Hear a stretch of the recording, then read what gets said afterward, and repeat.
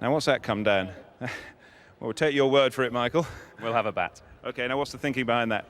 Well, the pitch looks a bit drier than normal here for a one-day Lord's pitch. It's been played on before, it's got a few cracks in it, so hopefully it'll be at its best early on. Now, you've got a pretty impressive looking side, very impressive in the bowling department. He looks as though he's got all the batters, though. Well, apart from you, of course. They've got a few shot players in their side, so we'll need to get a few runs on the board, I think. And what sort of day are you expecting this to be? Well, hopefully the crowd will fill up and we'll play some good cricket and try and entertain people. OK, thanks very much, Michael. Now then, Sachin, welcome to, well, I'm going to say the summer, but that's not in, right? See, a few of your friends are in. What sort of day are you expecting? We are expecting a very good day. We hope we entertain the crowd and make it a very interesting event. I was just looking at the amount of, as Michael was saying, shot players in your lineup. Has there been a bit of a squabble about the batting order? Not really. I've Saeed Anwar will be batting number 3, so that was the only problem I thought would be, but not at all. And the other thing, of course, is that a lot of your players are coming out of a down period, out of a winter. What sort of form are you all in? We're in good nick. Arvind is in a very good nick. I've been scoring decent runs. Looking forward, we've got a good batting lineup, so hoping to chase the target. OK, thanks very much for coming. See you later on. Thank you. OK, so that's Sachin Tendulkar. That's the toss. MCC have won it, and they're going to bat. And a quick look at the teams for you. The MCC side on your left, compiled by the club here, and Atherton leads some terrific cricketers, as indeed you can see. And Glenn McGrath is here with Alan Donald and Javagal Srinath, which is very exciting with the new ball. And for the rest of the world, Aravinda de Silva and Sachin Tendulkar, surely two of the outstanding batsmen in the world game today. We're ready for action. Let's get into the commentary box and join Ian Botham and Bob Willis. Thank you very much, Mark. We're going to see Wasim Akram opening the bowling to his county colleague, Michael Atherton.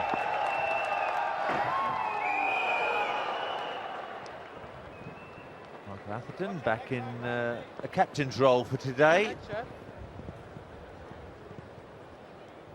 30 years of age now, and Michael's partner, Amir Sohail of Pakistan, left-hander. This match played under normal one-day international rules. 50 overs a side. Fielding restrictions for the first 15 overs are 2 men in catching positions and just 2 men allowed outside the circle. Then after the first 15 overs, four fielders plus bowler and wicket-keeper inside.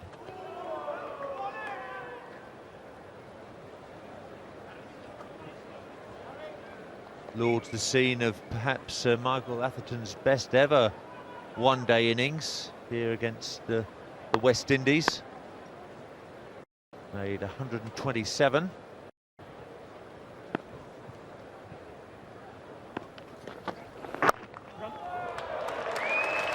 Atherton gets MCC on their way. Ian Bishop down at long leg.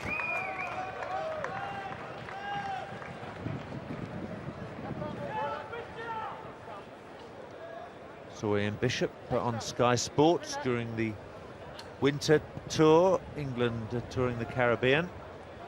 Lost a bit of form on that tour. From Somerset in Pakistan, Mushtaq Ahmed.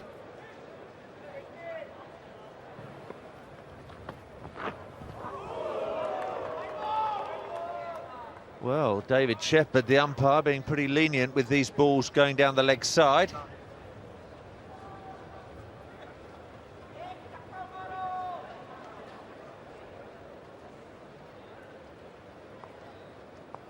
And Venkat.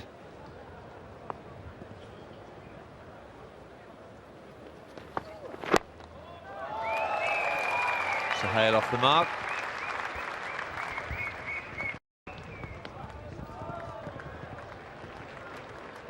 Two from the first over, both openers off the mark. Fantastic array of talent here, the rest of the world, captained by Sachin Tendulkar. Sachin lost the toss. Michael Atherton chose to bat first.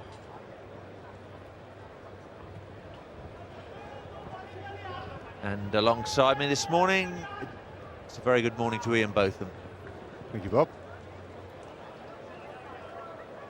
And Bishop open the bowling. And Nursery end. Never been the bowler that he was since he had the back injury. He had a reoccurrence of it 2 or 3 times. And he went from being extremely quick to, you have to say, not much more than medium quick now. Looks to swing the ball, not the force that he was. Always sad to see a young bowler get the injury that he had. He's fought very hard to come back. Never really done it. I see, I think that right arm fast is a little flattering. Ian Bishop, but he certainly was quick when he first came on the scene. Had to change his action, much squarer now. Doesn't get round like he used to, and I think it's cost him a year or so of pace. At this level, that's quite a lot. Here he comes. Amir Sahel, no he doesn't.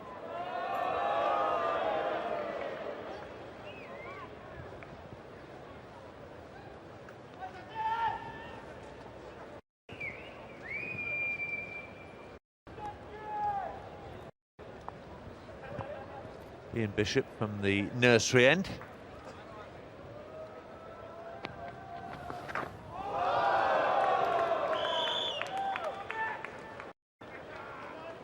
There'll be some great little contests between players from the same country.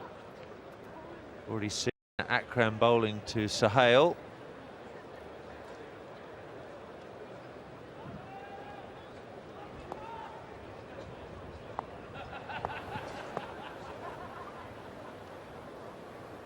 Just the one slip for Bishop bowling to Sahel.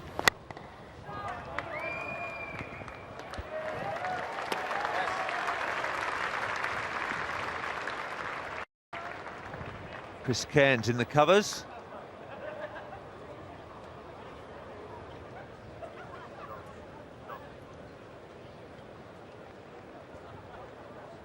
Players have travelled from all over the world for this very special occasion.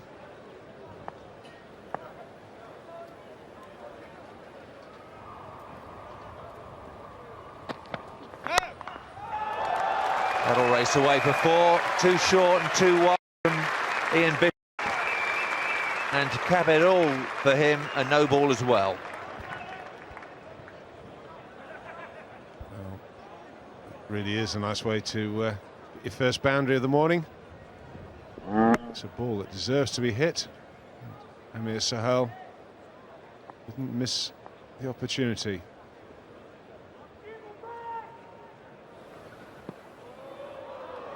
Bishop's running into quite a stiff breeze here at Lord's this morning, just struggling to hit his run up correctly. MCC flag fluttering proudly above the new grandstand.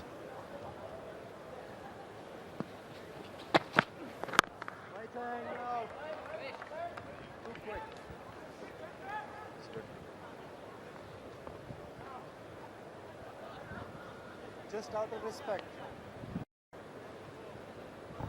Graham Hick, maybe an important weekend for him. He'll be waiting for a call from the England chairman of selectors to tell him that he's back in the England test side for the next match at Trent Bridge against South Africa.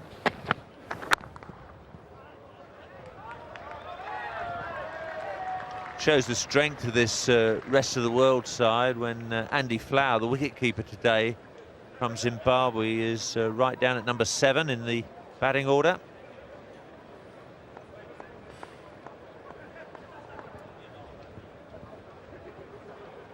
Followers of English county cricket will have seen plenty of Tom Moody captaining and batting for Worcestershire. Second slip coming in for Atherton.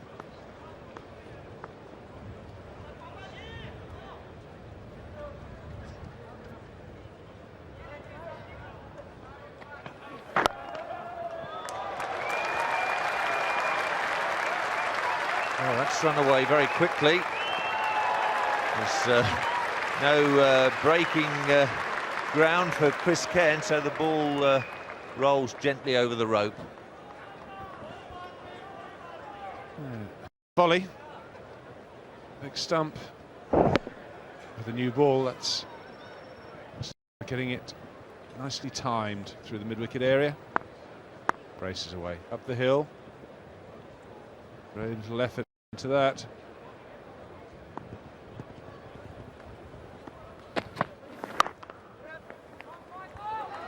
Have to be quick. Good run by Atherton. End of Bishop's first over. Not very impressive at all. 10 runs coming from it. Already 12 without loss after 2 overs. 2 boundaries for Sohail. He moves on to 11 with that single. Atherton on 13, just the 1-4 for the former England captain. 5 overs completed. MCC going along very nicely at 4.8 runs per over. Shivnarine Chanderpaul due in at first wicket down. Then the Indian captain Mohammad Azharuddin. India represented again with Ganguly at 5. Brian McMillan hasn't made it into the South African Test match side yet this summer. He's due to come in at 6. Ian Healy, terrific all-round cricketer, at 7. Anil Kumble replaced Shane Warne for this match. Warne recovering from that shoulder operation.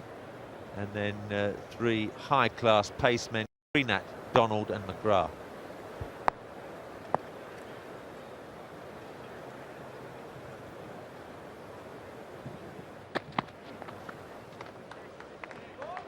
It's terrific to see the sun out here at Lord's. So many matches we've visited here this season affected by poor weather, not necessarily rain, but grey skies and cool winds.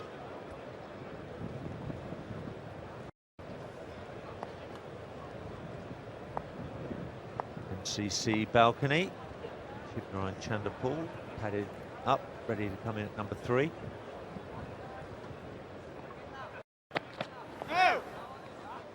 No ball again, called by Venkat.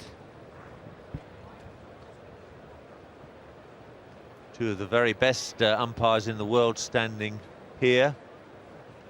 Another international umpire, Steve Dunn, is the TV replay umpire.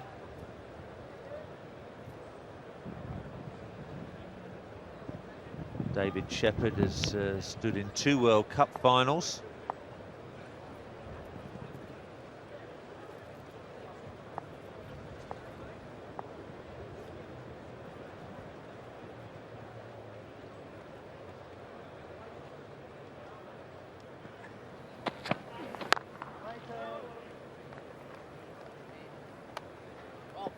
Bishop has settled into a better line now. He's not giving Sohail that width outside off stump.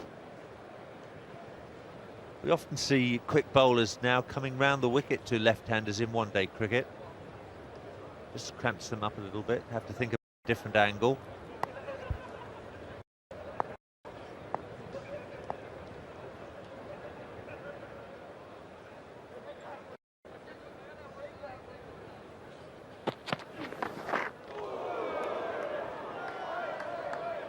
This time it is a wide, signalled by Venkat.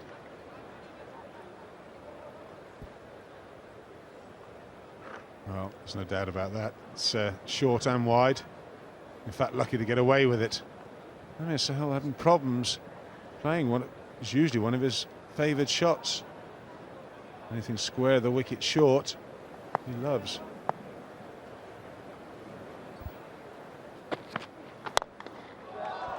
Not properly timed by Sohail. Chase from Moody.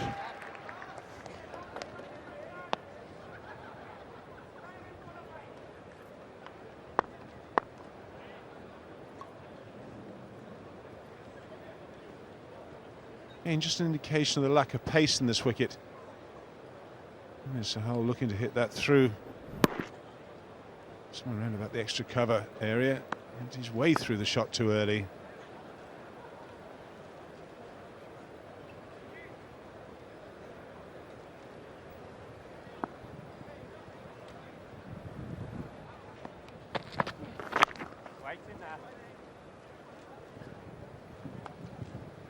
Cairns just behind squares, saving the single. Tendulkar's retaining a slip. His other close catch was at a short mid-wicket for Michael Atherton.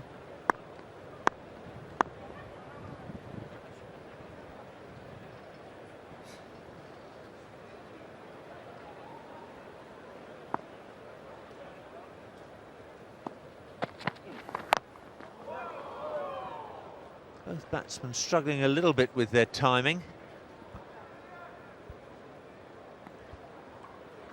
Seems to me that seems to be the ball that's short.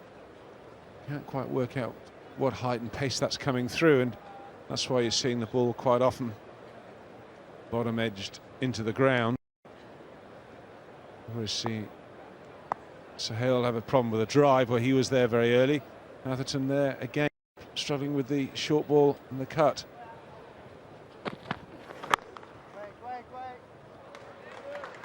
These players will adjust. Doesn't take that long. 6 overs gone. It's now 28 without loss.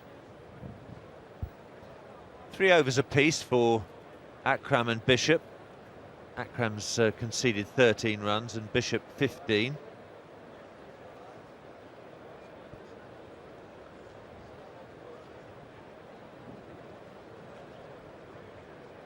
Well, what an array of batsmen there.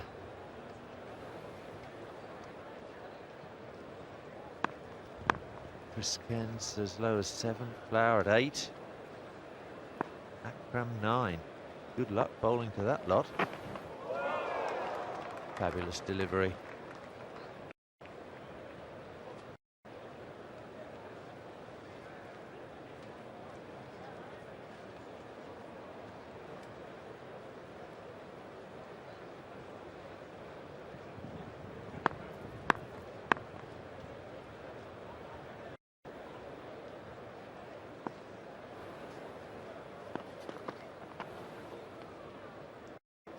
Akram just ambles in off a few paces. He puts his body under quite a lot of stress with his particular style of bowling action. It's a lot of very fast left arm and shoulder.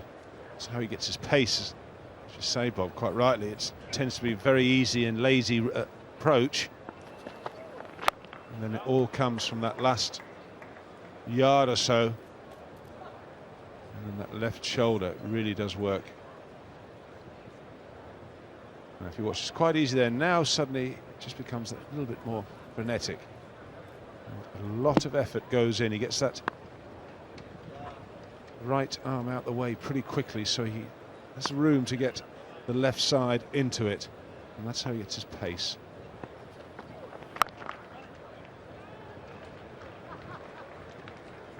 It's the single.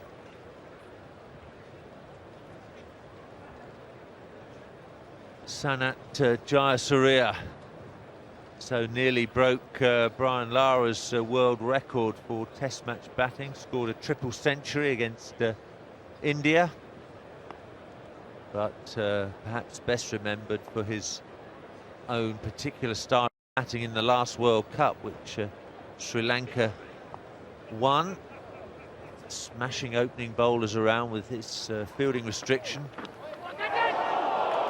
Well, was there an edge there? Flower started off going to his right. He ended up having to try and get his left hand on the ball. Was there an edge, Ian? Not sure. I think it might actually have hit him on the arm. That definitely hits him on the arm. Andy Flower does well there. He adjusts. Has to go down low to his left, expecting the ball the other way. And at that pace, that's pretty good effort.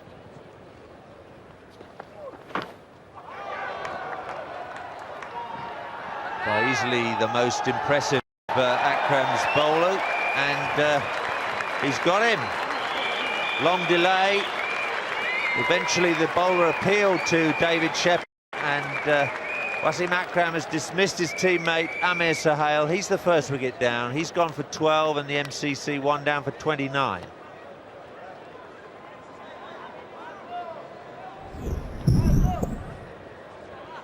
Well, that's the outside edge. Now that's hardly any deflection now. Andy Flower goes up. Now I got the impression that Amir Sahal started to walk.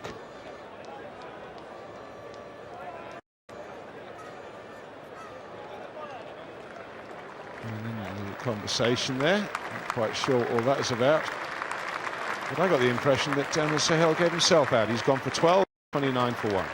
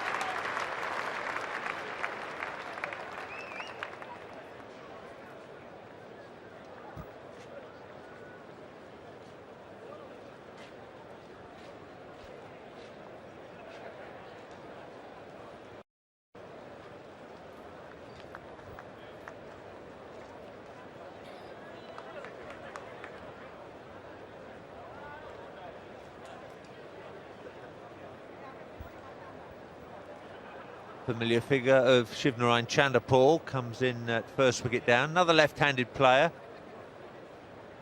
He's replacing Amir Sahal. Just a thin edge through to Andy Flower. No great excitement from the rest of the world players, but David Shepherd convinced that he got a touch. I think Sahal was as well.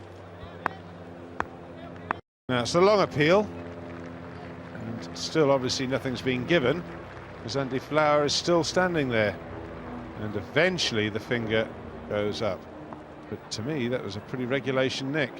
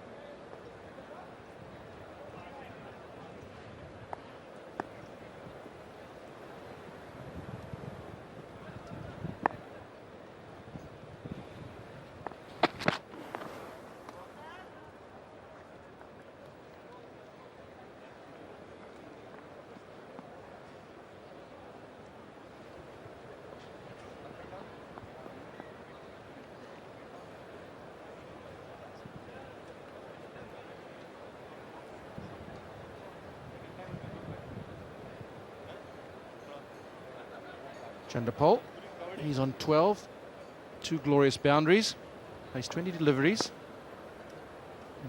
59 for 2.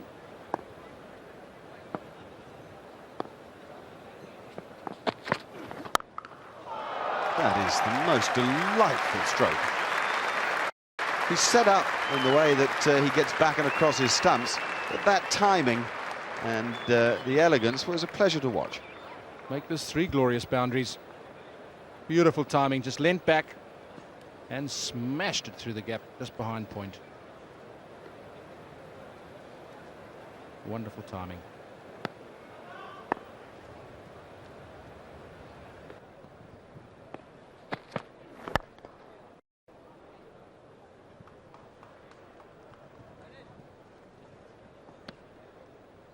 Chanderpaul didn't have quite the winter that people thought he might have against England. The pitches weren't that easy for batting. I think there were a number of players who didn't perform quite up to expectation. But he does have a good record in one-day cricket for someone who's only starting out in it. He's been moved around in the order a lot by the West Indies. They're not quite sure where his best position is. He's improved his offside play, which will help. He was quite limited square of the wicket and through the leg side. He's developed strokes down through mid-off and extra cover, and the confidence to hit the ball in the air as well. The great thing about Chanderpaul is his temperament and his cricket brain. He's able to understand a situation in a match and respond to it better than most young players. Outstanding Test match career. Just the 200s, but an average of more than 45.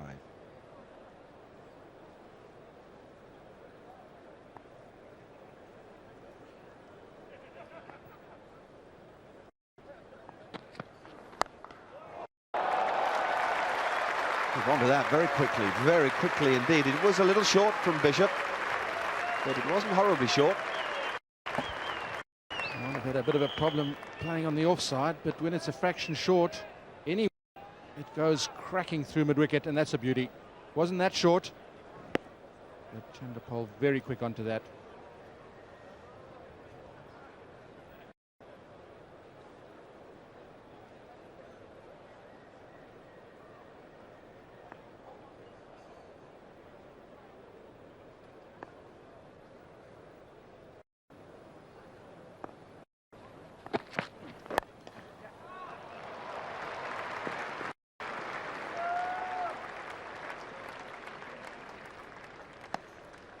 Verinda De Silva does the fielding. 2 down to fine leg. The 50 up, 51 for 1 now, MCC.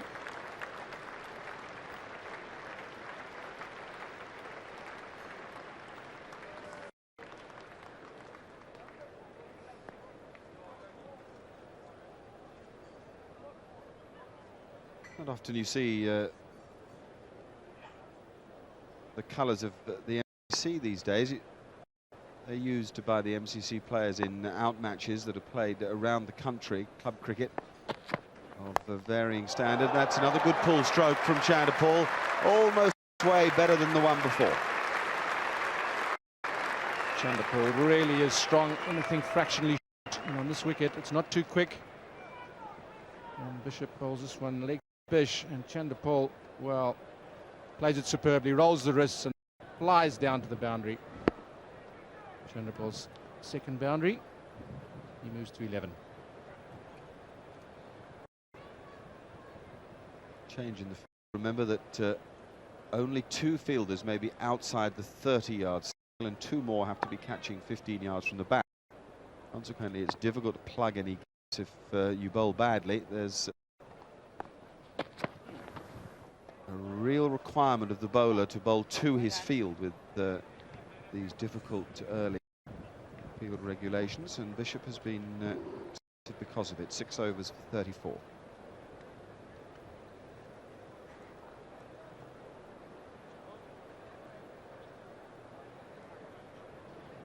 For Tendulkar to think about. He's just been having a word with Mushtaq Ahmed, who he get into the attack early. 3 more overs of those awkward fielding restrictions on the fielding captain.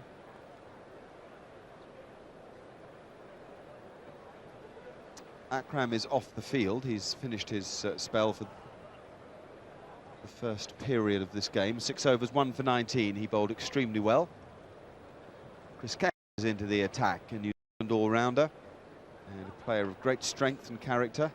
Akram off the field, and here's the substitute fielder. Wonderful moment for Hamish Marshall. He's from New Zealand. He's on the ground staff here at Lord's.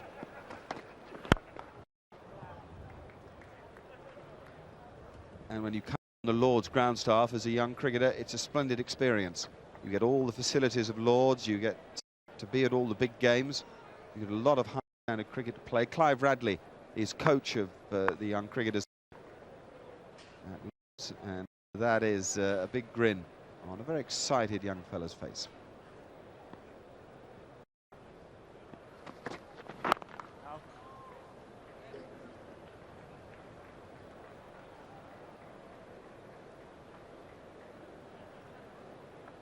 Coming back to those colours, they are the MCC colours as we know them. The MCC touring teams abroad, until not all that long ago, included a line of blue in there that was the addition of England. They were still known as MCC teams. These days they're touring teams.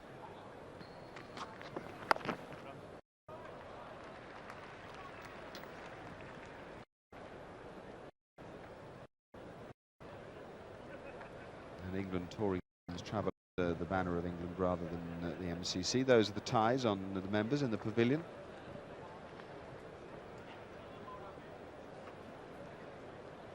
Don't suppose there's a club colour more famous than that.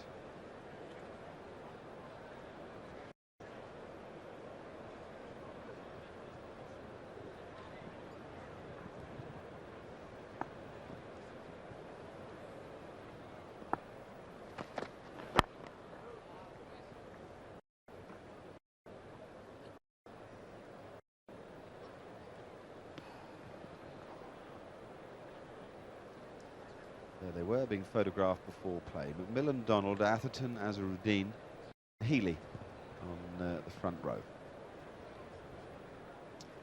Flag flying in areas actually today. 3, 4, in fact it's flying all over the place. More MCC flags than you've ever seen, I imagine, because there's Hamish. Oh, well done. What a moment.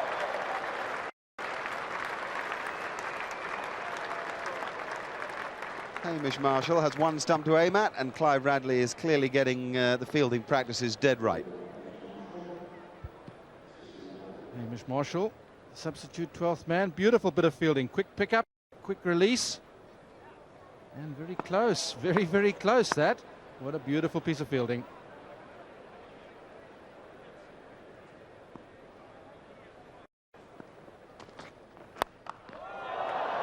Must surely be out, and it's Marshall who takes the catch. Atherton's attempt at the full stroke goes wildly wrong, and a big moment for this fellow who had a chance for a run out the ball before and now has a catch to his name off the bowling of Chris Cairns. Atherton looking to pull this delivery. It's not short enough and it's too wide of off stump. It goes up in the air. And the young man who nearly ran him out the previous delivery, Marshall, substitute 12th man, takes a very good catch, and he enjoyed it. Atherton goes for 28. MCC 57 for 2.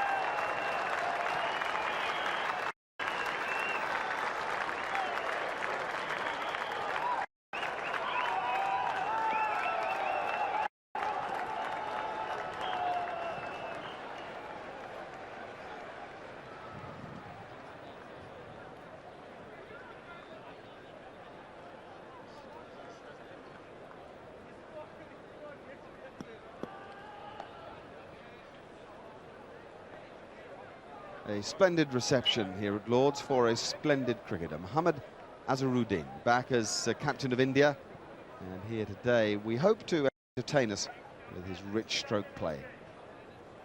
He's in because Michael Atherton has played a hook stroke he mightn't usually play. Perished to nicely taken catch by the young substitute. Ian Bishop continues.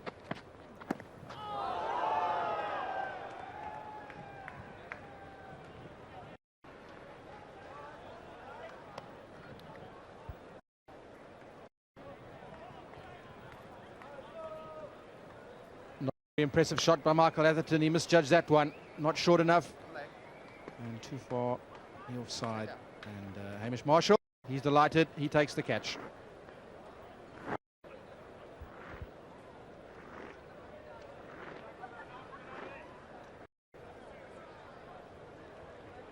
Wouldn't be one he'd want to put down.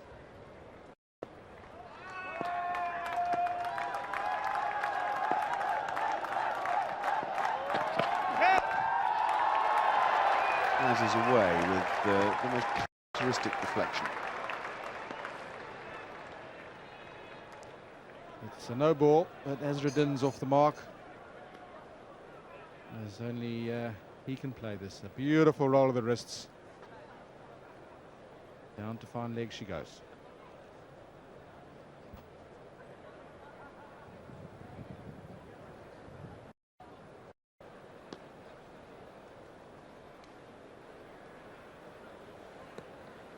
Very impressive one-day international career. 600s, 5150s, averaging just under 40. Goodness me.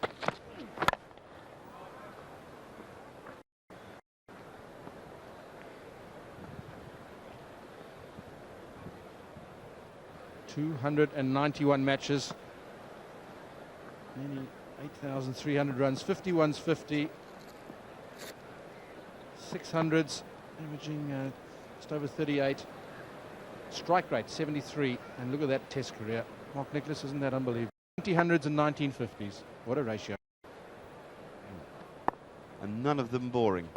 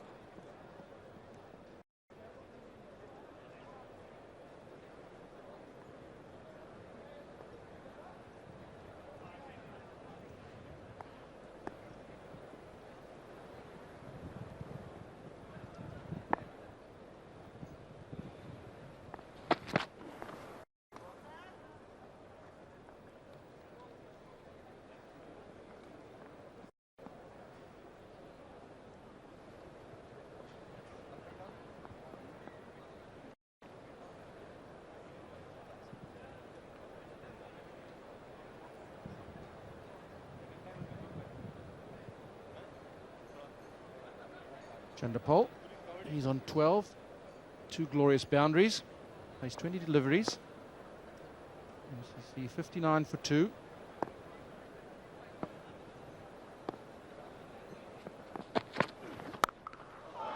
That is the most delightful stroke.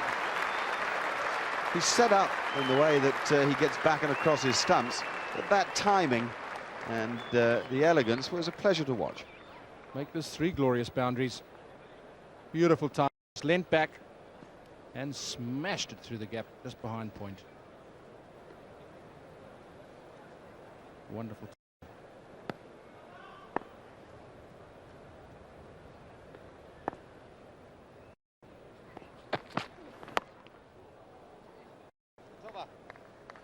It's 63 for 2.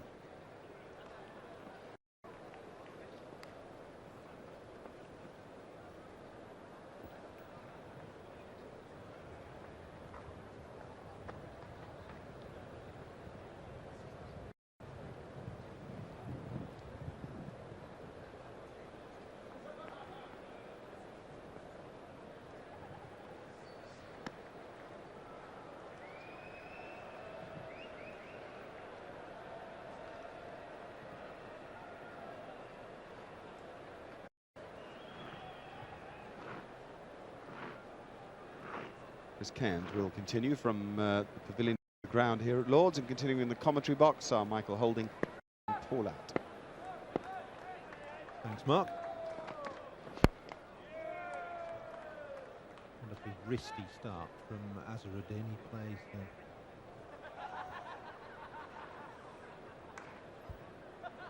delicious timing. Everything flicked away, whether it be through the offside or the leg side. But hits tremendous power as well. He's on 1 not out.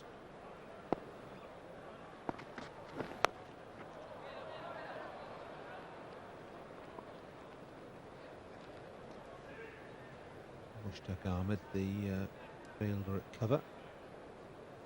Slower ball from Cairns, just dragging Azharuddin into the stroke, but he stopped the push to not get the ball airborne.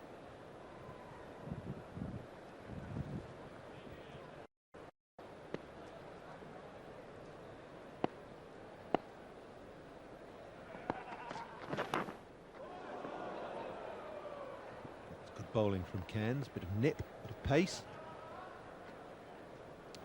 So still something in this pitch for the bowlers.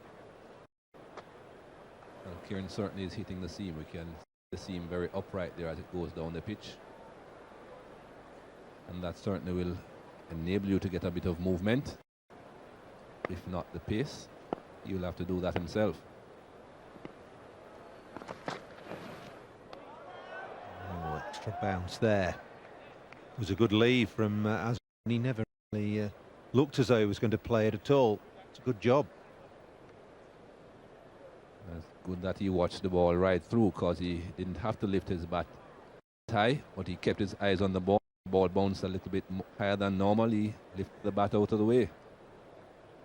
That's good batting.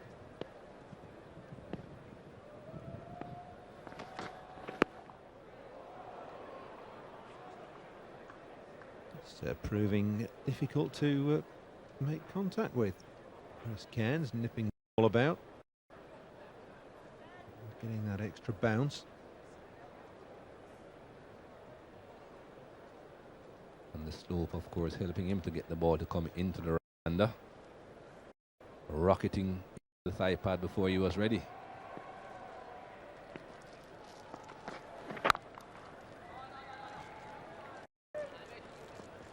First maiden of the innings for Chris Cairns. The rest of the world. 2 overs, 1 maiden, 1-2. Good start for him.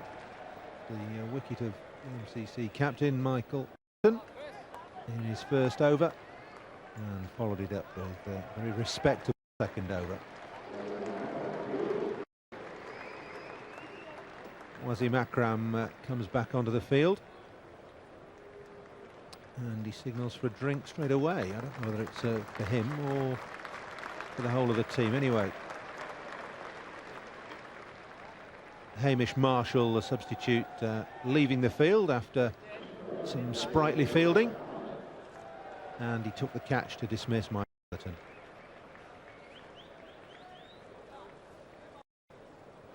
Pretty much as simple as you'd want them to. And of course, he's from New Zealand. He'll be happy to take that catch off his fellow New Zealander, Chris Cairns, the bowler.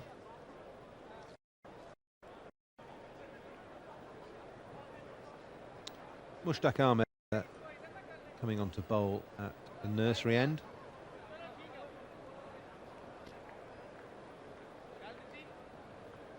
Bowling to Shivnarine Chanderpaul with 6 men saving 1. 3 on the offside, 3 on the leg in 2 sort of semicircles. Deep backward square and a deep mid-wicket. The men on the boundary. And Chanderpaul gets that away through mid-wicket just for 1.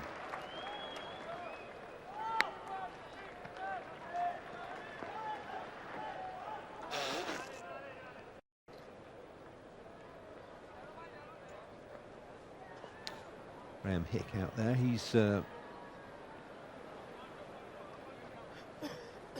at deep cover for Mohammad Azharuddin. There are 5 men on the offside now, with a leg spin of Mushtaq. 4 saving 1 and Hick out on the boundary.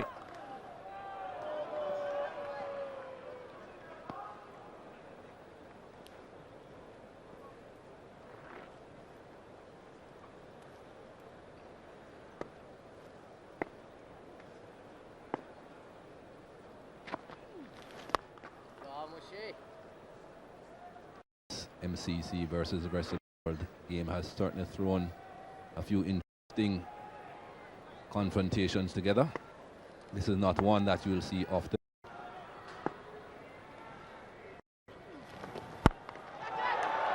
Oh, that's just through the hands of mid-wicket. Sachin Tendulkar gone for 4, hit with a tremendous power by Mohammad Azharuddin.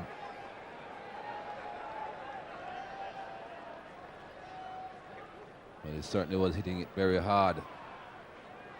Would have been a beautiful catch if he did take it.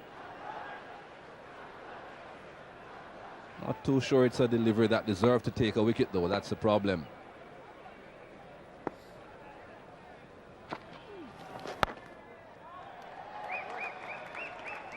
Oh, beautiful wristy stroke from Azharuddin.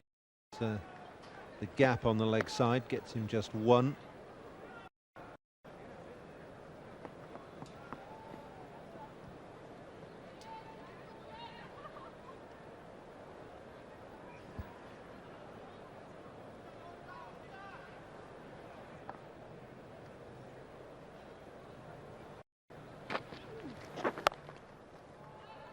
Good play by Chanderpaul again. Mushtaq just a little too short in his first over.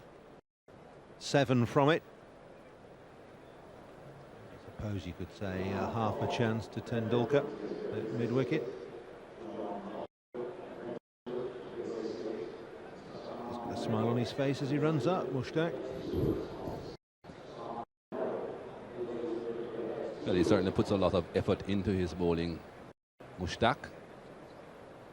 Not that cold mushy, you can put it all the way down. And this is the missed catch, if you can call it a catch. I think if he did take it, it would have been one of the better catches of the season.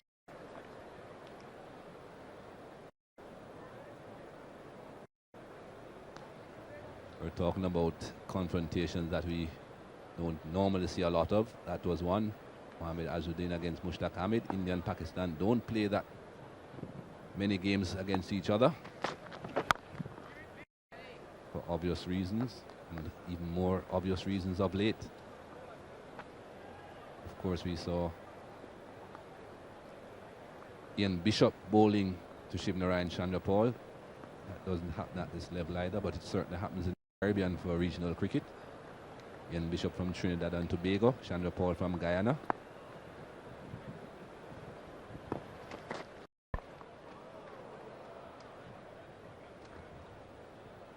Also had a bit of inter-county rivalry as well, with Wasim Akram bowling to Michael Atherton, although they've obviously batted against each other at Test. Akram sporting his Lancashire cap today, captain of the Red Rose County this season, and it's his benefit year as well. Busy time for him.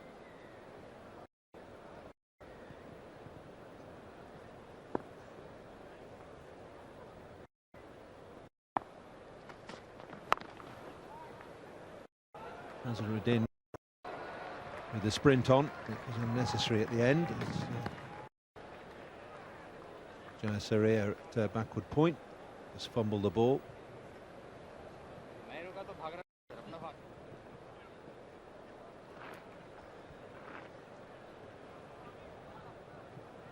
He had to run around that one, Sanath Jayasuriya, left-handed. Ball going to his right.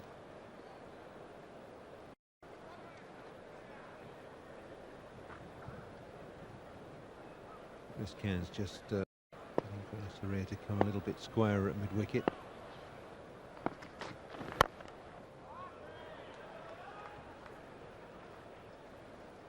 Very important to get the leg side field just right for Azharuddin.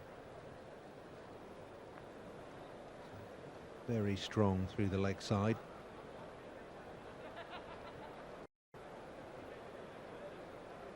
Deep square leg and a deep fine leg for him.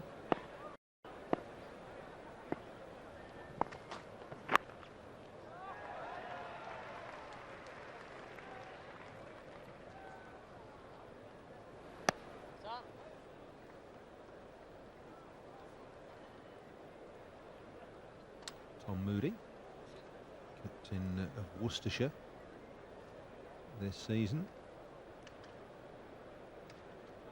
Been playing against Lancashire in the last 4 days up at Lytham. That was a long trek down for Moody and Atherton and Akram and Graham Hick last night to be here at Lord's this morning.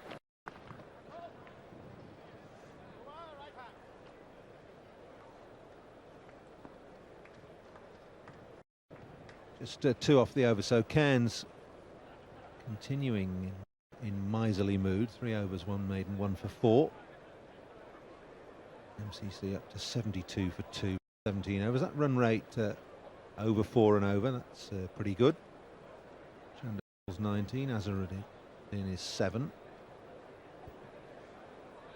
And the ground filling up all the time. We're told that it's a sellout. Quite a few empty spaces when the game started at 11 o'clock, but gradually People have come in over the last hour or so, and it's respectably full now.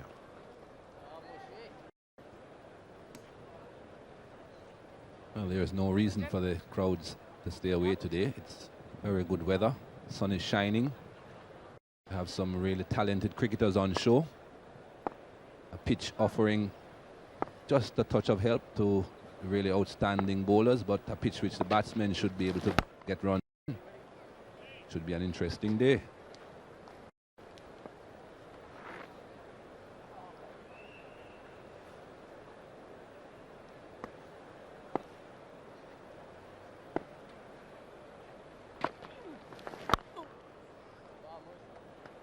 Does that so well, Azharuddin. Just open the face to get the ball in front of square. Two men behind square saving the one, and a man at extra cover, but Azharuddin opened the blade quite beautifully to get the ball through the gap. There it goes.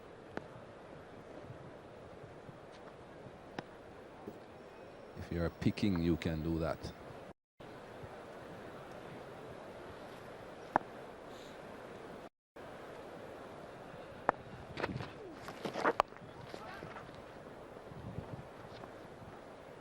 Most batsmen who are unable to pick the Google lead differently from the leg break tend to play back a bit. You can see the ball wobbling a bit, but not easy to pick up this actual spin, in which direction it's spinning.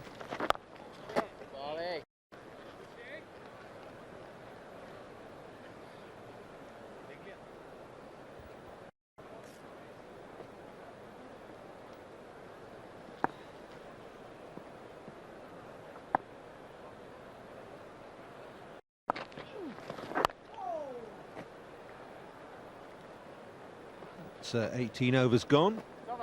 MCC 74 for 2.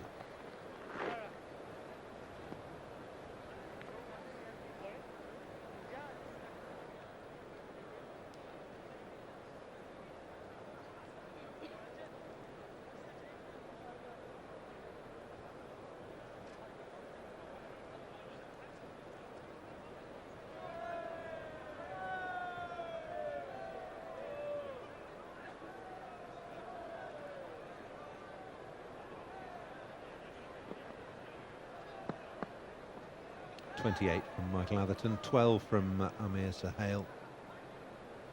Chanderpaul not out 20, Azharuddin not out 8. Some wonderful batting to come. Saurav Ganguly next, Brian McMillan, Ian Healy, and then Kumble, Srinath, Donald and McGrath. Here's Cairns again. Bowling well, Chris Cairns. He's finding a little bit of something in this pitch. He's deceptively quick as well, Chris Cairns. He's a big, strong man. Doesn't seem to put a great deal of effort into his deliveries, but he certainly gets it to bounce around and at good pace.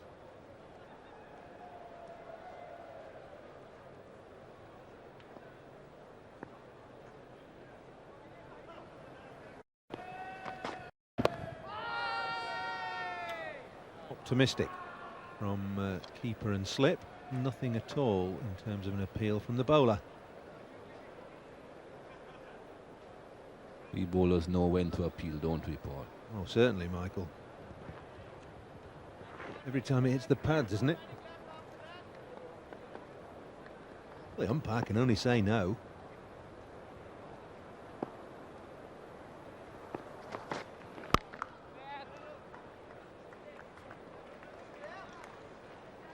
Jayasuriya again at backward point, very quick there.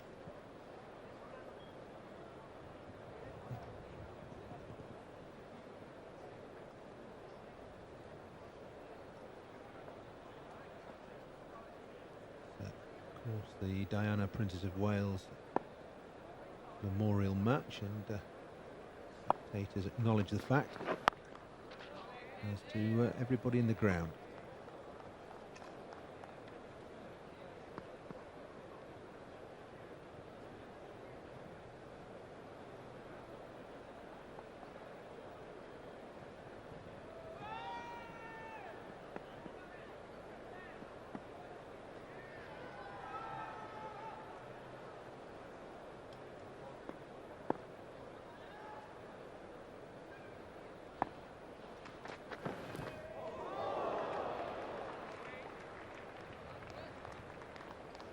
good bowling again from Cairns, just using the slope. Get the ball past Chanderpaul's outside edge, bit of bounce as well. Good carry through to Andy Flower behind the stumps.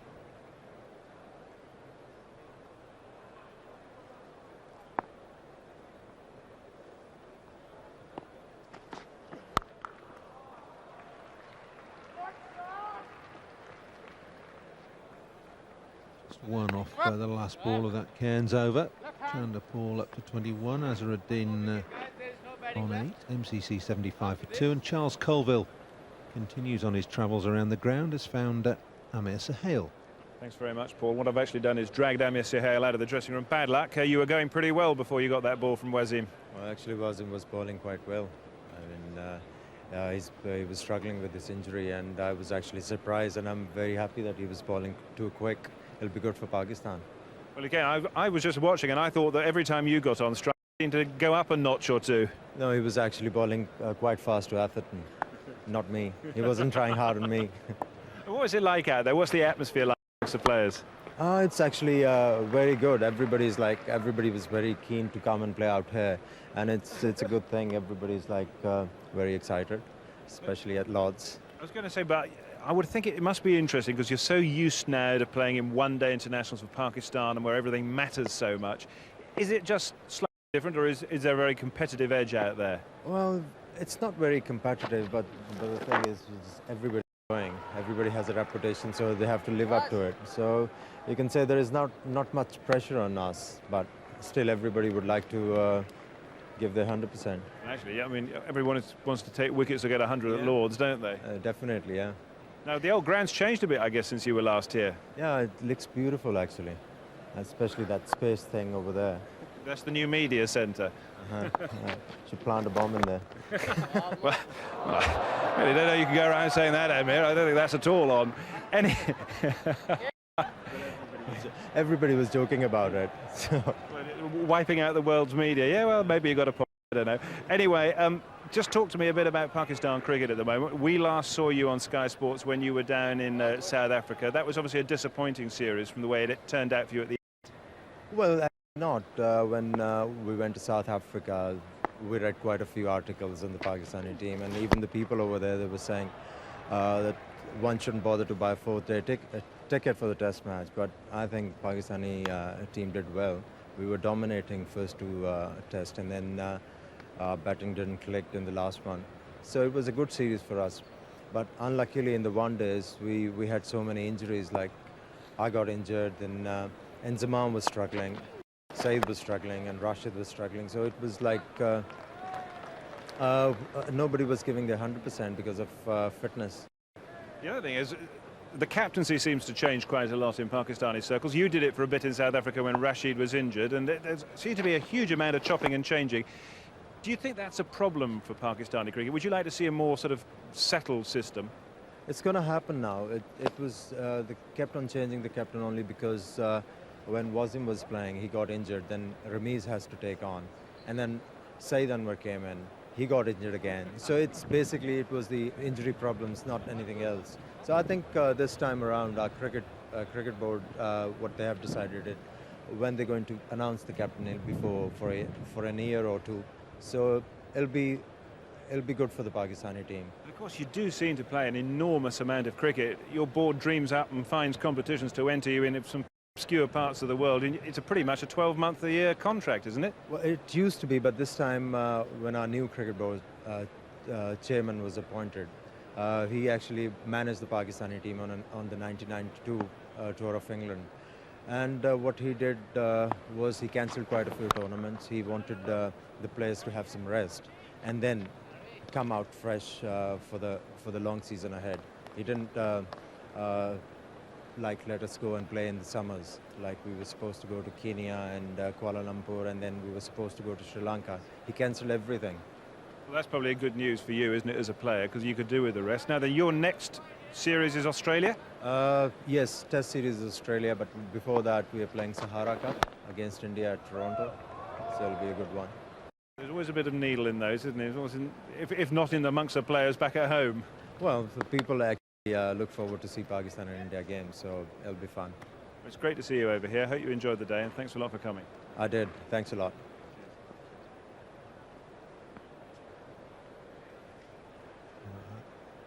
Sahel in good spirits.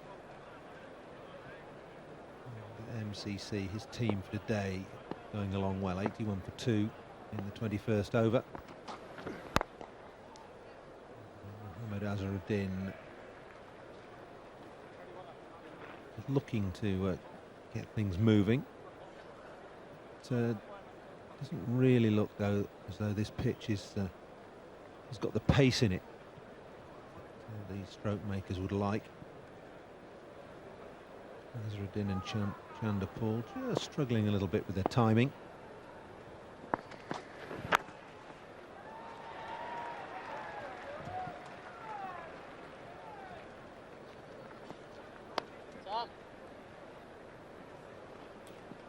Will Spencer with Roger Knight, Secretary of the MCC.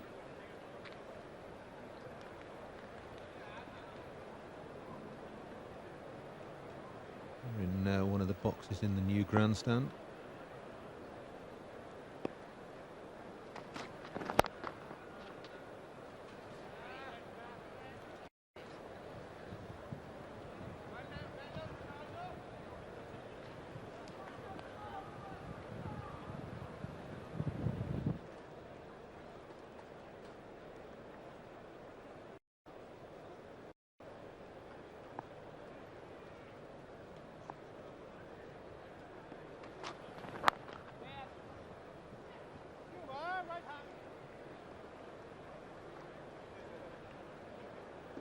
Everyone really having problems scoring off Chris Cairns. End of his 5th over, 1 for 7.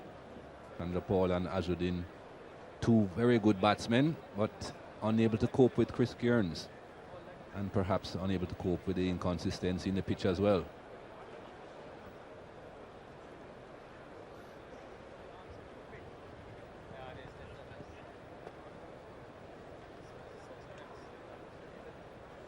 Grandstand was opened just prior to the test match between England and South Africa.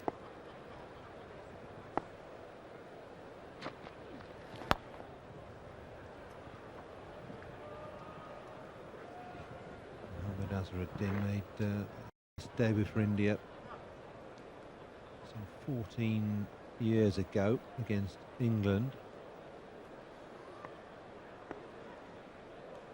Scored 3 centuries in his first 3 test matches. And the only good news for England on that tour was that he didn't play in the first 2 matches of the series.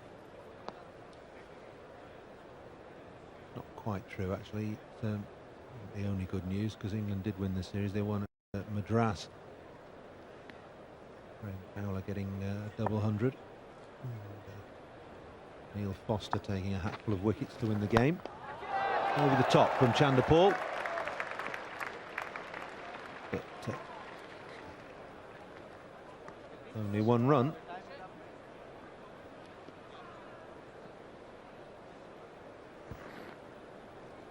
Looking to loosen these shackles now, Chanderpaul. But the field is well set.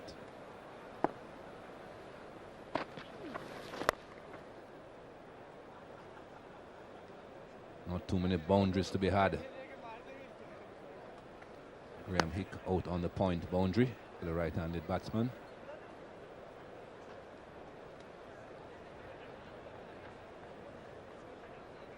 Out at deep mid-wicket for the left-hander.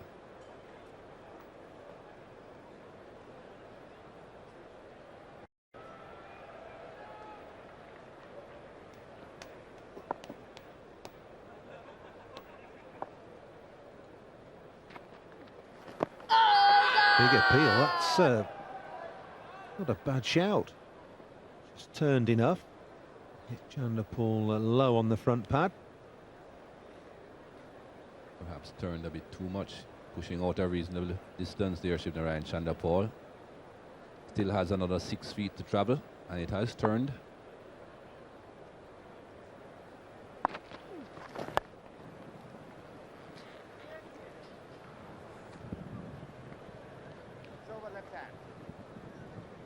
22 overs gone now. 86-2. That run rate just below 4 runs and over. Plenty of interested spectators here, none more so than John Major, former leader of the Conservative Party and Prime Minister for a number of years, avid cricket supporter, fan of Surrey County Cricket Club. Derek Murray, former West Indies wicketkeeper, sitting next to him.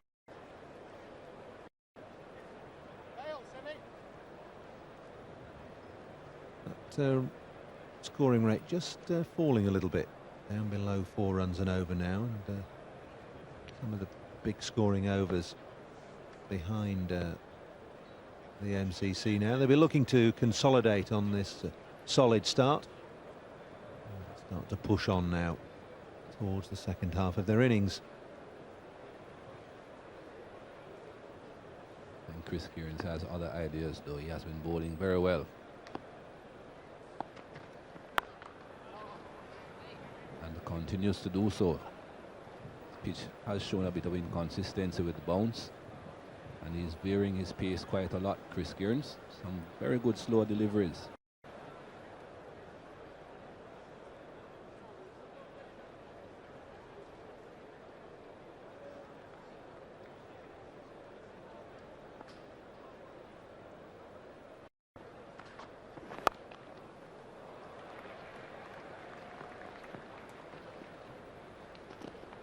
A single. The last 20 scoring strokes have all been singles.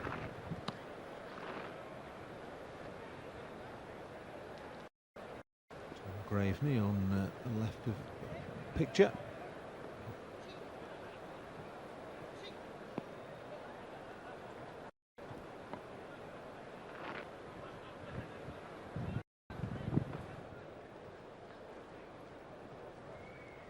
Graveney, of course, member of the 100 Hundreds Club.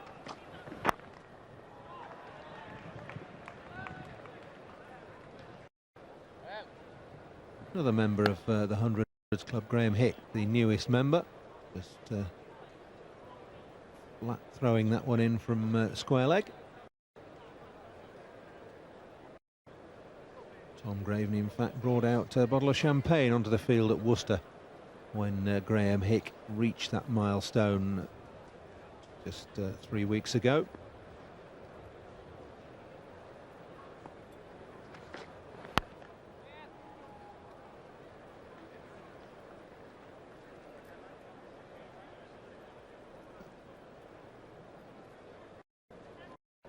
Touch by Tom Graveney, and Graham Hick obliged by taking a swig out of the glass that was to him, and carried on batting.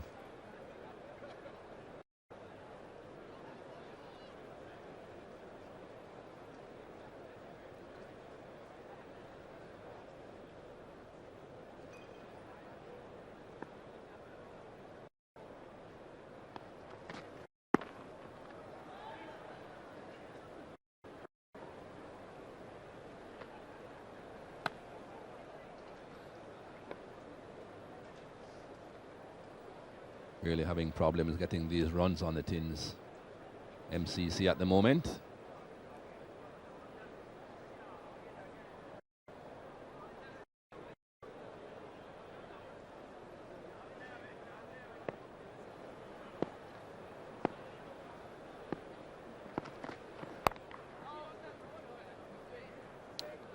It's the end of another splendid over from Chris Kearns. MCC 9 for 2. Sachin?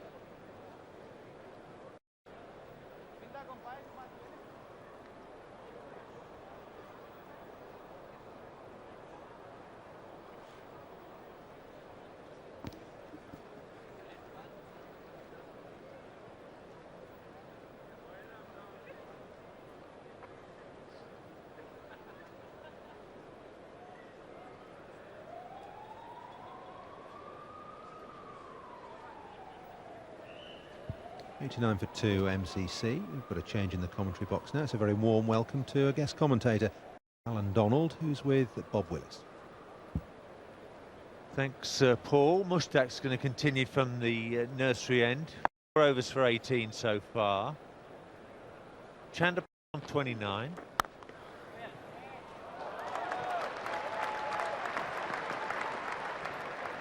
Not the greatest fielding we've seen this summer. The Mushtaq-Moody combination.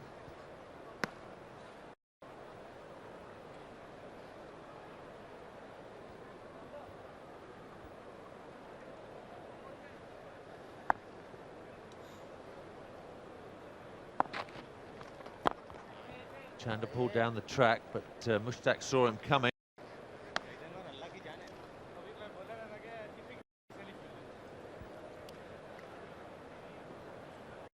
The good looking one's Bob Willis, and next to him's Alan Donald.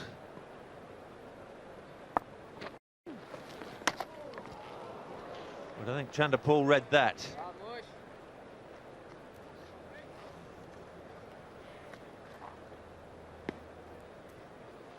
In the end, Chanderpaul looking to just open the face and run it past where slip would be.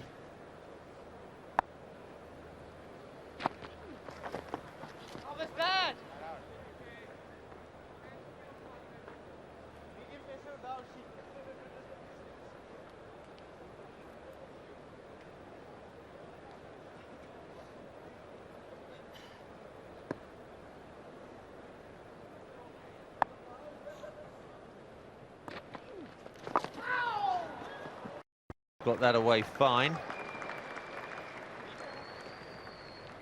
Back for 2.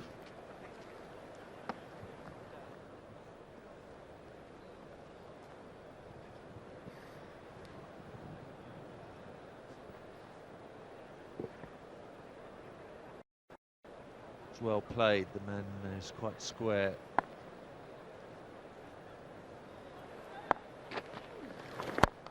That's a lovely shot. There's never a fielder placed there. Chanderpaul eventually getting the better of Mushtaq in that over. He's on to 37, the first boundary for MCC for 8 overs.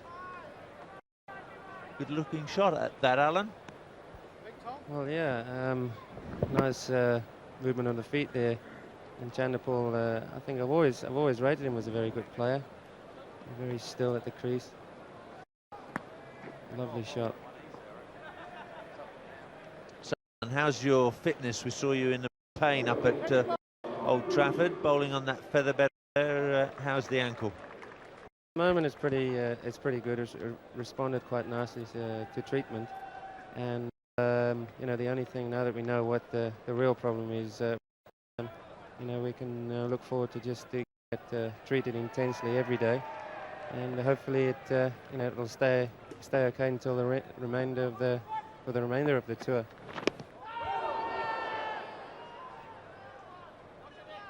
Big shout from Tom Moody from his first ball. He's come on to replace Cairns.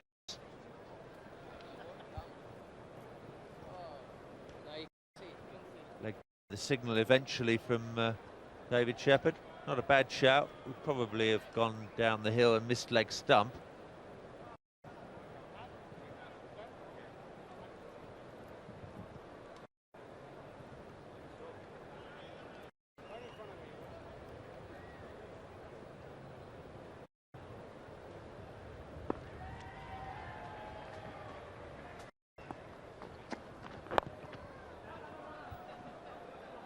So, Alan, is your ankle something you have to monitor day by day? I mean, is it ever going to be possible for you to have a sufficient period of rest to get it back to 100%?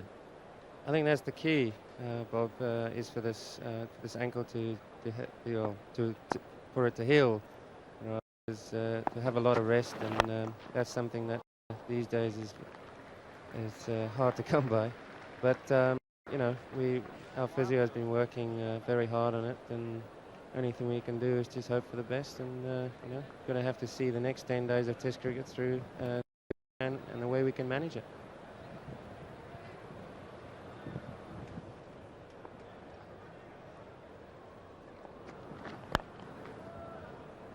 South Africa have got the upper hand in this Test series. Honours about even at Edgbaston, a convincing South African win at Lord's, and for over 3 days, South Africa well on top at Old Trafford. You must have been all very disappointed not to have won that match, having worked so hard in the field. Well, yeah, I think it's, you know, the wicket was I think a very good one, and you know, bowling was so much harder in the second innings, and you know, I think at the end of the game it almost felt like a loss. You know, that everyone was pretty much deflated, but a lot of good things came out of the Test match, and we just got to now look forward to the fourth one and be positive about the whole thing, really. Moody again. Azharuddin still on 14. So don't you think you could have scored those 550 runs in 2 days? Do you think your batting was a bit too pedestrian in that first innings? Yeah, I suppose there was some times where we could have scored quickly. I thought every time we started in the mornings we were a bit slow probably, and then sort of kicked on as the day went on, sort of after lunch. But you know, following on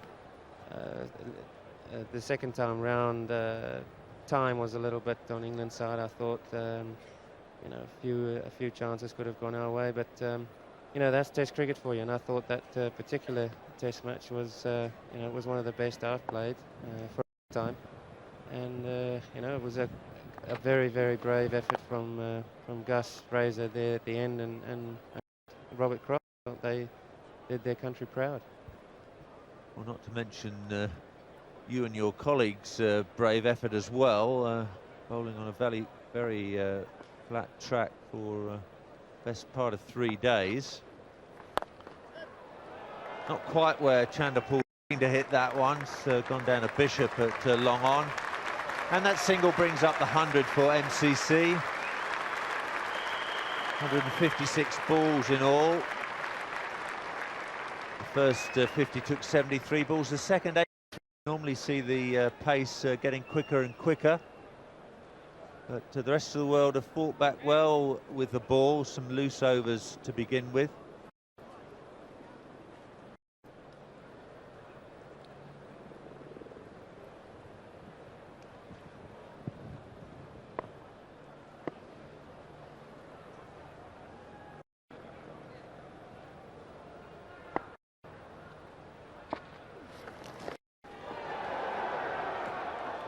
Quite right from Venkat. That's wide down the leg side. Always special flavour when an Indian batsman's facing a Pakistani bowler.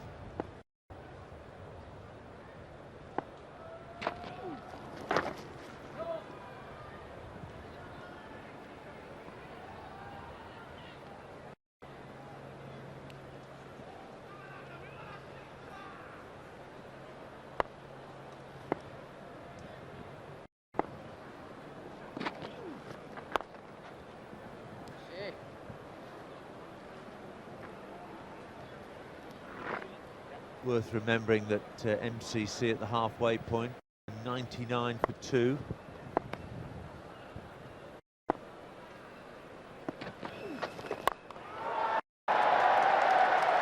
Azharuddin's got that away to extra cover. Work by Graham Hick out there. Fabulous throw right over the top of the stumps.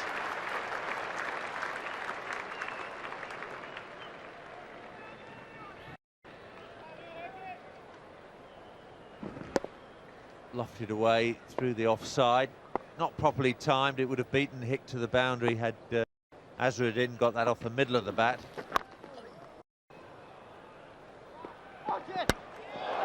Another direct hit and more overthrows. Rest of the world haven't had much luck.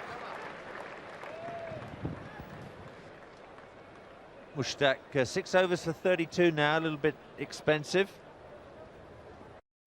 So, Alan, back to this match. Must be a great thrill for you to be involved in an occasion like this. Yeah, I think speaking to Ian Healy this morning, I think stuff like this should happen probably more often, where you get some of the top players in the world together and go around the world and play sort of exhibition one-day games or something like that.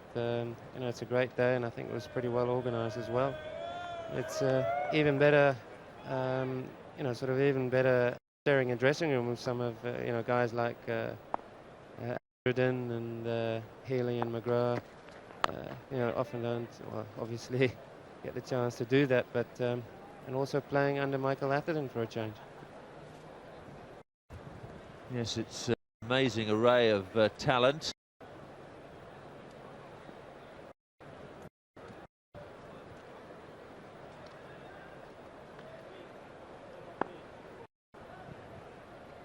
Moody to Chanderpaul.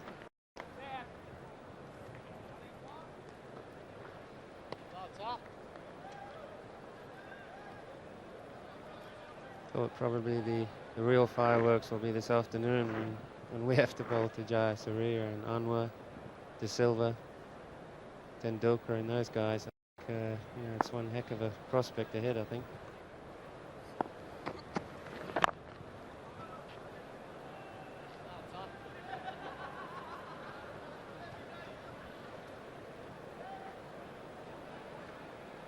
The international program's very busy these days, Alan, and I suppose no country more busy than South Africa.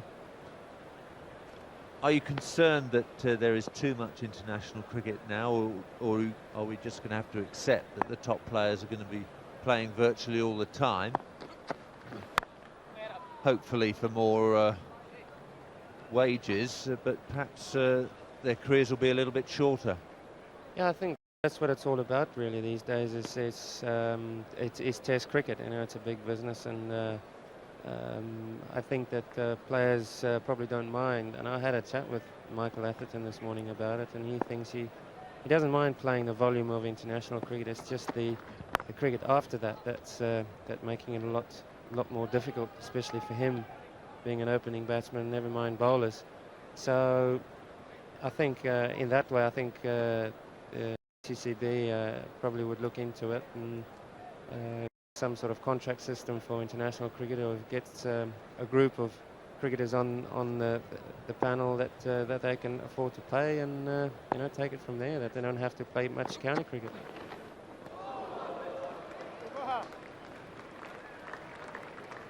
Very good over from Tom Moody. That's a maiden. 105 for 2 MCC. Yes, interesting. The ECB working party talking about centralised contracts at the moment. Do you think they work well in South Africa? Yeah, I mean, since our guys have been employed by the United Cricket Board of South Africa, I think it's worked pretty well. And I think bowlers especially have been given some time off after test matches. We don't really have to play much 4-day stuff, simply because we're not employed by our provinces. And it's a sort of, do you want to play or not kind of thing. And I think therefore you can get a bit of strength back and get a bit of focus back for the next test match ahead.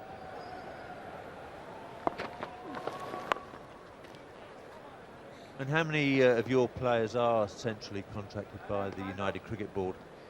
I think there's about 15 players, 14 players that are employed on a one-year contract basis only, and I think it's for us definitely it's worked pretty well.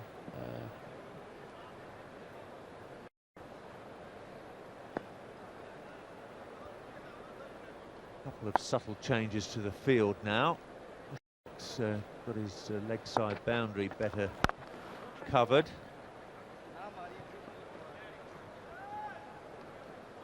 But MCC need to press on here. They haven't got their run rate back up to 4 and over yet.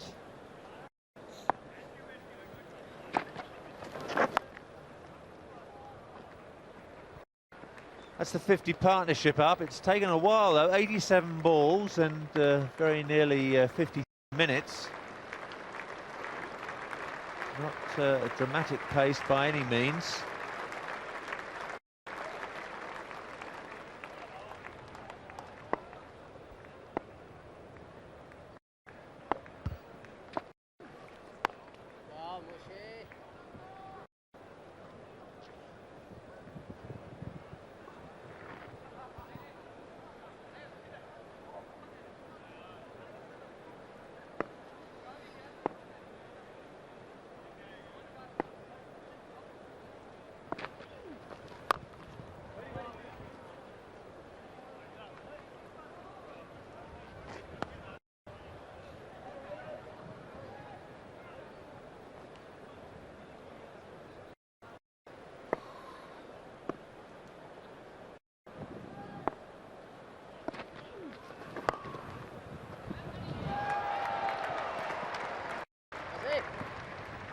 Akram out on the mid-wicket boundary.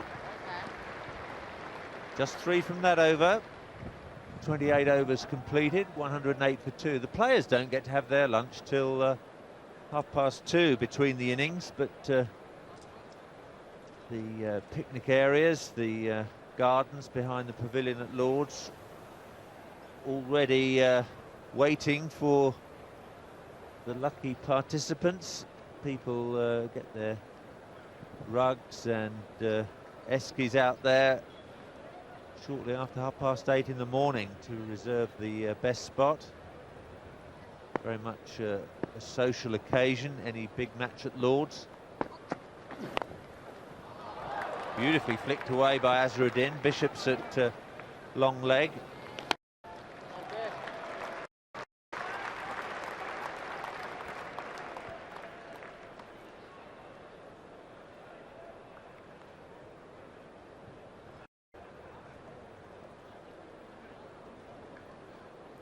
Chanderpaul on 40, Azharuddin 21, 109 for 2 MCC. So Alan, talking about rest periods for international cricketers and fast bowlers in particular, how much of a break will you have at the end of this tour? Well, we'll go home after this. We've got about a 2-month break where obviously domestic cricket will come in back home. So, and then we got the West Indies in 5 test matches and a load of one-dayers after that. And I think we've just got a week's break before we fly to New Zealand for about 10 or 11 weeks over there. So, you know, that's a frightening prospect to look forward to, really. Better make the most of the 2-month break.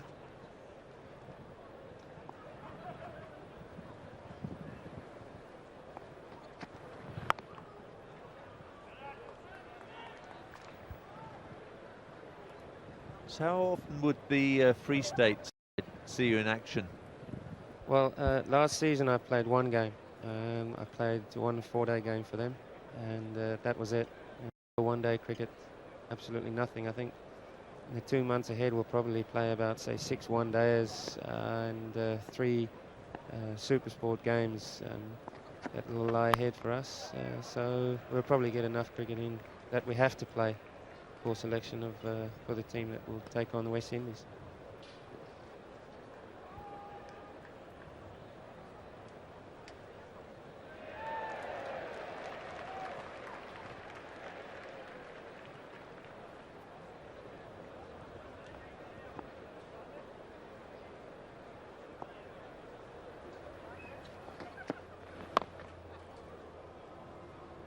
.29 overs gone, MCC 111 for 2.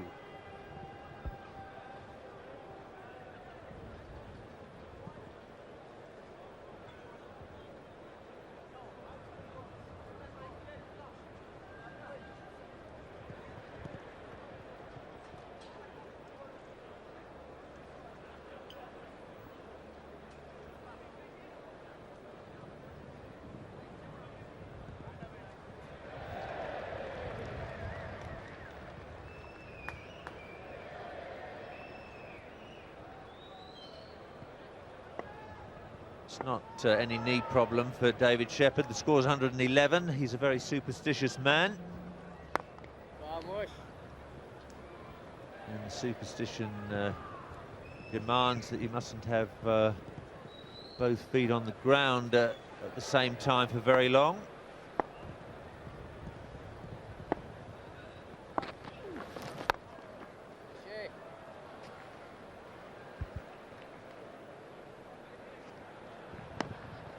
Graham Hick doing the fielding. I think you might be playing against him next week, AD. Well, there's been a lot of speculation so far, but you know, I think he's the right man to replace Graham Thorpe.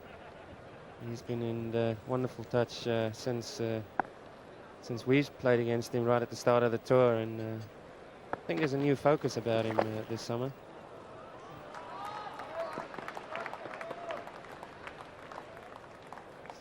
And since that 3-day game we played against him,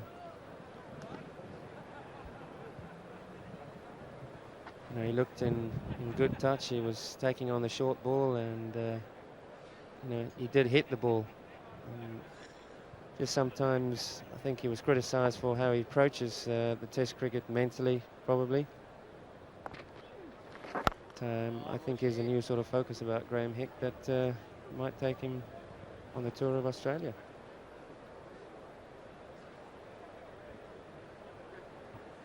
That's Hick's Test record. It started off very badly against the West Indies, but has improved in recent years.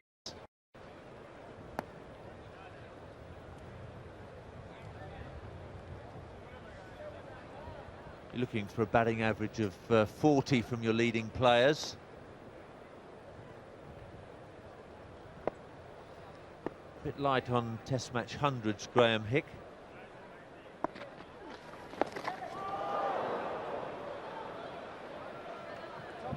Mohamed Azharuddin wants to get a move on now.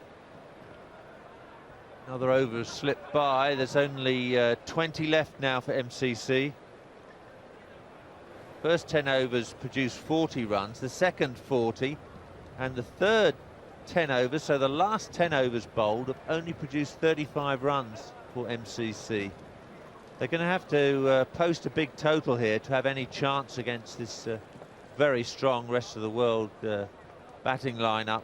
Saeed Anwar, Jayasuriya, Tendulkar, De Silva, Hick and Moody, not to mention Flower, Akram and Cairns to come after that.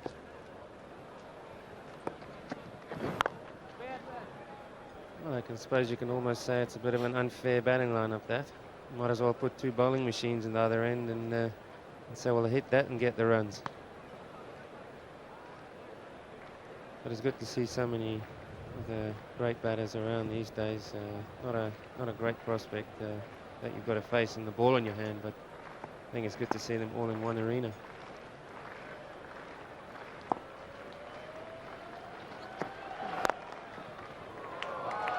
It's a better shot from Chanderpaul.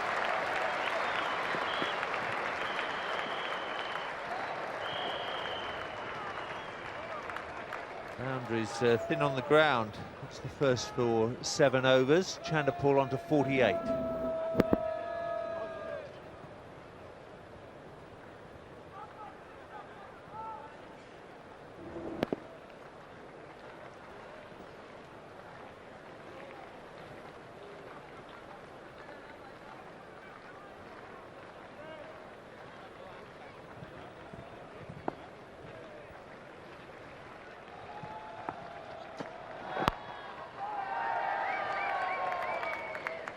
Akram.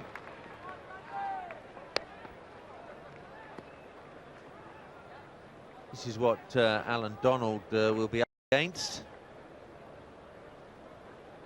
And you can't bowl bouncers, Adam AD, can you? I mean, that's ridiculous. You go down there, he's done, well, Jayasuriya, I'm not quite sure if Tendulkar will open, but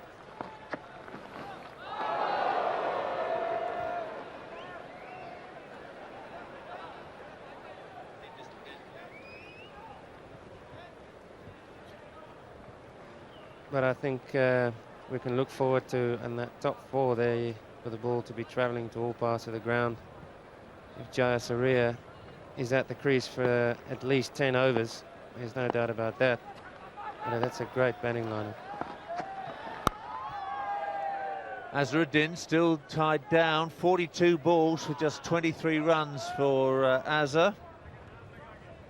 Happily restored as India's captain, leaving Sachin Tendulkar to become one of the leading batsmen in the game's history. Tendulkar didn't score so prolifically when he was captain. Doesn't seem to affect Azharuddin's form.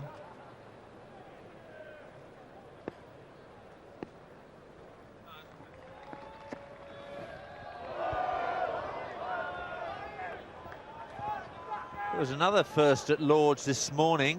We had a visit from the RAF parachutes.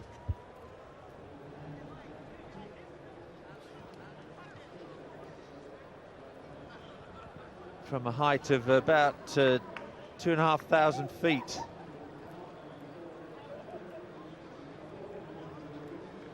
The RAF Falcons parachute team. Some losing their footing. Much enjoyed by this big crowd at Lord's.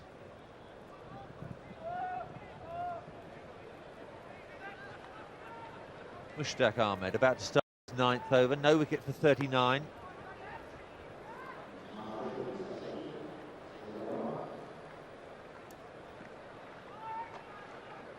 Hamish Marshall on as substitute this time for Saeed Anwar.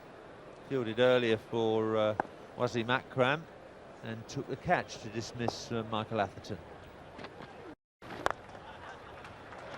Well, that's 50 for Shivnarine Chanderpaul. 83 balls, just 5 fours. Now he's got to that milestone, he really is going to have to give it a bit more of a hurry up.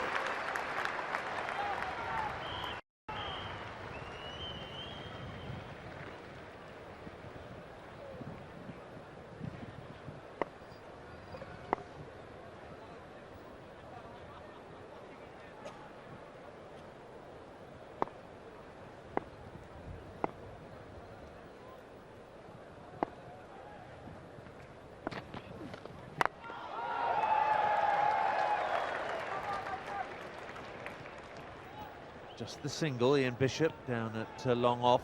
It's a well set field by Tendulkar.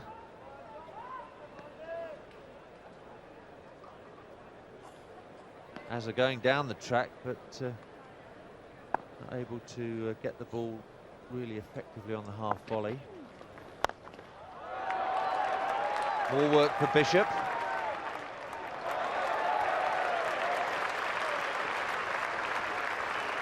Very well stopped by the guy. A long way down from there, I suppose.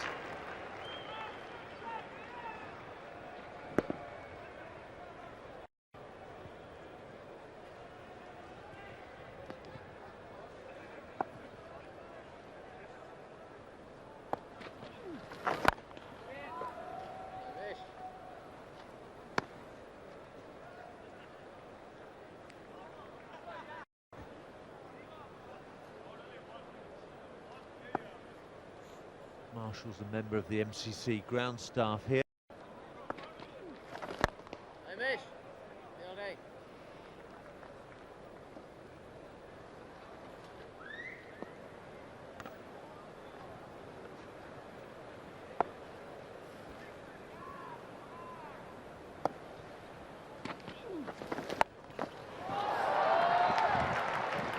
Hit can't get there.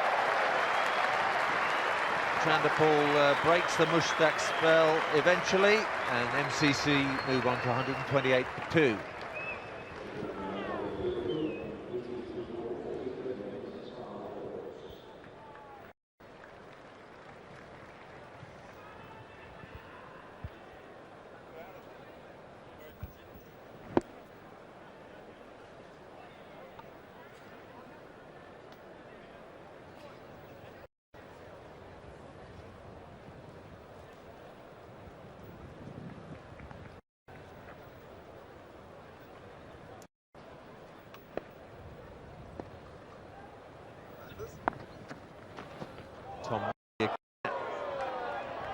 Azharuddin can't reach that one. He looks as though he's going to give the full kitchen sink to everything he can reach. In the commentary box now, Ian Botham and Mark Nicholas. Azhar's having a battle with fresh air at the moment. It's been an array of strokes outside off stump, very few of them connecting. He might consider 2 here. Aravinda De Silva is the fielder, who's just about quick enough to convince Chanderpaul not to come back for the second. Expect a little surge at this stage from this pair. Their partnership now worth 73 from 116 balls faced. Chanderpaul has played extremely well, 56 from 87 balls.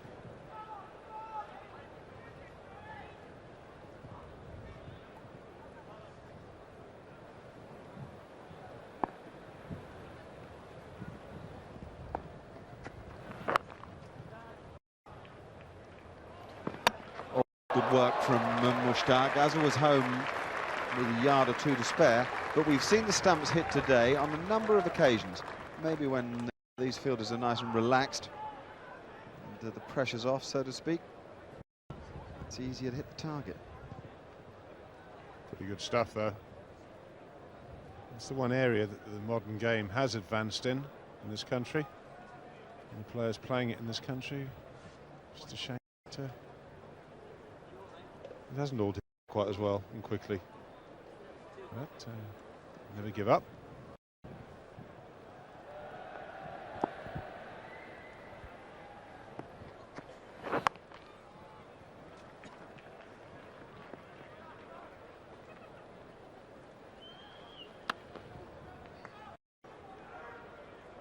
Very tidy stuff from Tom Moody, who's effective around about medium pace. He still plays a fair few games of one-day cricket for Australia. He's captain of Western Australia and, of course, in county cricket here of Worcestershire. And a very useful one-day performer with the ball. He nips the ball around off the seam. Sometimes uses the new ball and can make it bounce from just the length. And, of course, this huge height that he comes from is a big advantage. That's the slow ball. Azharuddin has picked it and given it the most fearful mow over mid-wicket.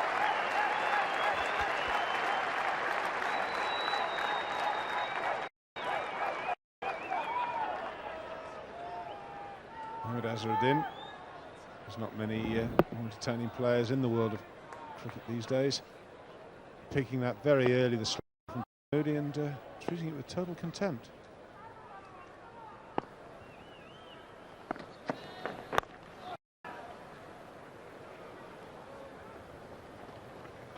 So fantastic about Azharuddin is that he's got a test record that bears scrutiny with anybody averaging above 45 at test match level. And I shouldn't think he's ever played an innings that's bored anybody. No, and I don't think many people argue with his status in the world cricket. He's got to be, for my money, up there in the top 10 comfortably, world batsman. But the computer will probably tell he's lower than that.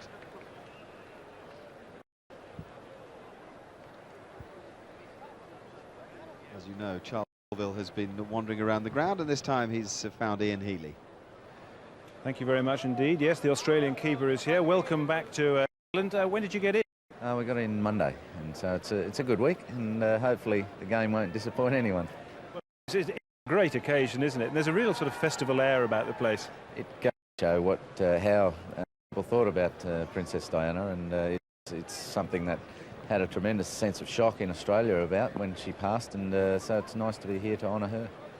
What I was interested was, I mean, amongst all your colleagues back in Australia, was there a certain of envy that you'd got the call up and that others hadn't? No, not really. It's a quiet thing because we're separated at the moment. They probably don't even know I'm over here. I believe the two wars were invited and they couldn't make it. But and Warney, of course, his injury prevented him being here. But no, it's certainly an honour and a bit of a thrill to be here. Yeah, talking of Shane Warne, Glenn McGrath was telling us that he's rather worryingly, from an England point of view, getting a bit better. I don't know. I think Warney will play a few little cat and mouse games with this recovery, so we probably won't know exactly how he's going. Terrific shot by Mohamed Azharuddin, and some sparkling batting going on out there now. Yeah, the wicket seems to be bouncing okay and just holding up a little bit, so it's certainly a good wicket for Tom Moody to bowl on. He'll keep it tight. Wasim bowled really, really well, and Mushtaq, now that the batsmen are going to take a few risks, I think he could come in for a little bit of stick in his last over. I'm looking forward to the second half of the game as well, when Glenn McGrath and Alan Donald have got to keep some of the world's great stroke players quiet. Well, that's right. Their top order's very scary. If we can get some early wickets, that'd be nice. But if we don't, the game probably won't last too long. Now, what about the Ashes series? Are you looking forward to it, or is it a foregone conclusion? You just roll up and keep the trophy? Well, that's why we'd look forward to it, Charles. But if that was going to be the case, but no, it's as has been the case for the last 5 series. Is we've expected England to play better than they have. Now, they're going to play much better in one of these series. They're going to bite us if we're not careful. We've got to make sure that we're competitive, we're aggressive, and we play as hard as we can, get the best out of ourselves. Of course, we're not going to have maybe Warne, but it's nice to have McGrath back. You're going to have Warne, aren't you, really? You can tell us. I don't really know, but he's anything up to 12 months, they believe, so you know, he took a long time to come back from his finger injury and finger operation, so a shoulder's a bigger thing than that. So I can see that we might not have him. How much, and you're in a key position being the keeper, how much of a blow and how much of a win out of Australia's memory, it's a brilliant piece of keeping that, would it be to miss Shane? Huge blow. The Australian team without Shane Warne is totally different.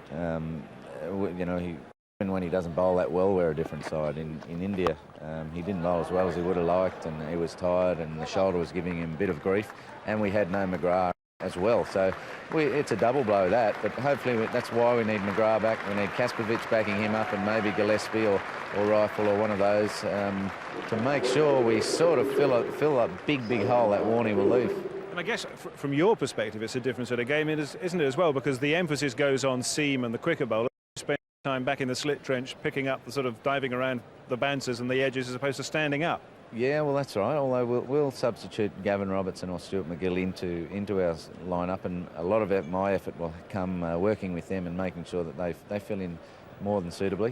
So we're hoping that maybe that might be the surprise. The new spinner does some damage. So we're certainly going to leave that gap open. It's going to be someone. Hopefully they'll do a good job. What was the Australian view of the demise of Michael Atherton as captain and Alex Stewart taking over? Do you think that makes England a stronger side with a change after 4.5 years? I think it will, but only for the reason that Athers will be more relaxed with his batting. You'll get much more out of Athers with the bat, and he'll be enjoying the game a great deal.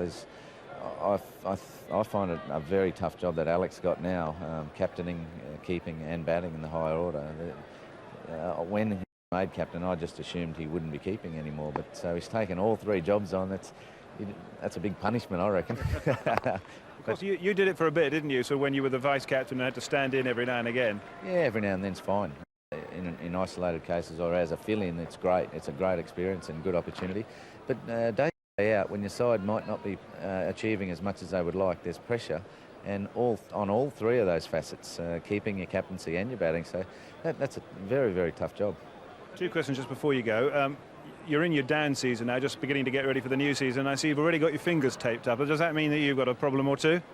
It's been a chronic finger all through the 90s. I did it early in the 90s and kept playing with it, and so therefore it never mends properly, so it's not too straight. I had an operation at the end joint just about a month or 2 ago.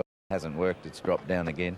But, you know, there's no pain in there, and it's just a bad finger. It now better off being taped than not. Just looking at the shape of your hands there, you're going to have fun when you're 50 and 60 arthritis gets in. I'm sure, like lots of sportsmen, that's just a legacy we all face. All of us play fully fit these days. But you have to make decisions whether to play, and if you play with an injury, you must be careful not to let the side down, and that's just a legacy of all sport these days. Final question. Have you heard the news from the rugby in Perth? Yeah, thanks very much, Charles. I knew we shouldn't have played it in Perth. 14-13, that's an away game for Australia, so you know, maybe that'll Brisbane will get a test match again next year rather than taking one to Perth. Okay, well, anyway, see you performing later on, and then see you, of course, in the winter. Yeah, I hope so. Thanks. Thank you very much indeed.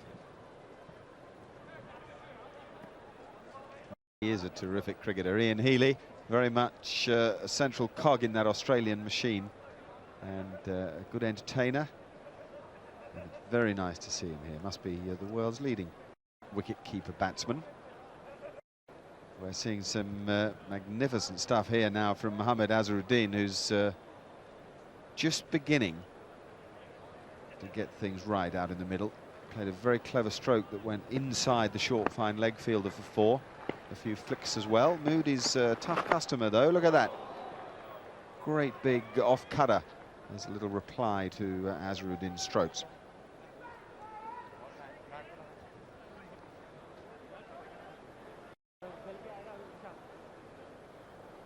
Fastest 50 of the innings. The last 50 scored coming in 55 balls. The previous 2 in 73 and 83. It's never a surprise when the first 50 of the innings is a little quicker than the second because of the fielding restrictions. Now, while Charles Colbert was talking to Ian Healy, Azharuddin played this clever stroke. It's almost a perfect Yorker. Just a little bit too leg stumpish. And great improvisation, isn't it, by Azza? Sees it coming. Maybe went a little finer than he was intending, but was intent in that shot, and he's rewarded with 4 runs. Terrific player to watch, though. Not much fun to bowl to when it's his day, but great fun to sit down and slow start, but now look at him go.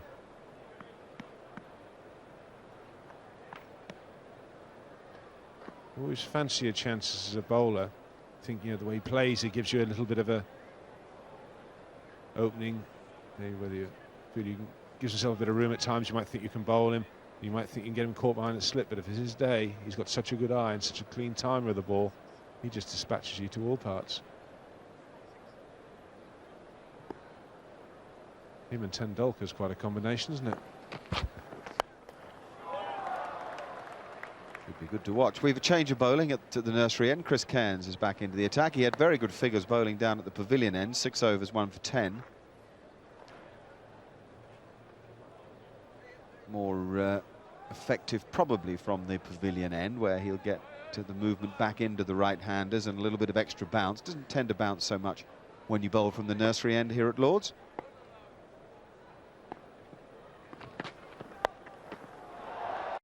There goes Azza. And Venkat is wanting to raise both arms to signal 6. And he's able to do so.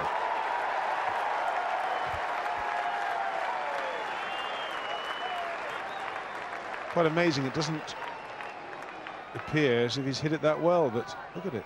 Just keeps on going. Keeps going. Over the ropes. Now, that's a typical Azza. It can look so bad when it goes wrong. Very little, if any, foot movement. All wrist, looking to work it into the third man area. And it really does.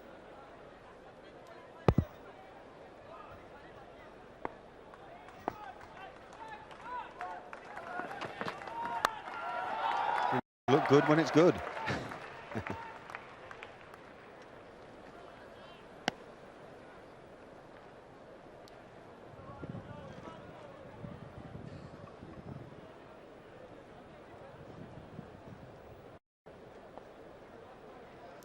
Scoring rate has picked up dramatically from the present captain of India. It seems to be chop and change in Indian cricket an awful lot when it's a question of whether Azharuddin should be captain of the side.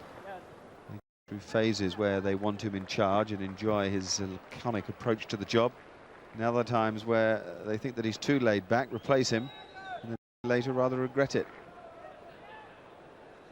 Sachin Tendulkar, of course, replaced him for a time, and it affected his play a little bit. Since he's handed the job back to Azharuddin, he's been in breathtaking form.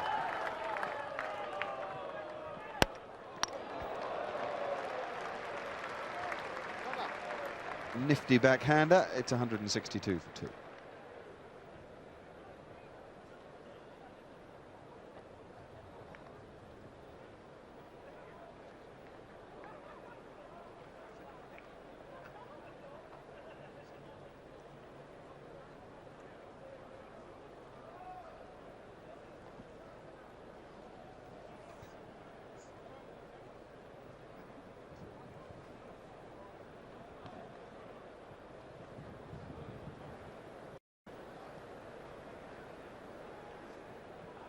Saurav Ganguly on the card to come in next, then Brian McMillan, Ian Healy and Anil Kumble, and then the 3 quick bowlers, Javagal Srinath, Alan Donald and Glenn McGrath. Lots of cricketers to enjoy there. Azharuddin unbeaten with 48 in a partnership now of 105 with Shivnarine Chanderpaul.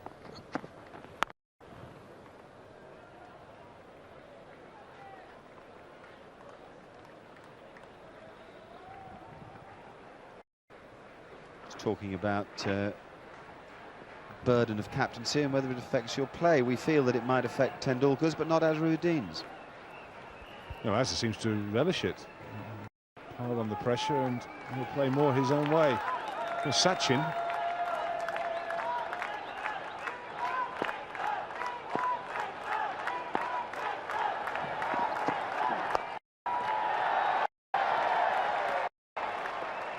think about two. It's always going to be a single. Good fielding, good arm. And Bishop might not have the pace he had with the ball. He's certainly still got a very strong arm. So now Sachin Tendulkar, I don't think perhaps in Samuel Gavaskar has there been one man in Bombay under so much pressure to perform. And that's before he took on the burden of the captaincy. I think he doesn't need it, Sachin. Everybody in India wants to be Sachin Tendulkar. He can barely walk the streets of Bombay. Well, he can't. It's simple as that. So, man of many disguises. I wonder, you know, if it's an easier job second time. I wonder if the first time Tendulkar does the job, particularly at a time when India had a less good run of form. Oh, yeah. What a clean strike.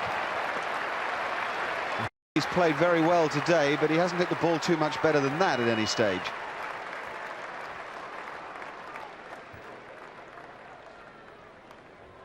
Chanderpaul, a bit of bottom hand comes into that. It's pretty much out the meat of the bat. If that was a golf shot, it would have been a little bit of a power fade. But, it's gone a long way. Ah, that's a clever stroke, isn't it? I just wondered if it's easier second time for somebody in India, particularly Tendulkar, and all that pressure you're talking about in Bombay. First time, India haven't played well. He takes over the job. He's expected to turn aside into world beaters and to perform like a world beater himself. He's a young man, not used to the expectation. I wonder if he comes back to in 3 years, 4 years' time, he might find it just a little easier. Partly he'll feel the pressure less, but also perhaps because people may put the whole country upon his shoulder.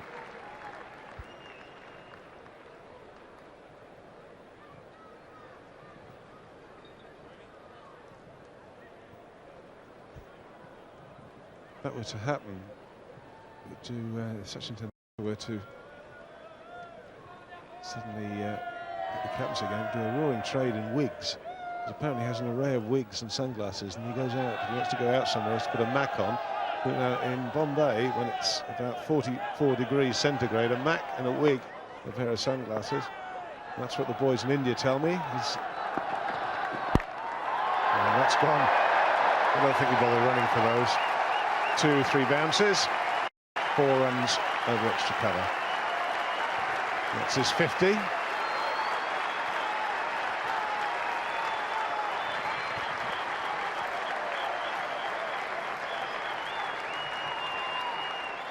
Down the wicket. It's a slower ball from Chris Cairns, but it didn't fool Azhar. In fact, he actually stopped and waited for it almost, and then let the bottom hand come through and get it over extra cover. Great value. Oh, that is a wonderful stroke. The delay at the top of the backswing, and then he comes down late in it with his wrist and places it in the space down to third man. It wasn't the most perfect bit of timing, but it was so cleverly done. He played a shot similar to this a couple of overs ago, which we started to talk about. And the thing is there, when it comes off, it's great. We all say what a great shot. But when he doesn't move his feet, it is a repeat performance. Get a couple more here. And Ravinder De Silva down at third man. But when that shot doesn't come off, and it does look so airy-fairy, but if you look at the wrists and the way they work here, it's all hand and wrist. Great when it comes off. If it doesn't, then it gives us to talk about, doesn't it? It's not a shot that one sees a great deal of these days, of the back cut. People give it a fearful flay through square cover off a ball that bounces sort of waist high and above, but lovely late slash. It's very pleasant to see here today at Lord's. It's been a great pleasure to watch Shivnarine Chanderpaul play so well too.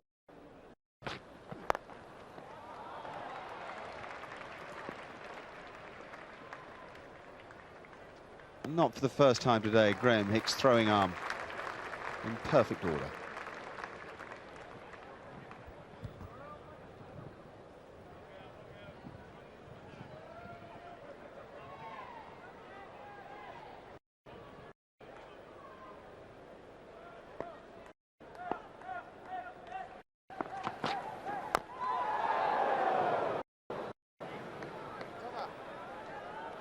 do the inside edge of the bat any good, that?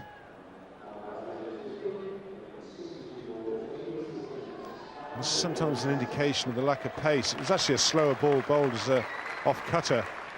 But again, any fault in this wicket, maybe just lacking a little bit in pace, but it's just a shame that perhaps this is the wicket they played the Benson Hedges final on last week. Maybe if the ground staff prepared them a week before and then we used them, we might get better finals.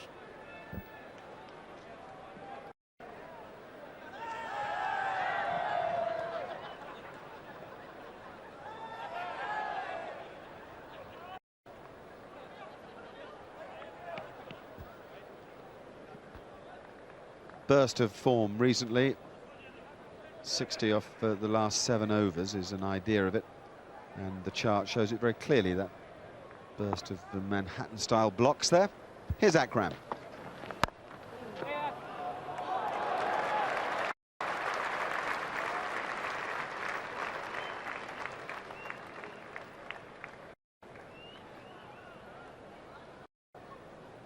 Akram bowled very fast with the new ball. Lovely little spell he had at Amir Sahel. Eventually got him out, a thin edge. The move around, had an extremely good shout to Atherton, turned down for LBW.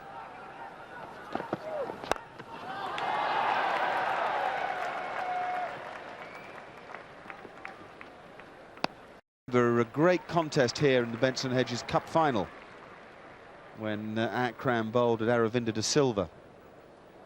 Wonderful to watch de Silva played him, and that is the end of Amir Sahel today. Lovely example of outswing to the left-hander, taken by Andy Flower, who's wicket-keeping today, the former Zimbabwean captain. Lovely work as well. We seem to be full of superlatives. I suppose we were bound to be.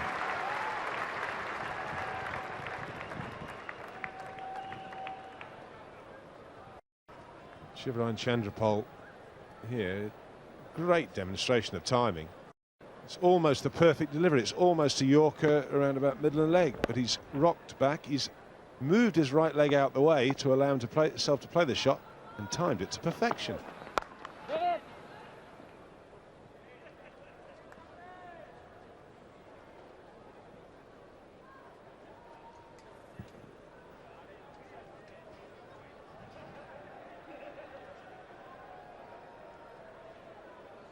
Well, just look at that. Now watch the right leg there get out the way to allow the bat through. That is a masterful shot.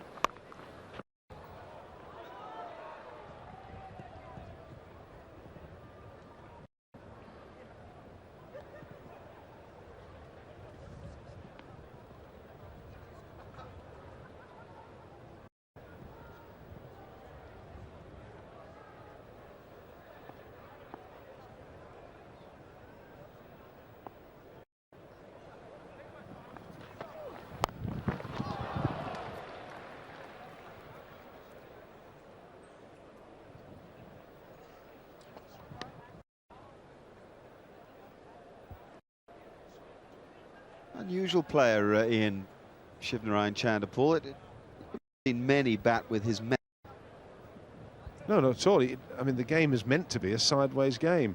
Chanderpaul has his own way of playing. He almost plays it square on. He ends up looking to play very much off the back foot, unless it's really over pitched. Then he comes into the shot, but he still starts everything almost in a square on position. Then he either plays it square of the wicket either side, or he gets himself very quickly back into position to play anything through the offside. But we've seen how good his timing is with the shot off Wasim Akram. Really was exceptional. He's right back, almost square, and this is the shot we were talking about.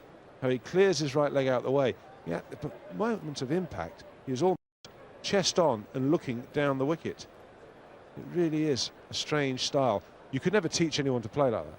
It's something that, a gift that he's got, and he's worked on it, and to great effect.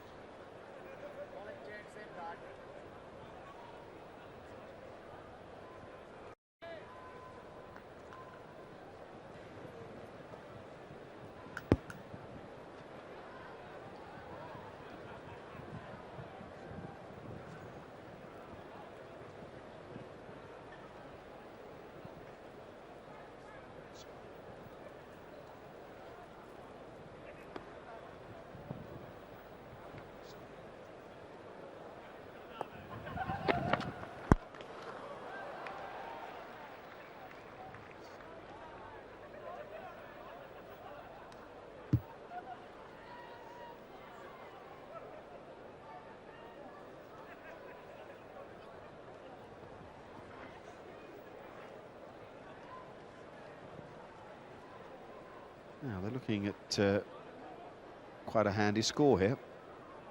Didn't look to me as if they get above 250, but there'd be a good chance for that now.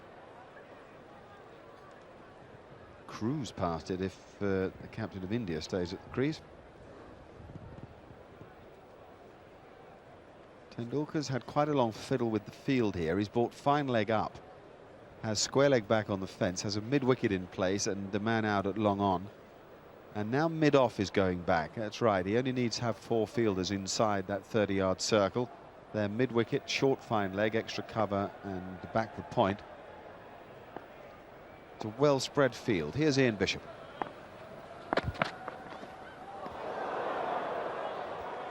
Well, that's a wide on top of a wide.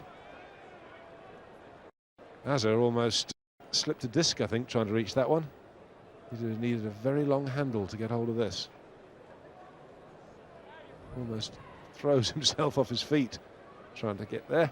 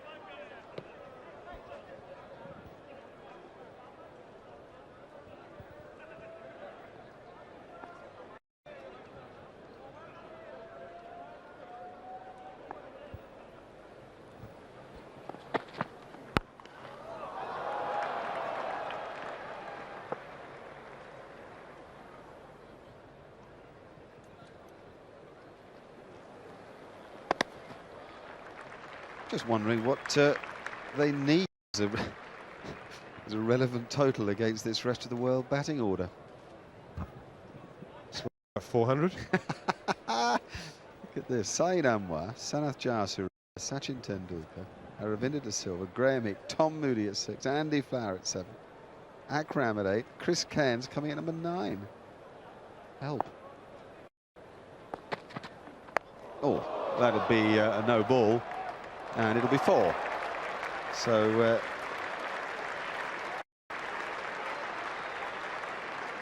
it's just a 4 runs on this occasion. We're not playing the rule where you get 2 for a no ball.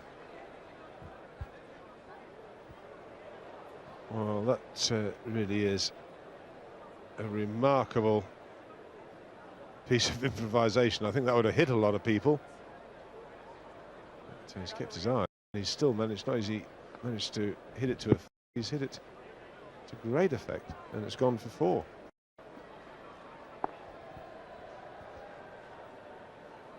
Bishop switches to around the wicket.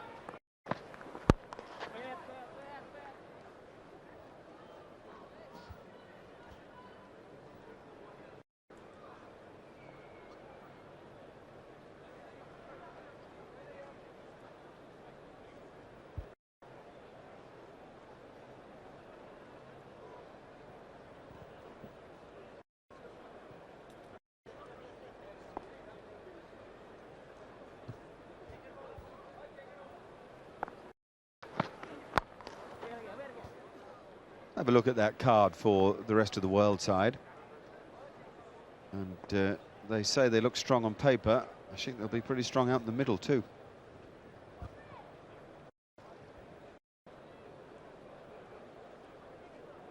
It's an impressive batting order, but having said that, the MCC aren't light in the bowling department. Glenn McGrath and Alan Donald. You wouldn't mind having McGrath and Donald in your side with the new ball. And then just for a little bit of support, he's got Srinath, McMillan, Kumble. And here's Sohail. Not to mention Saurav Ganguly. Of course. Sohail with his little bit of spin. There's plenty of bowlers. So it's probably have to say that the rest of the world side is stronger on paper in the batting, whereas the MCC has the edge in the bowling department. We have a change in the commentary box. Two chaps to admire that strong rest of the world side now. Or one who used to play for them, Mike Proctor. One who might have done nearly, I suppose, Paul Allott. Thanks, Mark. So one bounce to mid-off.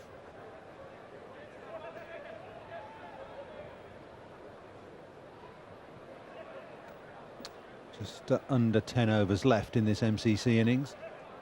They're looking to pile on the runs in that period. Just 2 wickets down. That's a beautiful shot from Chanderpaul. That's beaten extra cover. Beaten Hick on the boundary and gone through for 4 more.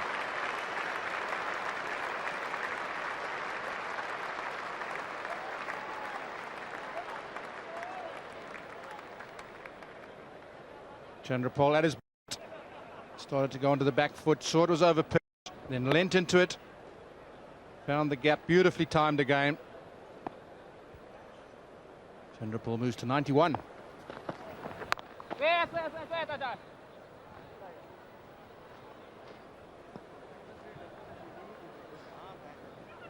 MCC past the 200 mark. The last 50 has just come up in 36 balls. Big acceleration now by Chanderpaul and Azharuddin. 73, 83, 55 and then 36.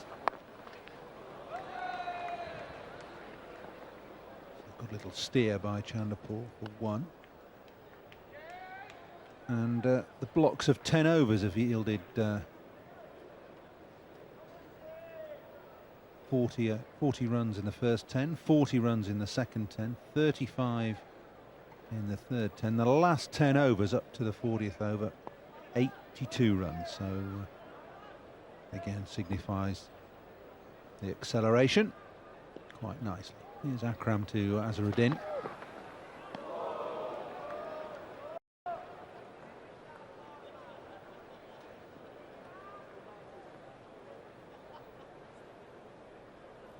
Akram steering this across Azharuddin, and not too much footwork there. Trying to, well, slap it down almost to third man, making no contact.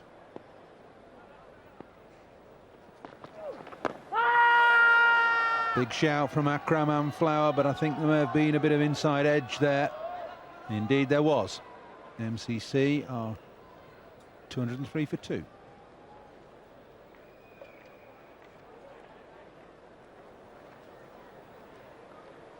Wazam Akram gets this one to nip back sharply at Azharuddin. He gets the inside edge onto the pad. Very confident appeal and quite rightly turned down.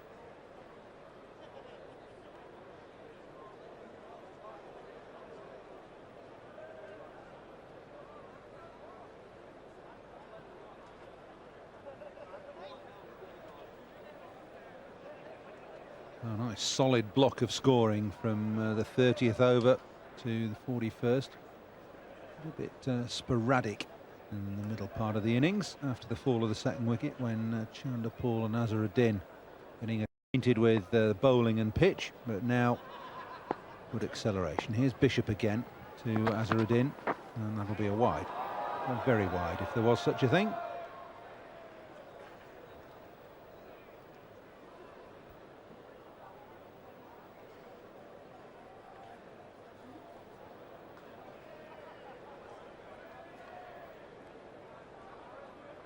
Bishop into his 9th over, he's gone for 50. Wazam Akram opening the bowling, bowled beautifully, 1 for 32. Well, it could have been called a wide by Venkat, but has decided against it. On the leg side, and lucky to get away with this one, Bishop. That's way outside the off stump. Azharuddin has a bit of a whack at it. Well, not a bit of a whack, a big whack. No contact.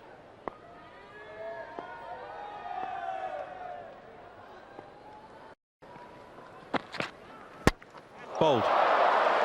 Trying to swing Bishop away across the line. And Bishop, after 2 wide-ish deliveries, gets one on target. It clips the top of the off stump, and the MCC lose their 3rd wicket with a score at 4. Azharuddin's gone. Bishop one down the leg side, one down the offside, and one straight. And Azharuddin playing away across the line. Misses it. The bails go flying. Bishop gets it right. Azharuddin's gone for 61. MCC 2043.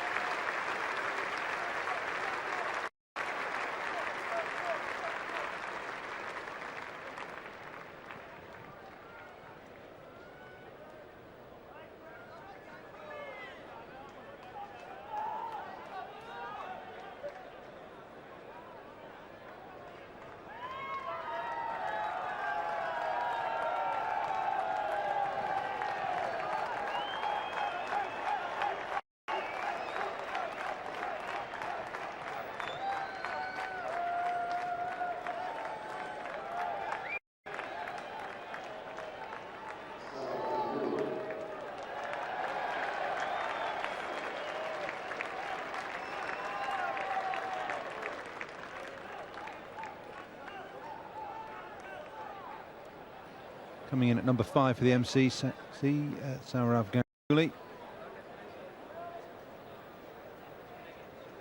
Indian middle order batsman. He's burst onto the international scene over the last couple of seasons. That's the rest of the world side getting to know each other. Plenty of high spirits, plenty of tails.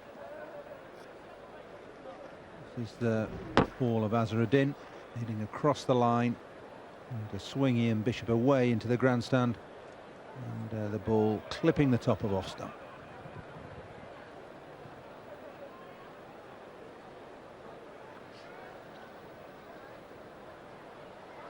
Good partnership that between Azharuddin and Chanderpaul. 147 off 172 balls. And here's Ganguly, left-handed, facing Ian Bishop. It's a nice way to start. It's beautifully timed up away towards the grandstand. Ganguly gets 2.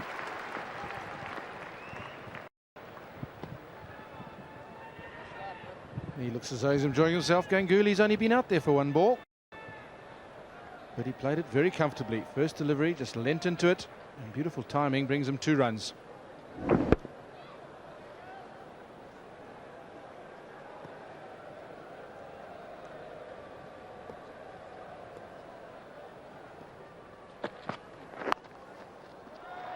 Angled better down to 3rd man.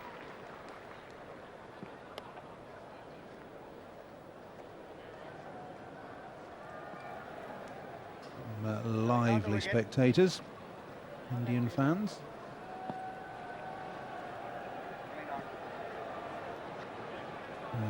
Enjoying themselves, as is everybody in this ground today. Wonderful multicultural mix. It's Shivnarine Chanderpaul's unique way of marking his guard. Takes the bail off the top of the stumps and hammers it into the ground. Facing his West Indian compatriot Ian Bishop.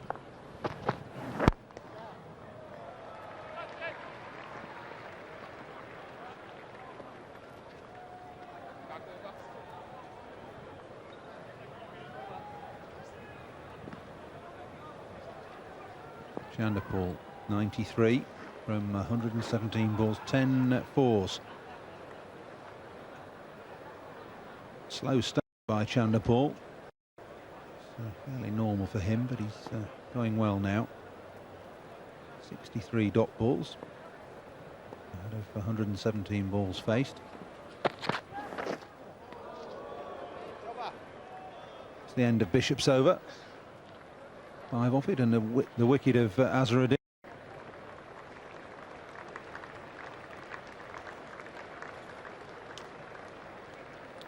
Just 8 overs remaining for the MCC to try and get up above 250.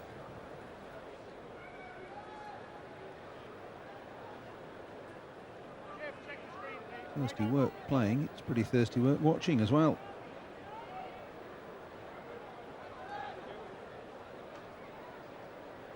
We've got a change of bowling at the pavilion end. Wasim Akram has bowled a 2-over spell. And Chris Cairns comes back into the attack. 8 overs, 1 maiden, 1 for 29.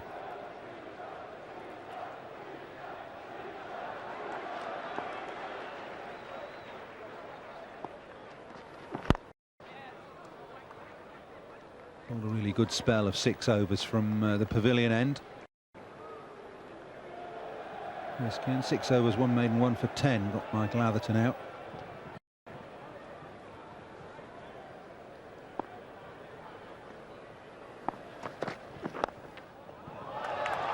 Pick the gap quite beautifully between fine leg and deep square.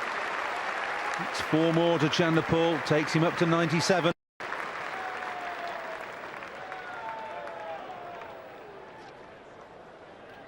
Over-pitched leg stump by Chris Cairns, and Chanderpaul times it beautifully. Roll of the wrists. Fine leg was fairly square, but not square enough for this. That flew down to the boundary.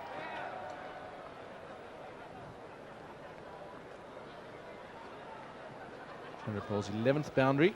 They've all been pretty crisp. 3 short of his 100.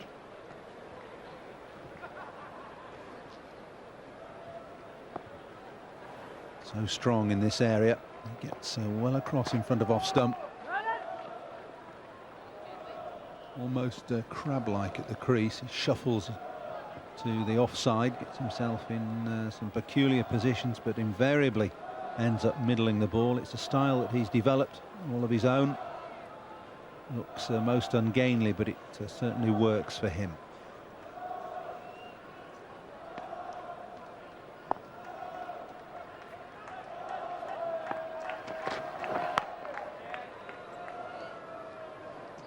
Good slow ball from Chris Cairns, bowling off a very short run today. Chanderpaul's stance. Gets those feet moving. Didn't go too far that time. The left leg went back, the right foot went forward and into line.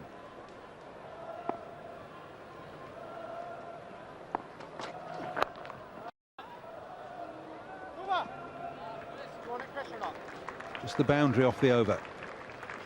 It's good stuff from Chris Cairns.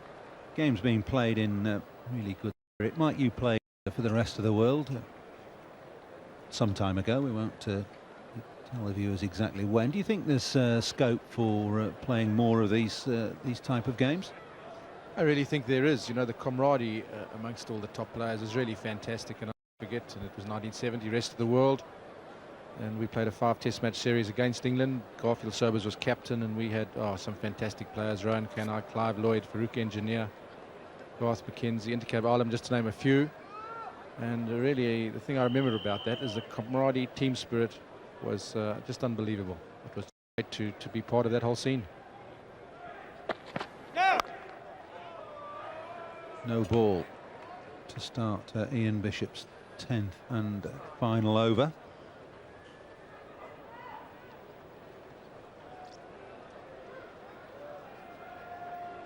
Yeah, just going back to that, Paul, I think, you know, you so when you're playing Test cricket and one-day internationals now against one another.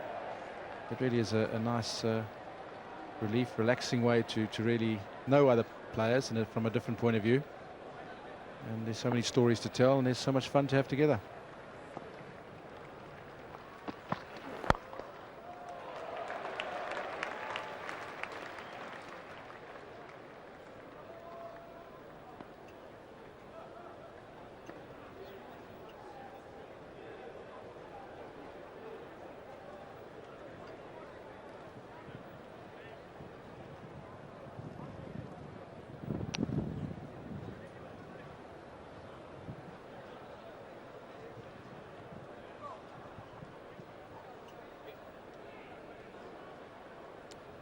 Nice day for a picnic.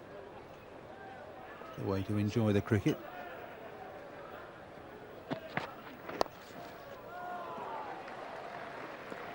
Dooley's timed that well. Moving to De Silva down at fine leg.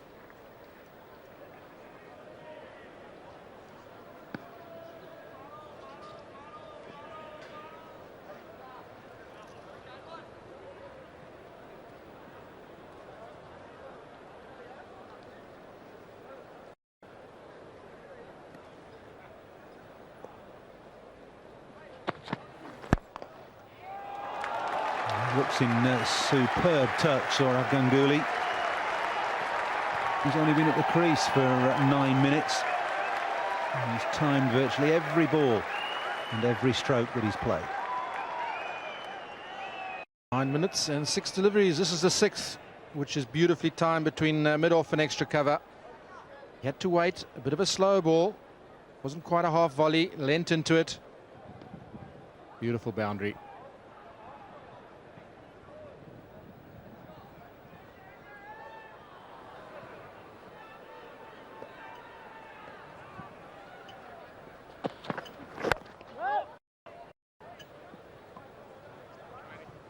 Just a little annoyed with himself there, I think. He heard a cry of exasperation as he failed to get the ball in the gap. Single. It's setting your standards a bit high. Just had to wait a fraction on it. Didn't hit it either to the left or right of the fielder and was annoyed with himself.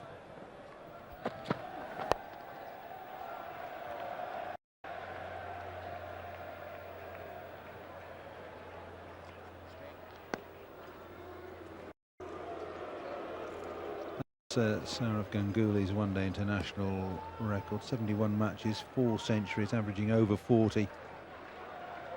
Strike rate of very nearly 20. His test match career, 20 matches, 500s in those matches, and averaging over 51. That is a marvellous average. Got 100 on his test debut.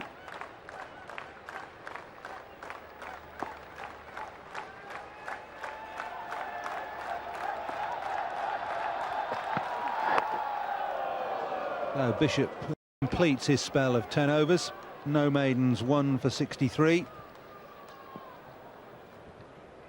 And he can go and graze in the outfield for the remaining 6 overs. Had a tough job today. Someone's enjoying it out there, loving it, and she knows he's on camera as well. Warm applause from the crowd.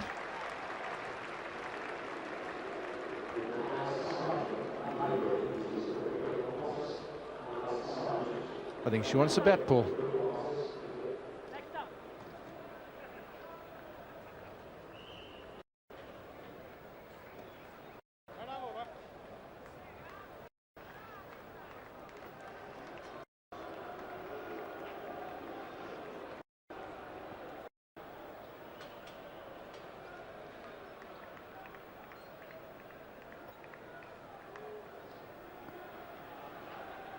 Cairns begins his last over.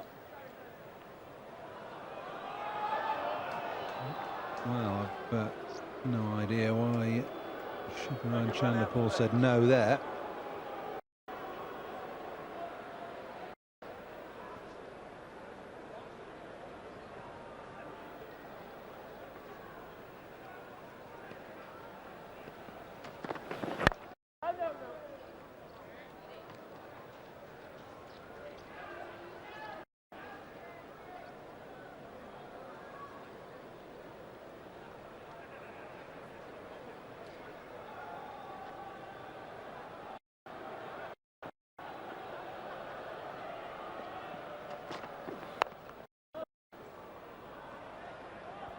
Good bowling by Chris Cairns, varying his pace. Accurate. And good length. A nice variation of pace. Almost an off break. Bit of bounce as well.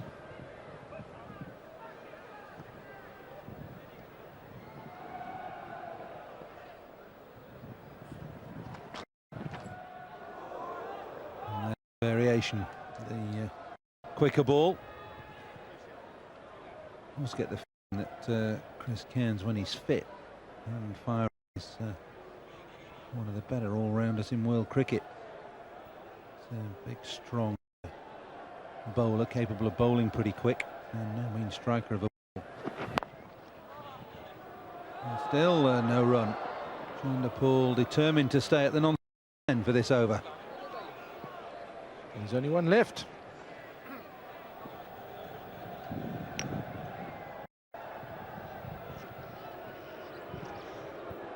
.221 for 3. 5 overs remaining after the one. Looking for the quick single. Sent back, and rightly so. Would have been out by a mile.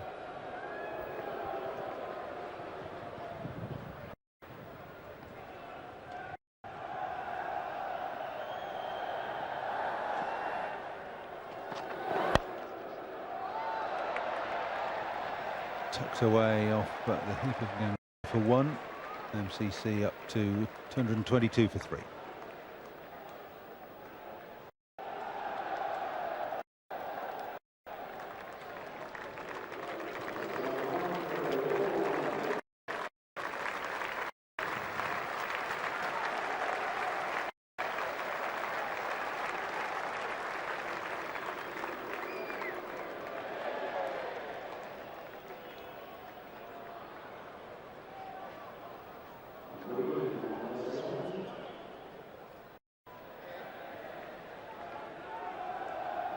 Chris Cairns has completed his 10 overs, 1 for 34. This is the wicket of Mike Allerton, going for a pull over mid-on, and he edged it to Hamish Marshall, the substitute, who was absolutely delighted, and well he may have been. Good stuff from Cairns. Tom Moody on now.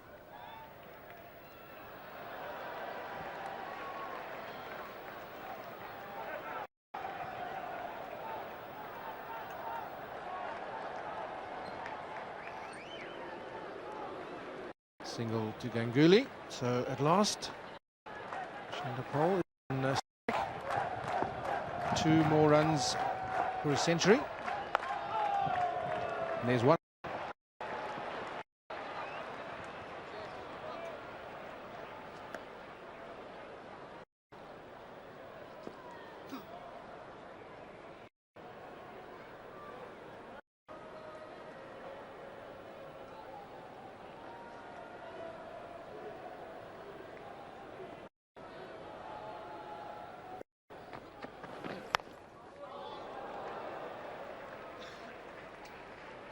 Chanderpaul on strike again.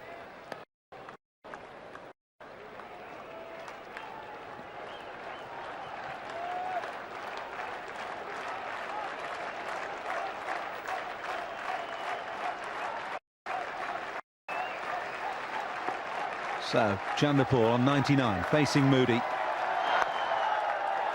Drops it and goes, and that takes him through to his century. Very well played indeed by the young Guyanese batsman.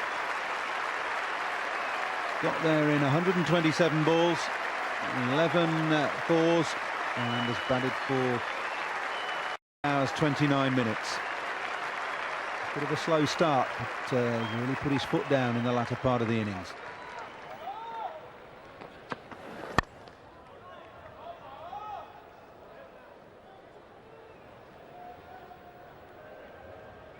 Second 50 in that 100 by Chanderpaul came off just 44 balls, so 83 balls to get to century.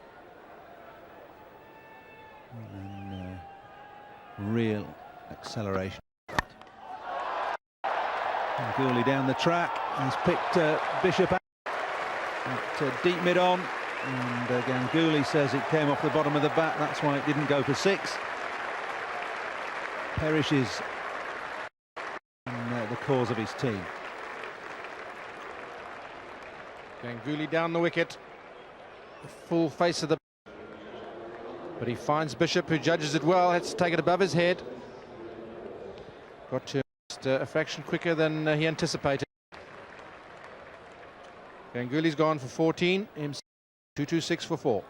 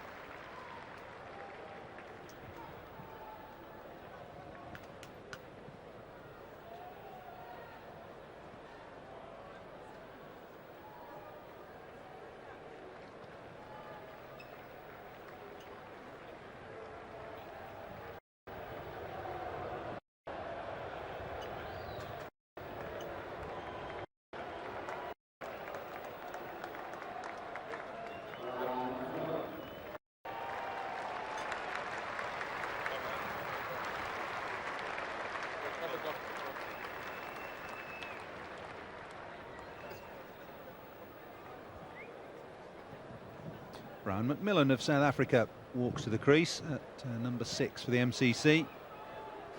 Current member of the South African touring party, and he's replacing Sourav Ganguly, who was caught by Ian Bishop off the bowling of Tom Moody at deep long on. Good catch by Bishop, but off the bottom of the bat from Ganguly, who made 14 and looked in very, very good nick.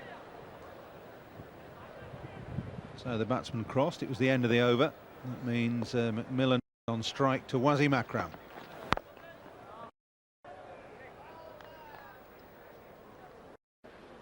Been one of the mysteries of the summer to me, Mike, why Brian McMillan hasn't made more appearances or any appearances for South Africa in international cricket. 78 games for his country in one-day internationals.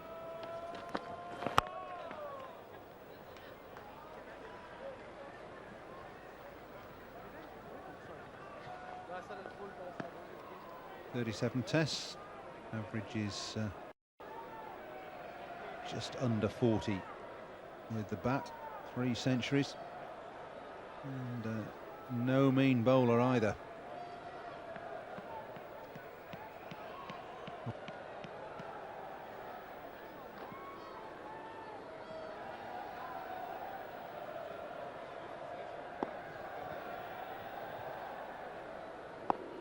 Akram to Chanderpaul.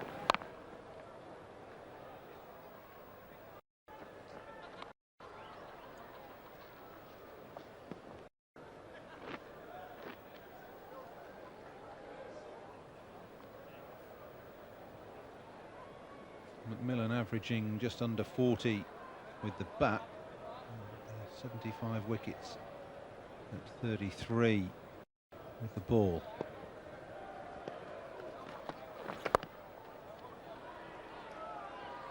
Generally recognised as one of the best all-rounders in world cricket, Brian McMillan, and still with plenty to offer if the South African selectors consider it fit for him to be picked in the side. He may have a chance of playing in the Trent Bridge Test coming up on Thursday. Lance Klusner being ruled out. He's gone back home to have his ankle looked at.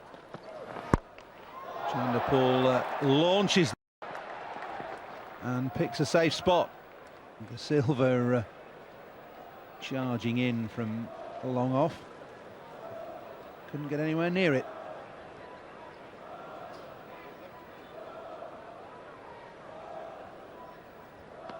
Chanderpaul certainly launches into this across the line, splices it into no man's land. Legs up. Akram's cry of anguish as the ball flies down to fine leg for 4.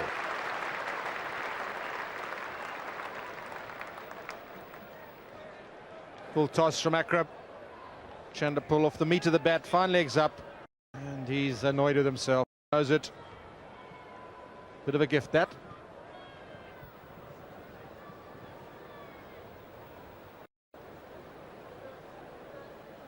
There are just 3 overs left in this MCC innings, and to take you through to the close of the innings, we're going to have a commentary change.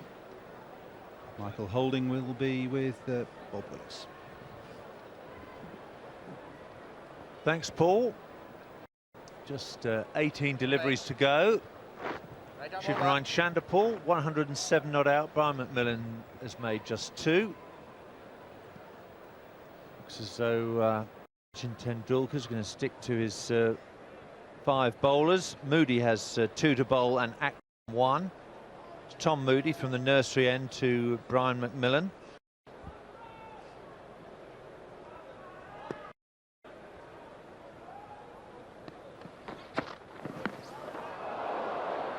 MCC have got the run rate up to 5 and over now.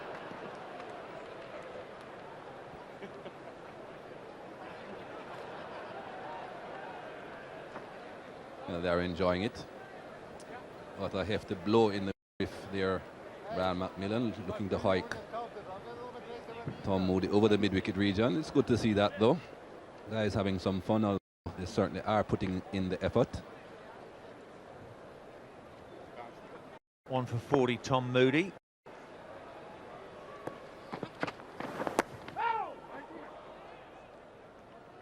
Chanderpaul looking to beat that short, fine leg again.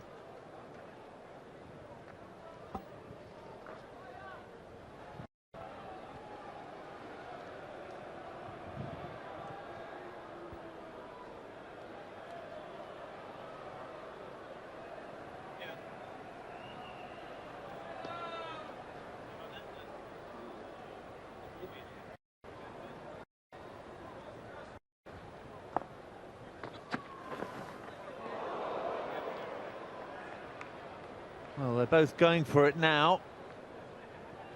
But the MCC would need at least 250 here to defend against a very strong rest of the world batting lineup. Fine going for it, but I still think he needs to hit a bit straighter than that, Shivnarine Chanderpaul. Graham Hick.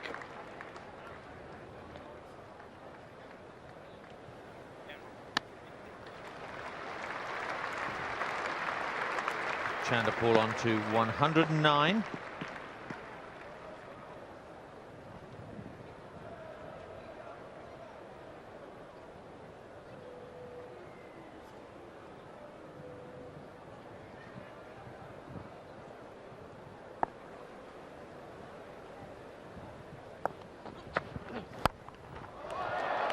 Up in the air.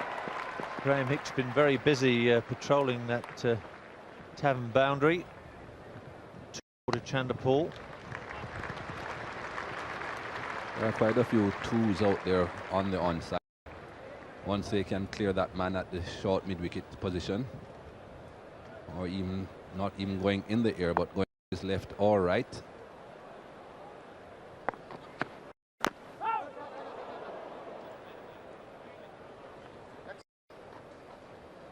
End of the 48th over, 240 for 4 MCC.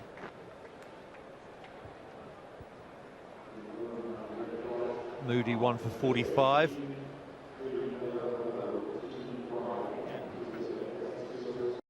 The MCC certainly have an outstanding chance of getting just above 250 in their 50 overs. That would give them a scoring rate of just about 5 runs per over, which, although not a very demanding target, would make things interesting. The rest of the world batting is pretty strong. That's still a good bowling attack left for the MCC. McGrath, Donald, Srinath, Kumble.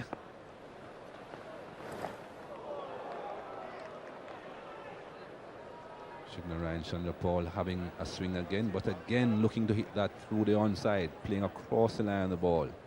And that's why he's missing so consistently. We're better off hitting over the bowler's head.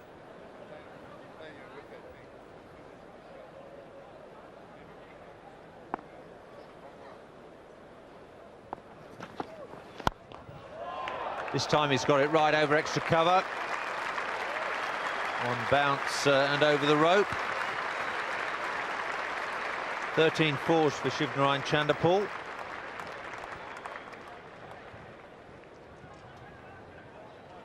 Hitting in the right direction this time, Shivnarine Chanderpaul. A slow delivery from Wasim Akram. And I think he realized immediately that ball was struck, that it was a boundary.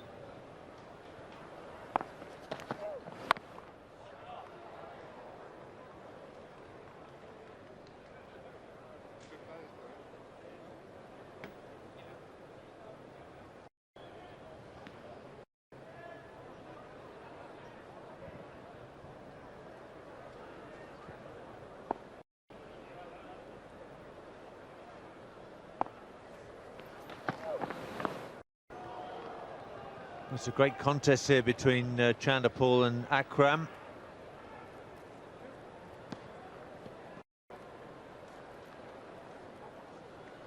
Akram mixing up his deliveries. This one really shot through to the keeper.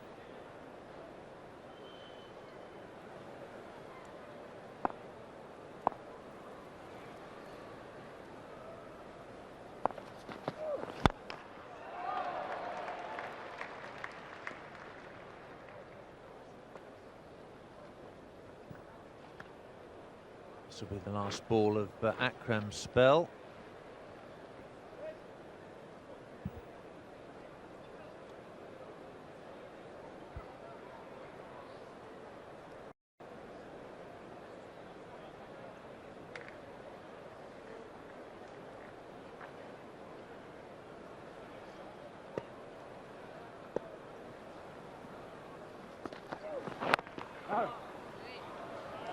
Over. 10 overs for 46 runs. He picked up 1 wicket, that of Amir Sohail, who's caught behind Andy Flower. Straightforward catch. Sohail on his way, not even waiting for the umpire's decision. 49 overs gone, and Tom Moody will bowl the last over for the rest of the world. MCC not yet up to that 250 mark. They'll need all these runs, I think.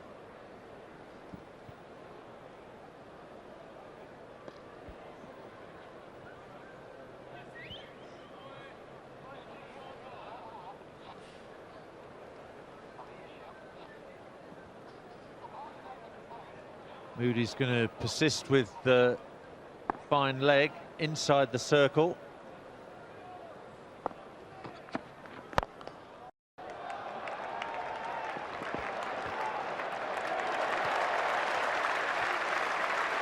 Beautifully timed. Very intelligent batsman, Shivnarine Chanderpaul. He hasn't got the brute strength of some of his peers, but his intelligence makes up for that lack of brawn.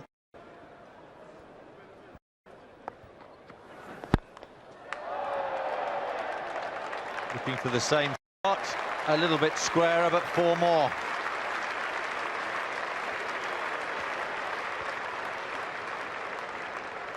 Well, now that he's looking to hit over the offside or a bit straighter, Shivnarine Chanderpaul is getting back to ball and to great effect. That's another boundary. Previously he had been looking over the onside.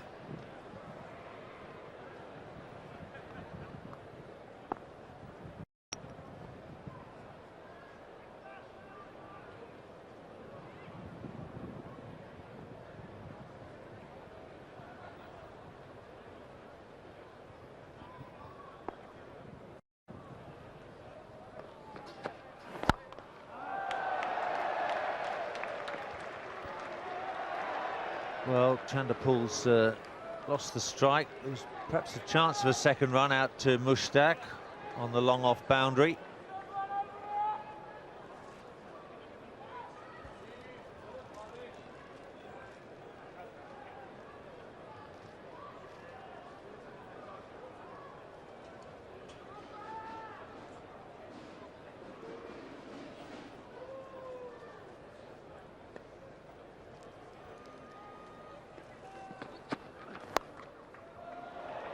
Nicely whipped away by Millen. That'll be 4 more. An expensive over from Tom Moody. MCC up to and past 250 now. 259 for 4. Still 2 balls to go. Well, anything goes at this stage of the game. Brian McMillan looking to back away outside leg stump first of all, then coming back in towards the off stump, the fine leg up. That's 4 runs. It wasn't that particularly bad delivery from Tom Moody. It was pretty straight, but he has to keep it wide above stump with the fine leg up.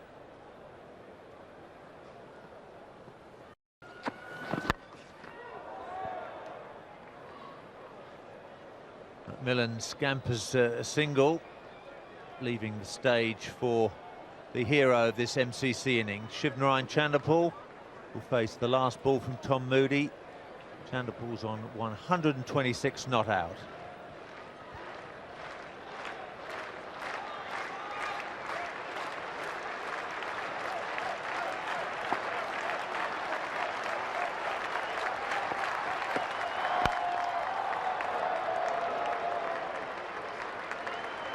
Chanderpaul settles for the single, which takes him to 127 not out, and the MCC to a total of 261 for 4 from their 50 overs.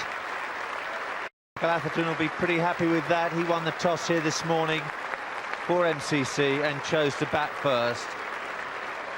And it's the left-handed West Indian, Shivnarine Chanderpaul, who's taken the batting honours. 127 not out, and MCC managed a healthy 146 from the last 20 overs. Standing ovation for Shivnarine Chanderpaul, not only from his colleagues in the dressing room, but all the members and virtually every spectator amongst this large Lord's crowd.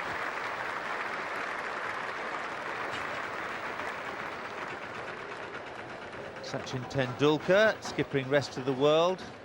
They have a very strong batting lineup. I think he might fancy his chances of getting 262 for victory at a rate of 5 1/4 and over.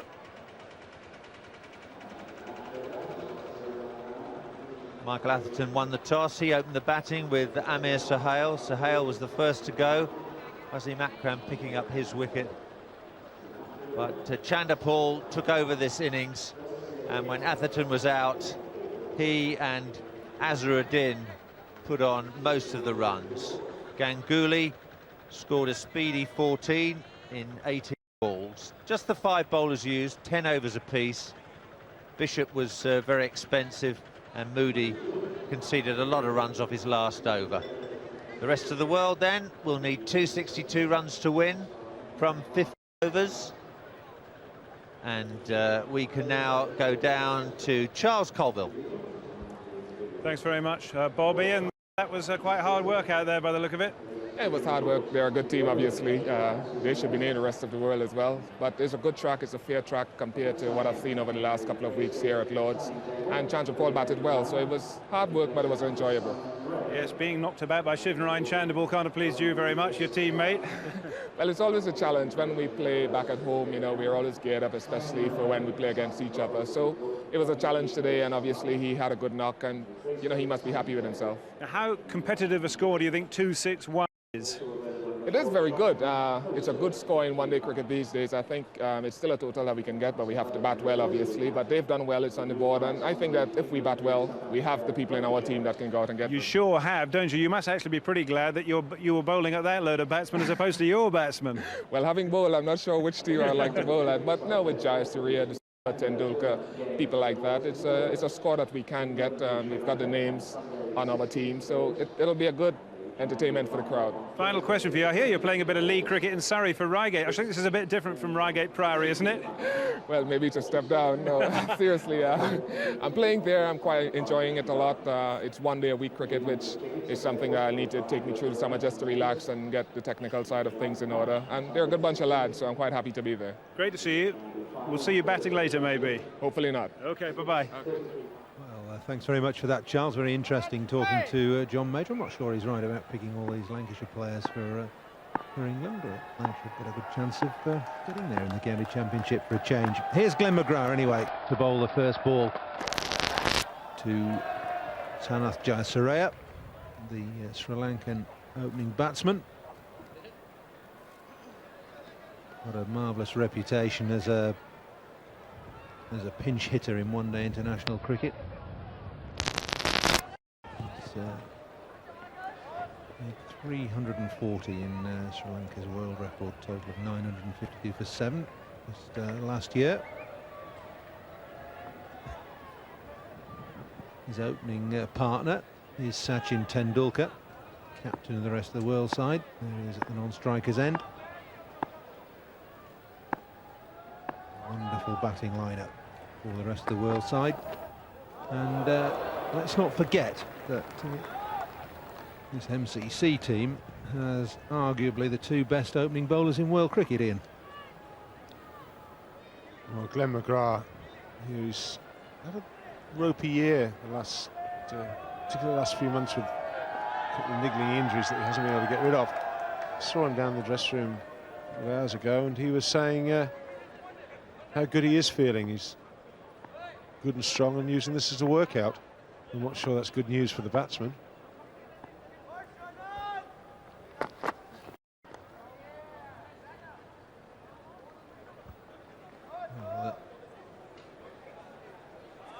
And when you think he's backed up by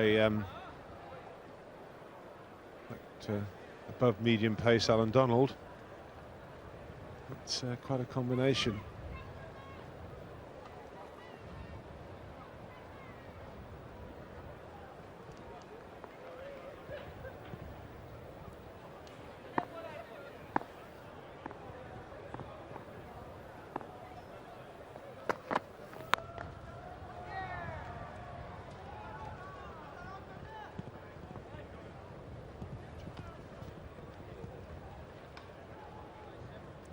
And then when you just have a look at the PricewaterhouseCoopers ratings, in the bowling department, Donald #1, Glenn McGrath #3.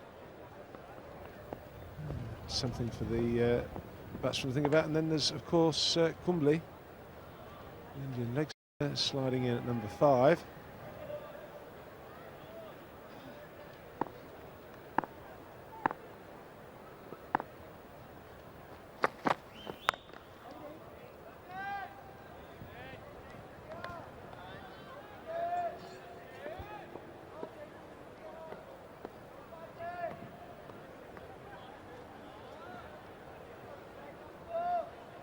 So, mouth-watering prospect, Sachin Tendulkar, #1. In that list, will be facing numbers 1 and 3 in the bowling ratings. Ravinder De Silva down there at #10. We'll see him later.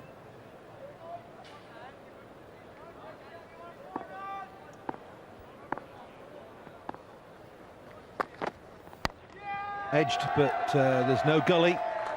And it gets the rest of the world away off the last ball of Glenn McGrath's first over. The rest of the world won without loss. Jayasuriya won, and Tendulkar yet to face a delivery. Good start from Glenn McGrath. Bit of a tentative first delivery.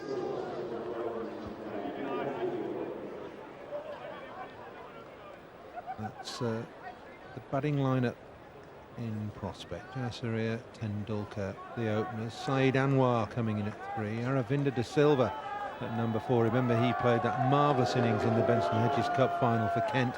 Scored 100 against Lancashire just a couple of seasons ago. Graham Hick, Sean Moody, Chris Cairns, Andy Flower, and Wasim Akram in at #9. One of the best all-rounders in world cricket. A marvellous batting lineup. Opening the bowling from the nursery end is Javagal Srinath. I've almost forgotten to mention him. Marvellous bowler in his own right. Indian opening bowler.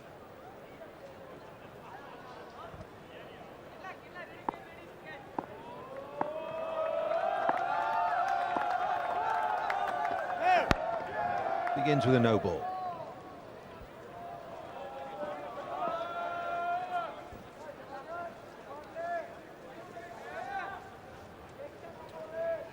.79 wickets in one-day internationals for Javagal Srinath.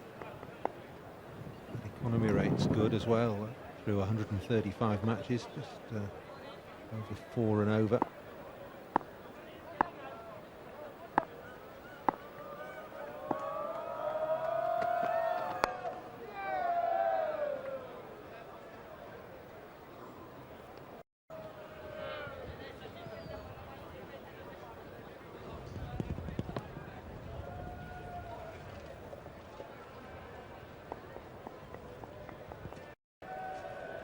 Fairly breezy here at Lord's. There's bail being dislodged at the bowler's end, but everybody carried on.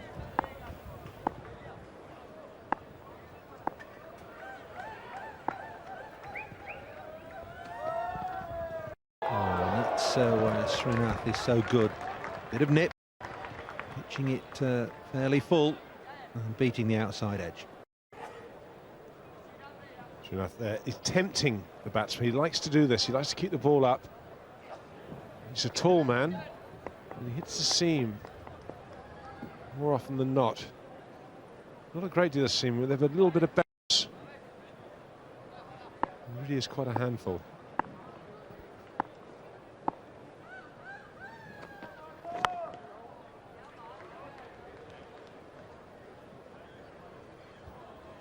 Two of the best line bowlers in world cricket, these two, Srinath and McGrath. 109 wickets in 32 matches at Test match level. Average just over 31.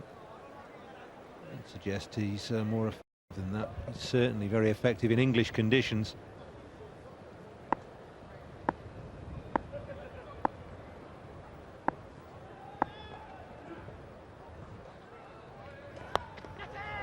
It's in the air, but safe. Just one to mid-wicket. And it brings Sachin Tendulkar on strike. Little master from India. He's played 195 at one-day internationals. Averages over 41. Over 7,000 runs. And in tests, averaging over 54, very nearly 55. A magnificent player.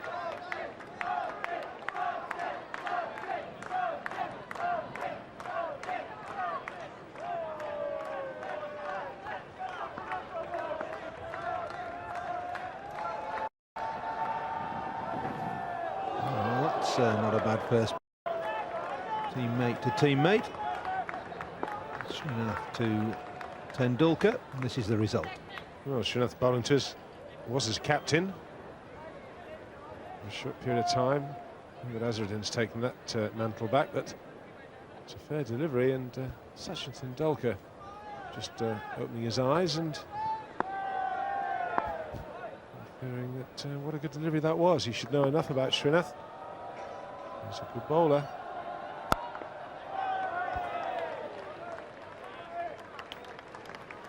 The end of Srinath's first over, just 2. Very straight, very tidy. The rest of the world a cautious start, 3 without loss. Srinath had a season in English county cricket, played for Gloucestershire. Took a couple of wickets for them.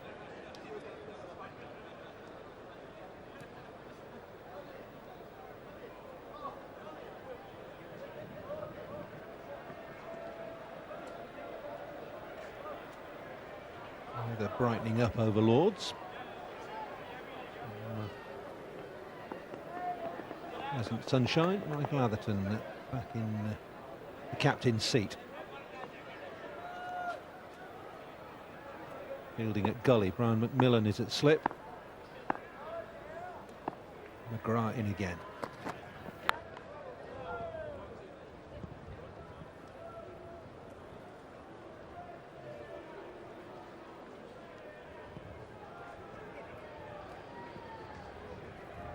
That's Jayasuriya's one-day international career. 161 matches, averaging just below 30. That's not so brilliant. 700s though. In his Test match career, averages over 42 in 37 matches. That is pretty good. 4 centuries and 14 50s, and that best, as we've said, of 340.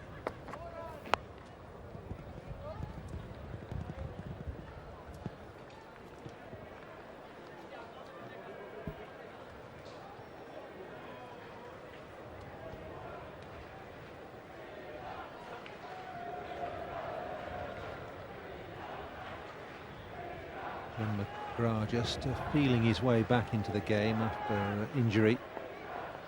A wonderful summer over here against England, destroyed England at Lords.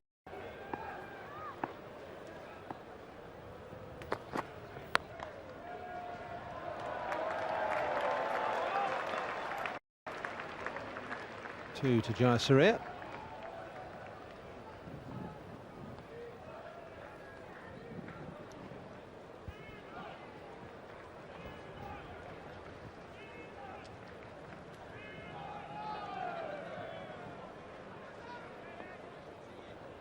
McGrath took 8 for 38 in England's first innings here of the second test. It was a rain-ruined test.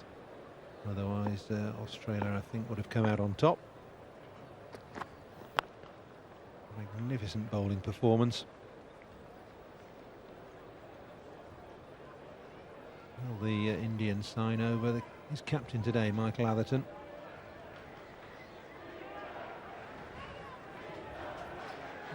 angular style. Bowls from very close to the stumps, very high action, and it's quicker than he looks. Always at the batsman, always aggressive, and always dangerous.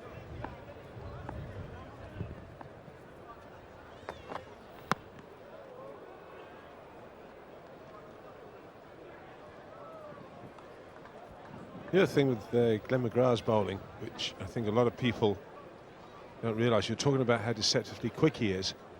You won't see much of it in this game, but he bowls, in my opinion, one of the best bouncers in the game. He's from very tight, he bowls from wicket to wicket, but because of his height, which he uses, he gets it to go from not having to bang it in all the way down, and also, because he's such a high action, it's very difficult for the batsman to pick up the length. I was speaking to Mike Atherton, he said that he felt that he bowled, if not the best, one of the best bouncers in the game. And Mike Atherton certainly had his share of them bowled by the new ball bowlers around the world. But he feels that this man is as dangerous as any. Well, got him out 6 times out of 9 in the summer of '97. That's McGrath's Test career. 37 matches, 166 wickets. At an average of just under 23.5.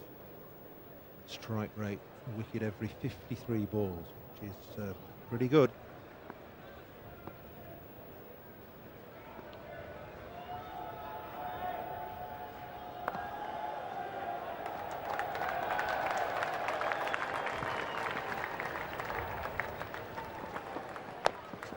Tendulkar's off the mark. Gentle little nudge for one.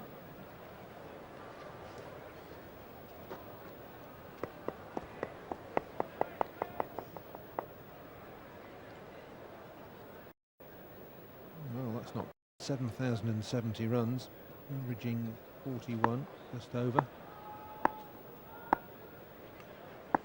Just 25 years of age, we tend to forget that. That's typical Jayasuriya. Whipped away over square leg for 4.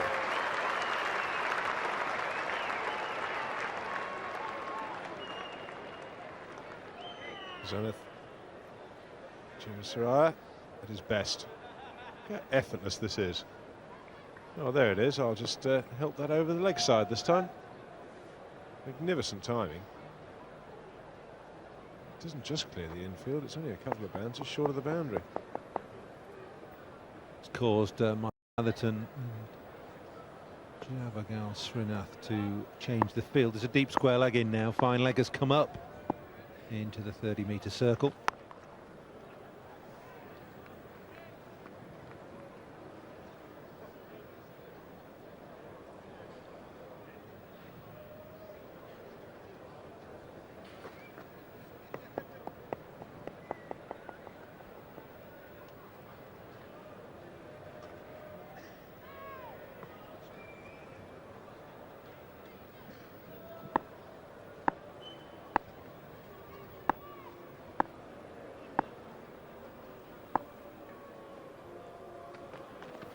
Oh, it's got to be close, yeah.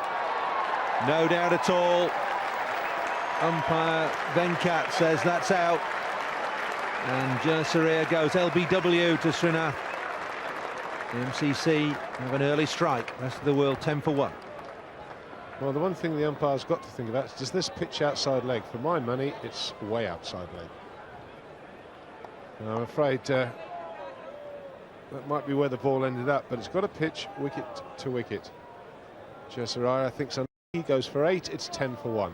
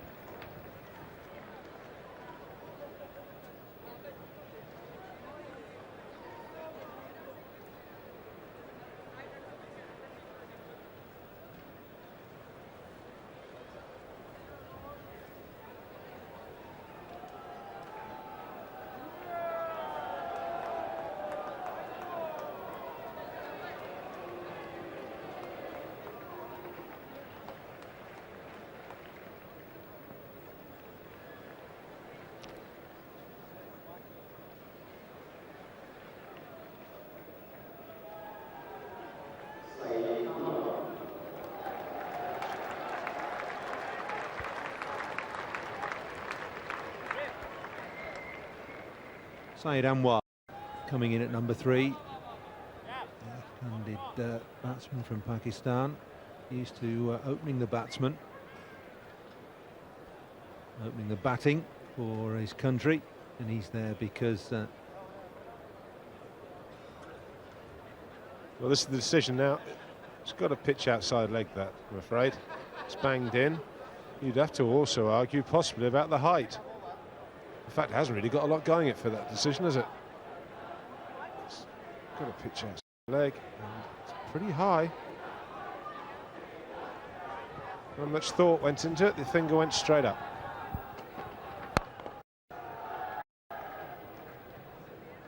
well, Srinath won't be complaining.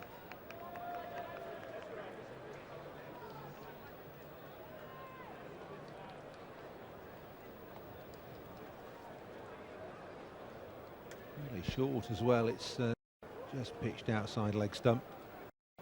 It's the sort of doubling over of the batsman that was a bit of the giveaway, which was given out for playing across the line. Anyway, he's taking his pads off now. Inside edge? No inside edge. Certainly heard something.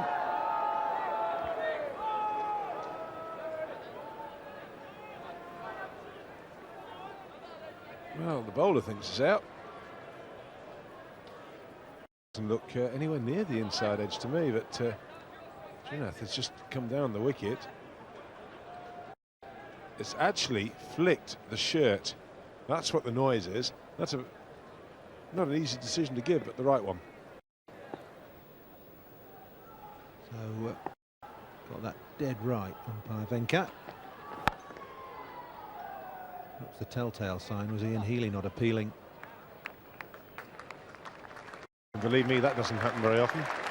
Ian Healy's as competitive as they come, and if he thinks there's a chance, he'll be up. Well, that's bad, and flicked the back of the shirt. It must have looked pretty obvious from behind the stump. It's one of those, the bowler would have still be thinking he got him out. 2 overs, 1 for 7 for Srinath. The rest of the world 10 for 1, 4 overs bowled.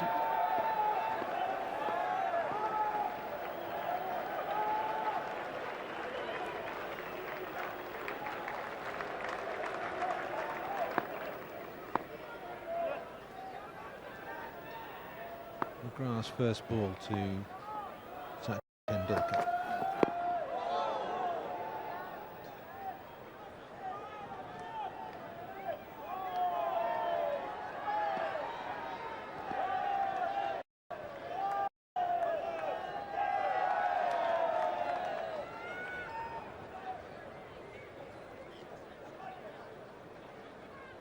Plenty of partying around the back of the pavilion in the gardens, CC Garden.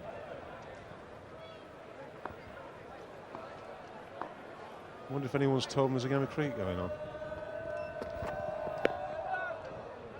Oh, they're here for a good time. Seen a bit of batting, a bit of bowling, and a sandwich or two, chicken leg, a couple of glasses of wine.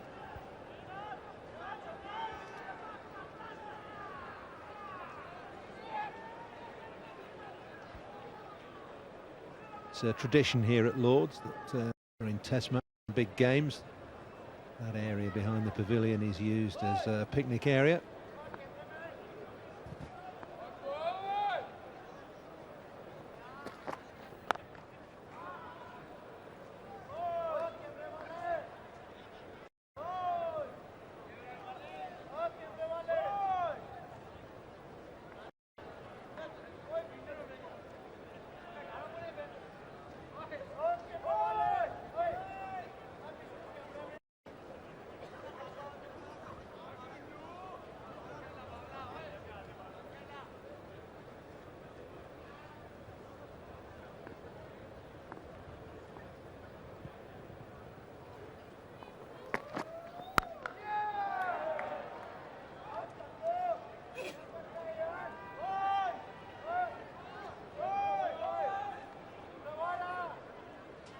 Sachin Tendulkar, in my opinion, one of the few batsmen in the world I think would certainly pay good money to go and watch perform with that piece of willow. The Indian batting full stop is pretty entertaining, him and Azhar. But this young man really is a prodigious talent. I don't think we've seen anything like the amount of runs we're going to, and already in one-day internationals over 7,000 runs. I suppose that's the worst thing a commentator can do, isn't it, to tell you how wonderful someone is, and they play and miss next ball. But there it is, 196 games, 7,070 runs. I have to say that it seems quite possible that he could end up breaking all records. Who's that man ahead of him? Azharuddin and Aravinda de Silva. So he's got some way to go. Glorious shot through extra cover, not timed, but it's still got enough on it to go for.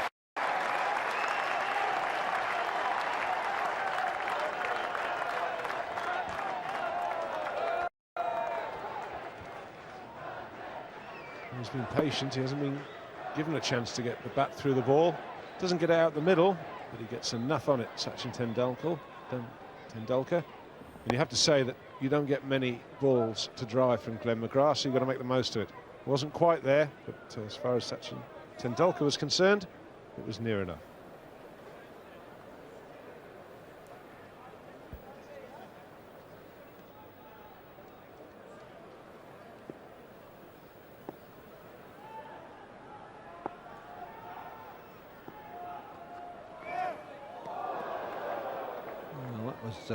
Loose. It was a no ball from Trina, but Saeed Inwar flicking at that outside the off stump. Let's have a look at this list again. Sachin Tendulkar there at 5 on the list, 196 matches. Remember, he's only 25 years of age, so everybody else above him. Desmond Haynes is retired, Javed's retired, Ravinder's still playing, Mohammad Azharuddin still playing, but they're in their 30s. Saeed Malik below him, he's finished.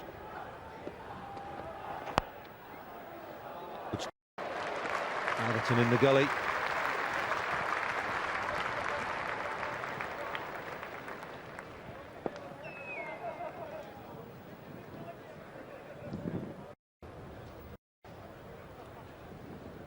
Saeed Anwar still not been able to get off the mark. Probably thought he was going to get one there.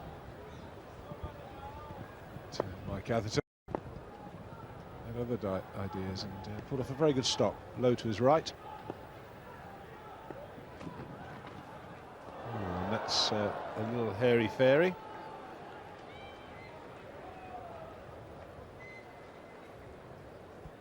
Not a lot of commitment to this shot. It's not a lot of foot movement, and woof with the bat.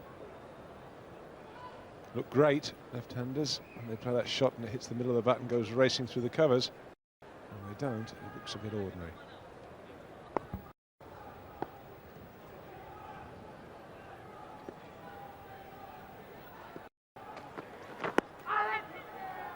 Well, no, he's not going to get much for that. It's at Javagal Srinath. The rest of the world get a leg bite.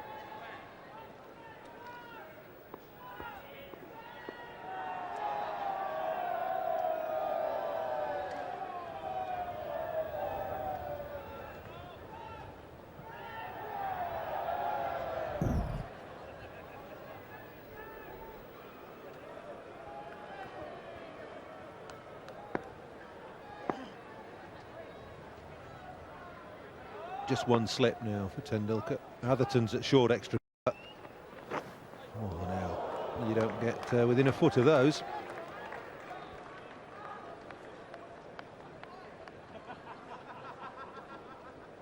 And Sachin Tendulkar's had a couple of these from his teammate, and it's certainly jagged away.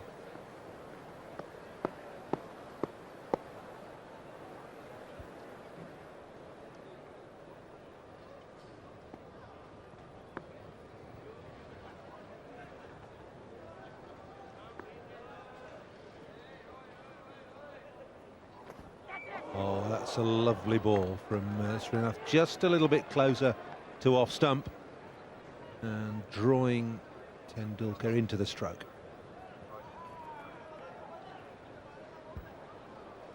A bit of a one-day angled bat shot down to somewhere in the third man areas where Tendulkar intended that. Srinath. Thought he might well have got the outside edge. He's very close.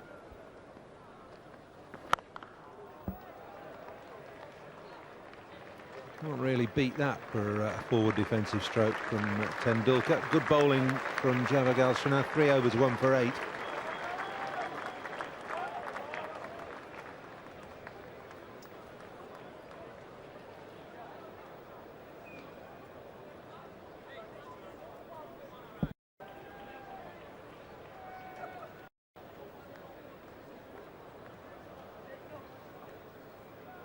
Tendulkar played and missed 2 balls previous, but was solidly behind that, looking to get on the front foot and playing the ball quite high up.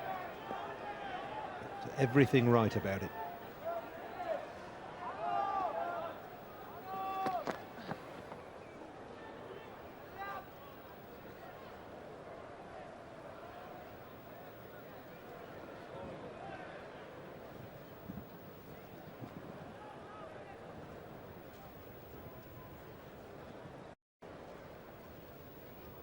Steady start by the rest of the world, just scoring just over 2.5 runs and over. Run rate required creeping up to over 5.5 runs and over, 5.6.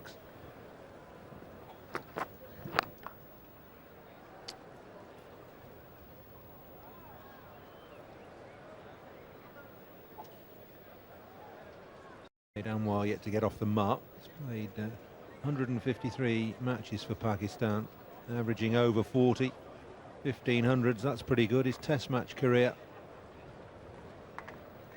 is also good in average terms, just 32 Test matches, 500s, and averaging over 42.5.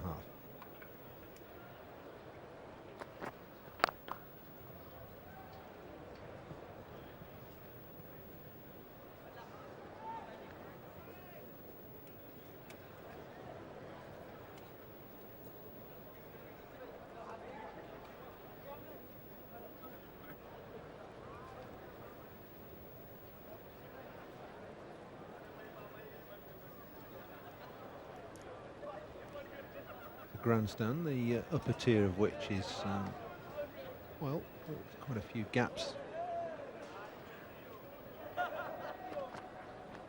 Edged on wide of McMillan.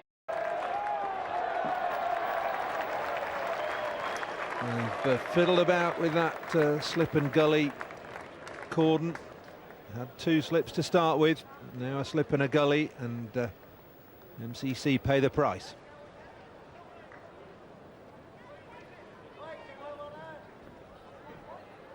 Genuine edge and just out of the reach of Brian McMillan. He might even have just got a fingertip to it. But it's 1-0. It's in the bottom corner. Oh, very close.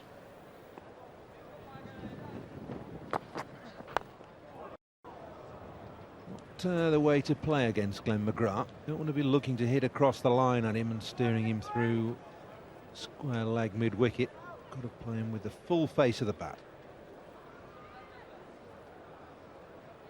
Yeah, I think most people agree with you there. He's hard enough to play when you use the full face of the bat, so you're only making it harder for yourself when you start closing it and looking to angle it. Initially against the new ball, as they say, it might sound a little old-fashioned, but it's pretty effective, and that's in the V.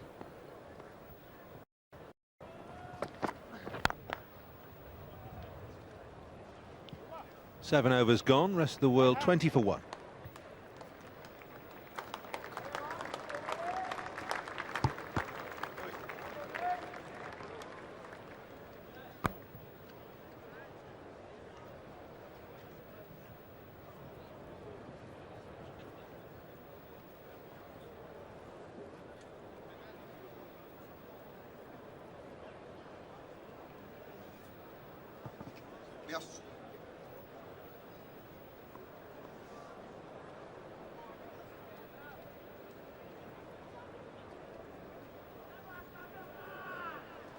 Rest of the world 20 for 1. Change in the commentary box now. Mike Proctor is with Mark Nicholas. Thank you, Paul. And this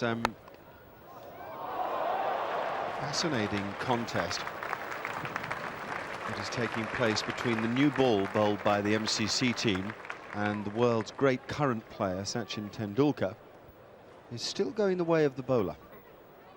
In the air for a long time. I think this was a drop catch. Tendulkar on the rise, gets a thick outside edge, and that just carried, did it? I think it did. Sure. Finger tipper. Chanderpaul's had a fabulous day so far. Wonder what that drop catch will mean in the fullness of the thing. End of the day, Tendulkar, the player with the technique to cope defensively with the moving ball, but even better, of course, in the form of the last few months with the attacking game to tear apart absolutely anybody that bowls to him. Never easy when the ball, see that last-minute dip. It's a catch that Chanderpaul would reckon to take more times than not, but there is just a little bit of last-minute dip, and you're down the hill at Lord's too. That's the other point to consider.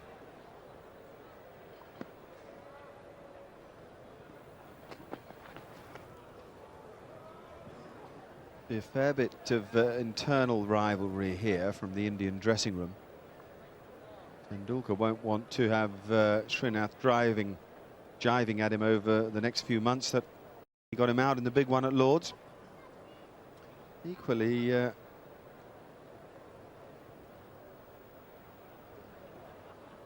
Srinath won't want Tendulkar saying, "I panned you around the park."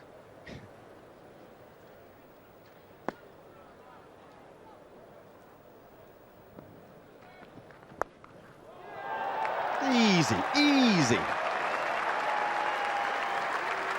Nothing more than a little guide.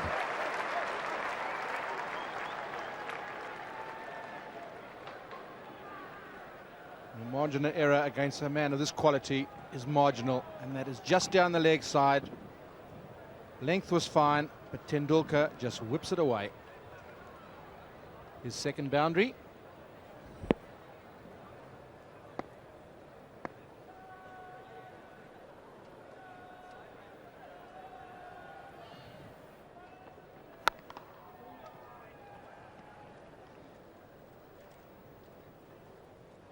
Where Tendulkar's unusual is that he uses a very heavy bat, and for a guy who isn't tall or especially broad, he's well built and clearly strong. That is a heavy bat with quite a thick grip. It's up around, or close to anyway, the 3-pound mark. A lot of extra rubbers on the handle. For the amount of touch that he gets into his play, it's just a surprise, really. Hasn't quite got that, but it'll still run away down the hill and be worth 3.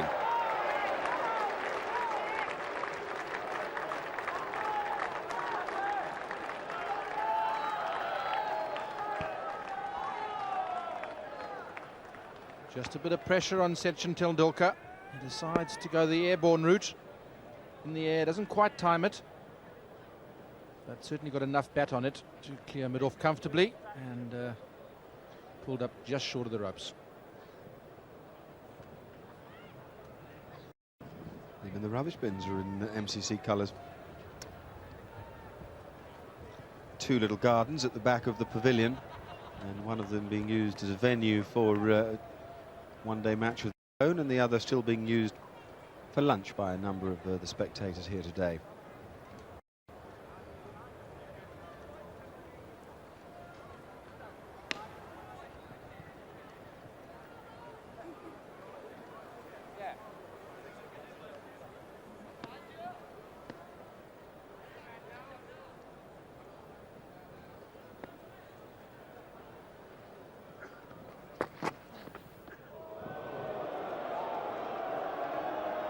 And umpire Shepherd calls no ball. McGrath probably to do it just to remind Tendulkar not to advance forward, and he thought it was worth the no ball. Just having a little chat to umpire Dave Shepherd, who signalled the no ball, saying, was that above shoulder high? Well, pretty obviously it was. McGrath has a smile, Tendulkar has a smile. It's all good fun out there. Even if it does whistle past your head at about 90 miles an hour.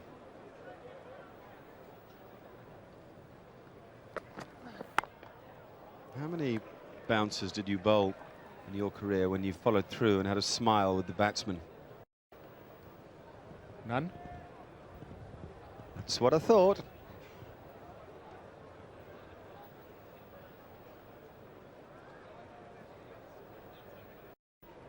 Certainly has been a good exhibition of opening bowling. McGrath and Srinath, they've bowled wonderful line, wonderful length. And Tendulkar just felt a little bit towards the end of Srinath's over.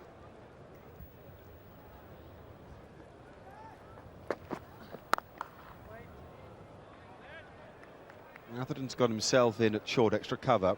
Instead of at second slip, there was a fair bit of sort of umming and ahhing by the bowlers like Atherton a little earlier, with all of them unaware really of the place the ball was most likely to travel. It went from Unwell went where second slip would have been soon after they'd swapped the slip for a short mid-wicket fielder. It's difficult to get it right. You sort of feel you leave too many gaps if you don't have a man at either short extra cover or short mid-wicket. But I'm not sure that's the right way to think of it, actually. I think that it should be purely an attacking decision. Where am I most likely to get the batsman out, rather than which gap am I most likely to block, particularly when there's a new ball being used. And the best way to stop batsmen scoring runs is get them out. So you have fielders where you think the catches are going to go. I think the pressure starts mounting and you get wickets from that angle when the ball's a bit older and you dry up the runs.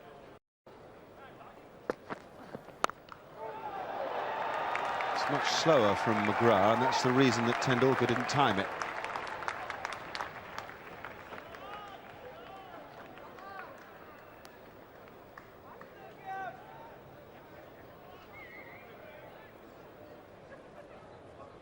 Certainly a much delivery by McGrath. Still a good line in length, but Tendulkar picked it up pretty quick. But just played a fraction early. Still went a long way. Seen he didn't it really.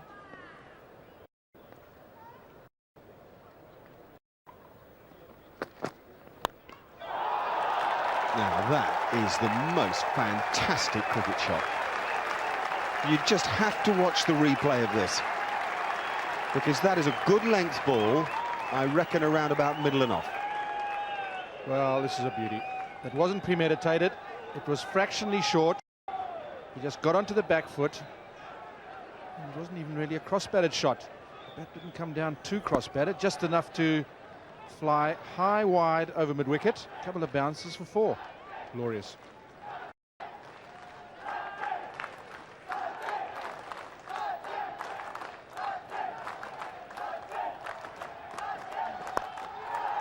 And again, McGrath really tried to bang that one into the pitch to force the error, and this time Tendulkar chose to hit it along the ground and just wide of mid-on. Fabulous stuff. I said earlier he was just starting to feel the pressure, but goodness me, this is the way he plays under pressure. It's fabulous stuff. Very similar shot, but this time most along the ground and a lot straighter. Beautiful.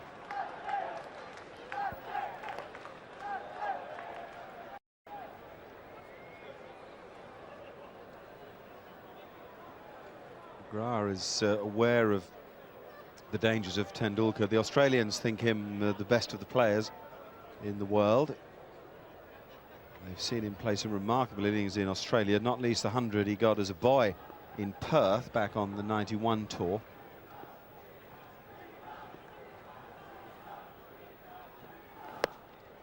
They were quite awestruck with his excellence on that occasion against an attack that included Merv Hughes and Craig McDermott on a quick pitch in Perth. This young man wandered in and smashed them all around the place. And when the Australians talk about the man in your picture, Sachin Tendulkar, along with Sir Donald Bradman, not that they're saying he's as equal or better by any stretch of the imagination, but just in the same sentence says it all.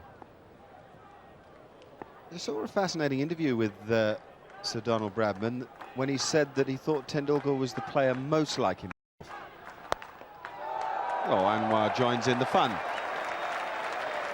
Don't get fooled into thinking this will be a Tendulkar show, because Saeed Anwar is capable of extra special things as well. And this wasn't bad either. This is good length, outside off stump, and Saeed Anwar says, well, that's going leg side. A lot of bottom hand, flick of the wrists, 4 runs, easy game, Mark.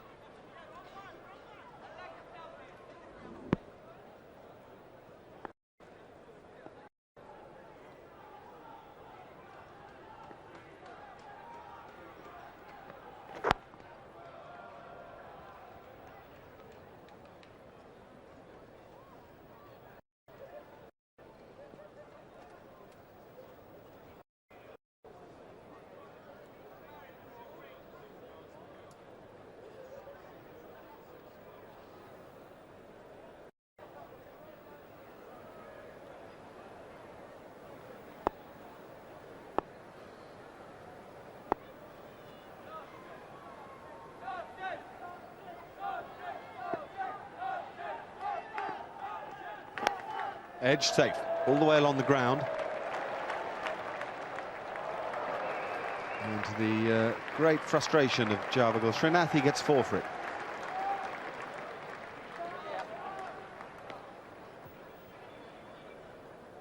A thick outside edge, but a controlled shot, opened the face.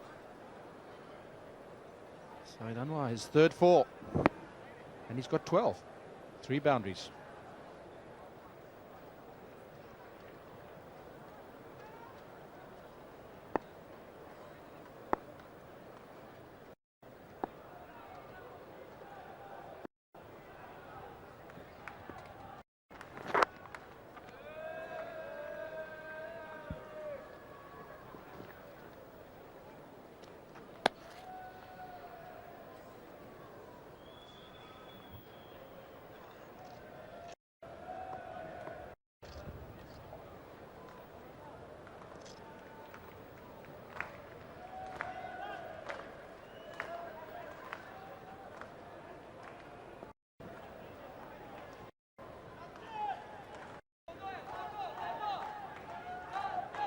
No change in the field. Tendulkar on strike to Javagal Srinath.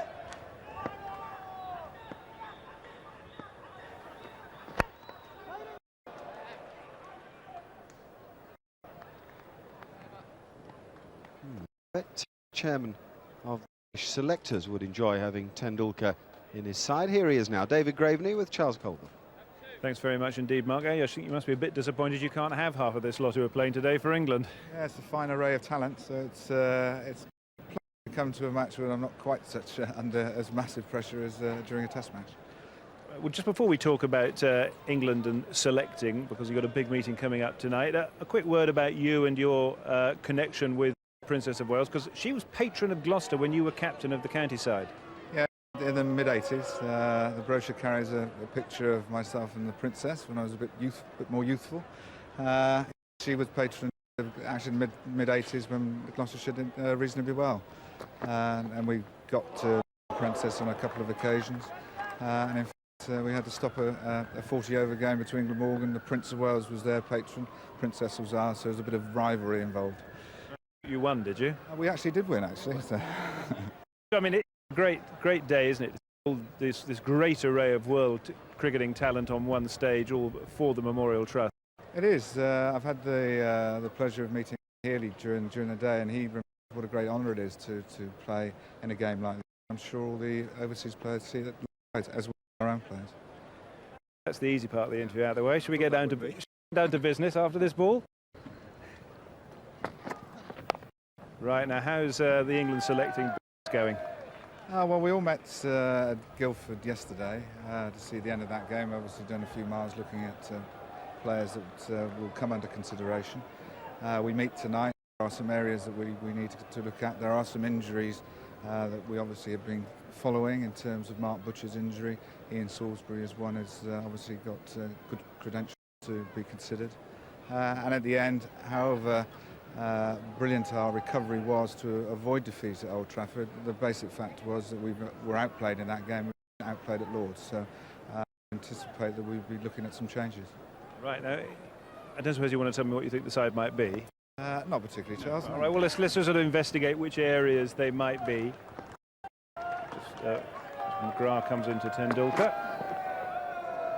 That'll be a wide. Mark Butcher, quite a risk to reinstate him as the opener. I know he was the man who was in possession before he had the fractured thumb, but he obviously hasn't played a huge amount of cricket. What, 2 innings down in Guildford now, and he just about got into double figures once. True, but it would be fair to say that actually a lot of our test players between the last test match and this haven't exactly got masses of runs. He is fit physically, obviously short of mat practice. Nick Knight, who played in the last test match, missed the last game with tendonitis in his ankle. And even if you take it back as far as Steve James, he also is suffering from a hand injury. So without putting up as a huge excuse, things have been complicated to touch by injuries, so we must consider the options we have there.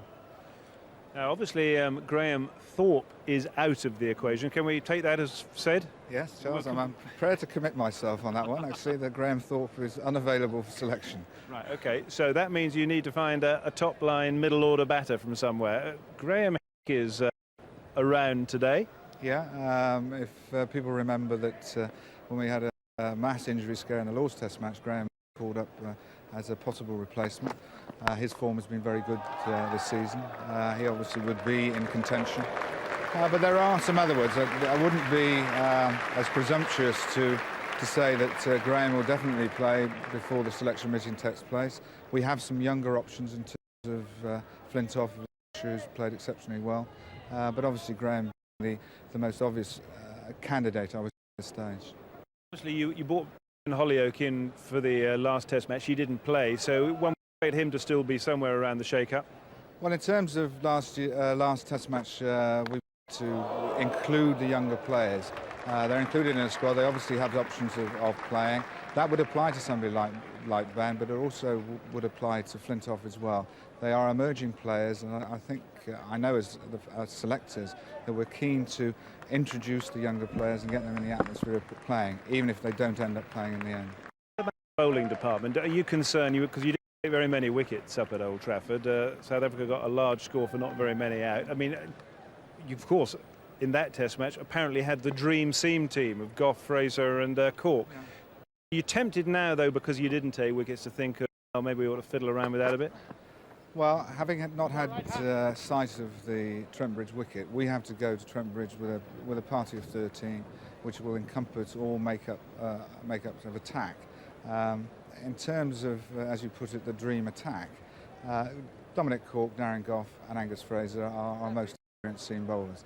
The wicket at Old Trafford probably didn't suit them as much as other English wickets, so we must look at that. And also the wicket at Old Trafford didn't finger spin, or certainly didn't spin as much as we were led to believe. And obviously Ian Salisbury, being an informed wrist spin, comes into that equation as well. Yes, everybody seems to reckon that you're going to pick Salisbury. Or you don't want to commit yourself too widely. But what about him? Will you just confirm that he's in with a big shout? Well, if big shout is sort of sitting on the fence, that'll do for me. OK. It's high in the air. I think he's going to get away with it. I understand you're not only picking this test squad, you're also looking at the one-day squad as well tonight. And also, probably more relevant for everybody's thoughts at present stage, who will actually captain the one-day series, or the triangular tour, South Africa and Sri Lanka. I thought it was a good idea after the last tournament we had at the beginning of the season, if we could identify a group of people. This isn't set in stone, this isn't an instruction from the World Cup. It's merely for Dean Riddle and our fitness experts to basically say, well, these are the players who will be under consideration for tournaments at this summer and during the winter. It's an open-ended, people come and go, but it's for fitness training rather than anything else. So I hear you're actually looking at a squad of 30. Is that the number? Again, it's not not set in stone 30. It could be 35, 36, could be 40. There are a number of players that immediately come to mind in terms of being obvious England selections, but there are a lot of talented one-day players in the country. So does that mean that Adam Hollioake will be confirmed as one-day captain tomorrow, or will he have the captaincy taken off him? Did I not answer that question before, I think? I just thought it was worth a go. You never know, do you? Me up that easily. But obviously that'll be an interesting and presumably quite a difficult decision whether you stick with Adam or maybe go to Alec. Yeah, before I say that those are the two candidates, I do think that the basis in which the two separate captains were employed earlier on in the year might have altered, obviously with Alec being the Test match captain, but we've got to look at Alec's workload, the contribution that Adam makes as a player, and just weigh up all the aspects. So it'll be an interesting discussion and be a close call. So that all happens this evening, does it? And then it all comes out at 11 o'clock tomorrow morning? Yes, it gets released. I sit on my phone for a couple of hours waiting for people to ring. In the morning I've got to ring people and let them know, particularly those who might have been unfortunately left out, and give them the reasoning why, and be able to congratulate somebody who might have come in. That must be a fairly sort of tough phone call to make, is it? I'm sorry, playing, you're out. Yeah, it's a downside, but I much prefer to. Past regimes, for some reason or other, the captain had to do that, which I thought was a bit unfair for him. We are the selectors. I think it's down to us, but I much prefer to do it rather than let them hear on the radio or on the TV. Mind you, I would say it's sometimes difficult to track people down on a Sunday morning. Some of them are still in bed, of course, when you call. Well, one more ball of this over to go, and then we're going to go. So thanks for chatting to us, and just back to this particular game. Where's your money? 209 needed, 53 for 1 with Tendulkar, not 26 not out? Well, having seen Sachin play in Sharjah, he plays very quiet to begin with and then can be all guns blazing at the end. If not any disrespect to the forthcoming batsmen, including Graham Hick and Tom Moody, Tendulkar would be the key wicket. OK, this is the last ball then of the 12th over. And once again, Javagal Srinath beats the outside edge. It's 53 for 1.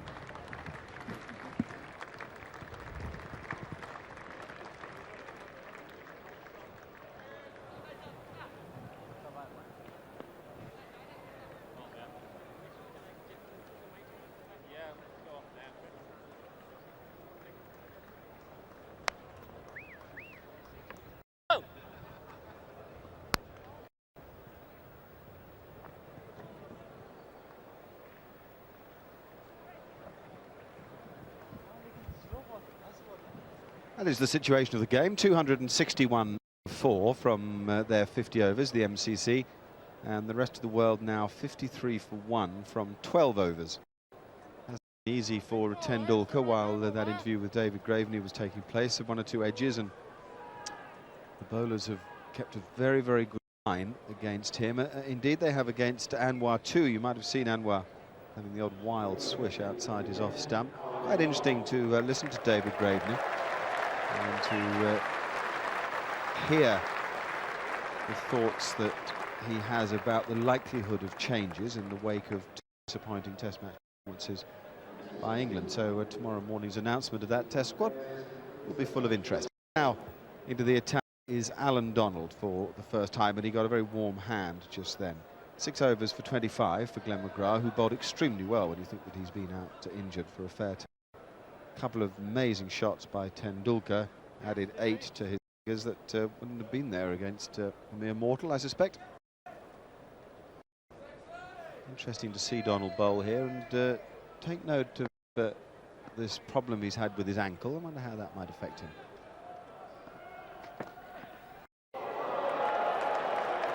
Not by much.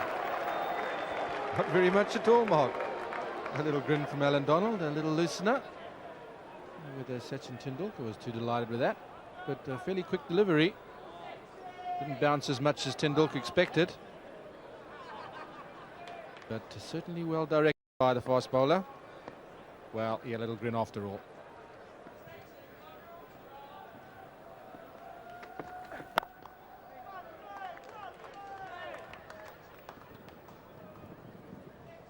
Still only allowed 2 fielders outside the 30-yard ring, and they've chosen a deep square leg to be one of them along with the third man. So we have fine leg up, nobody saving one in the arc between short fine leg and mid-on. Deep square leg back. That's quite an unusual field.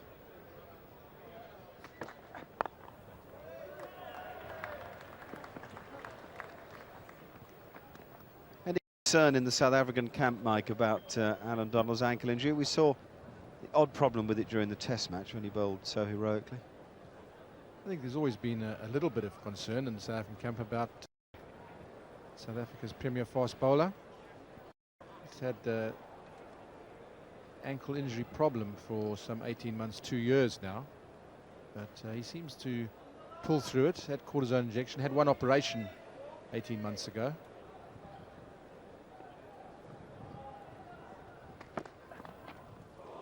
But the problem is, as he said earlier when he did some commentary, that there's no respite. There's so much cricket played these days.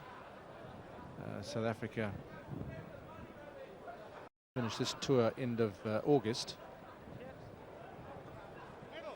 There's his right foot, and there's the left one coming down, and that's the problem one.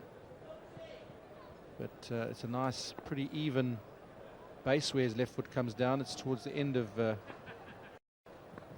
second, third, fourth day that the problem arises, and that's in the air. That's hooked away. Well, actually, it wasn't hooked away very far. It was spliced by Anwar, and everybody, including Proc, certainly the whole crowd, were looking away over square leg, and it didn't even make it to square leg. It looked good, but it got nowhere.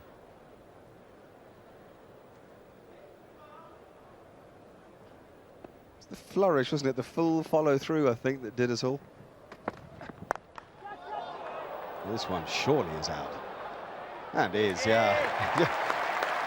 It wasn't much of a stroke from Anwar, if we're going to be honest, but it was a nice moment for Glenn McGrath, and a better one for Donald.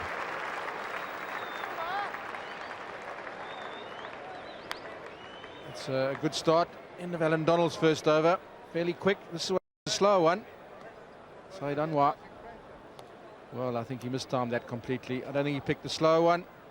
He hits it straight up in the air. Glenn McGrath's under it. Pretty comfortable catch. Anwar goes for 14. Rest of the world 54 for 2.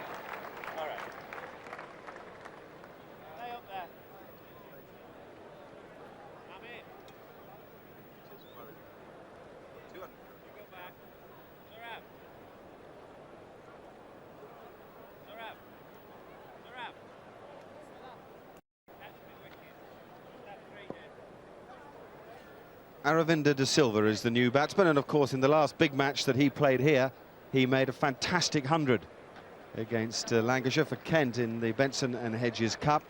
He followed that up very soon afterwards with that brilliant 100 in the World Cup final, and here he is now for the rest of the world on another grand stage in the face of a very, very strong bowling attack. He's here because Saeed Anwar has perished to the Donald slower ball.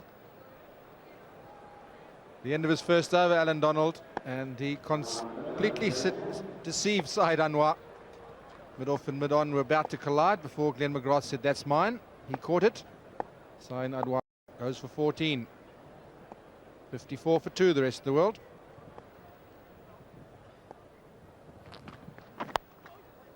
Well, we haven't seen too much of Brian McMillan. We haven't seen any of Brian McMillan on television this year, because South Africa have managed to leave him out of their team. That gives you an idea of how strong they are.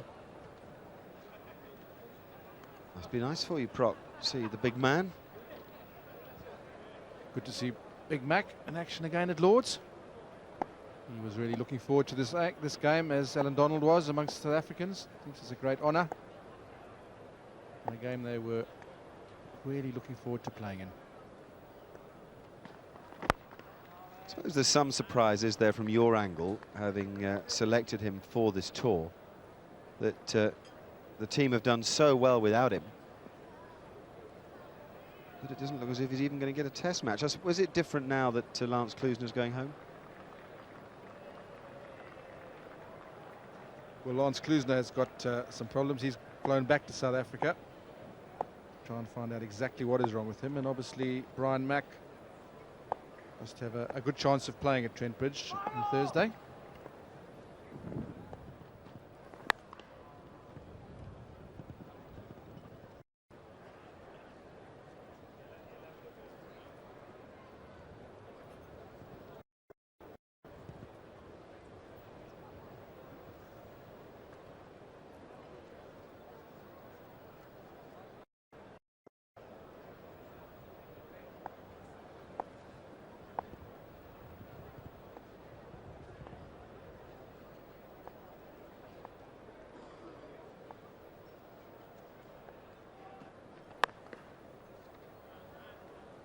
Azharuddin, what a player.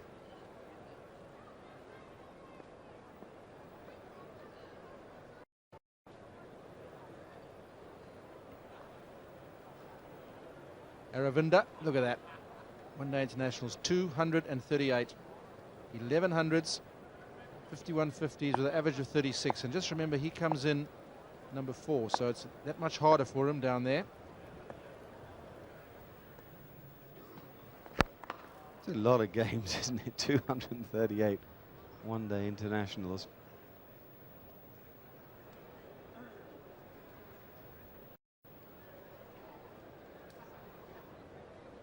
And his test career is not too bad either. 73 matches, 1600s, 1850s.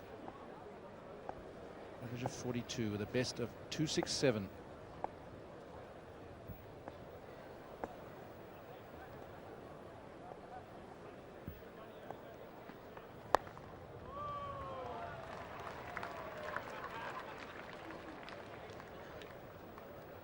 Steady start from Brian McMillan. It's 55 for 2.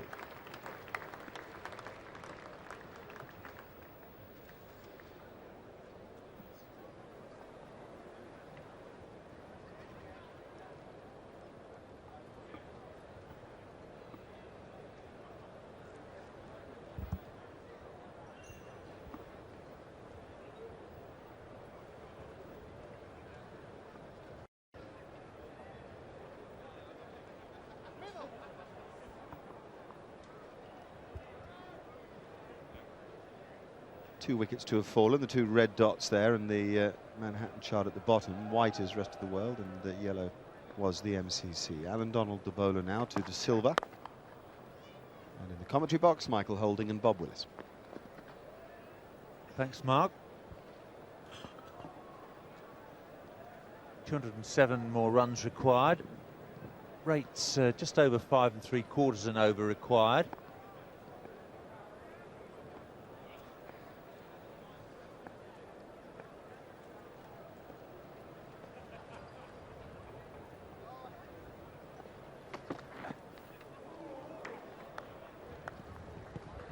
Not unusual to see Alan Donald bowling the first change in a one-day match. Doesn't always enjoy using the ball in one-day cricket. Started off with the searing bouncer to Sachin Tendulkar.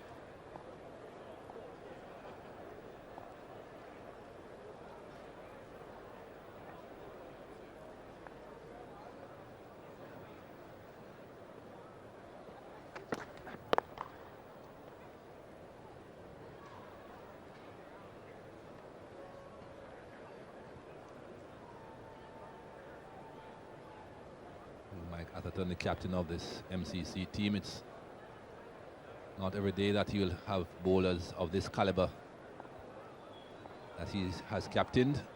Alan Donald and Glenn McGrath, sure he would have loved to have had them at test level. I think perhaps, Bob, if he did have bowlers of this caliber at test level, he would still be England's captain. Well, that's right, Michael. Captain's only as good as his bowlers at his disposal. although the England batting has collapsed on regular occasions, usually 5 of the first 6 batsmen are averaging around 40 runs per innings. It's a lovely shot. Chanderpaul just stopped that in front of the rope. Chanderpaul does very well, in fact, because they've only managed 2 runs.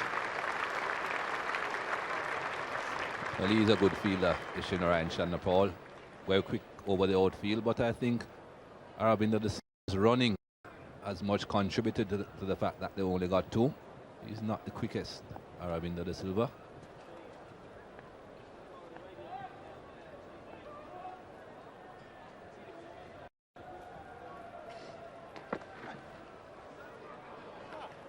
Plenty of pace from Donald. Yes, England have managed to produce batsmen who can average 40 runs per innings, but bowlers need to be averaging around 25 in Test match cricket. England don't have many of those.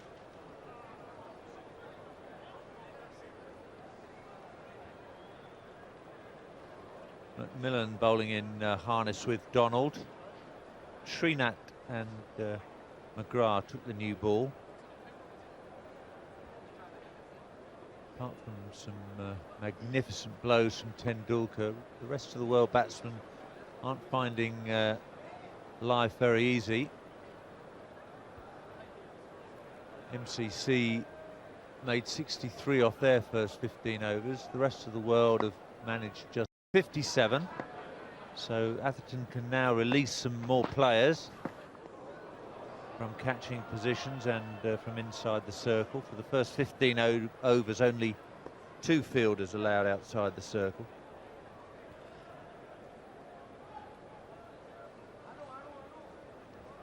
Certainly a bit more on the defensive at the moment, Atherton, but he's still keeping a slip in place.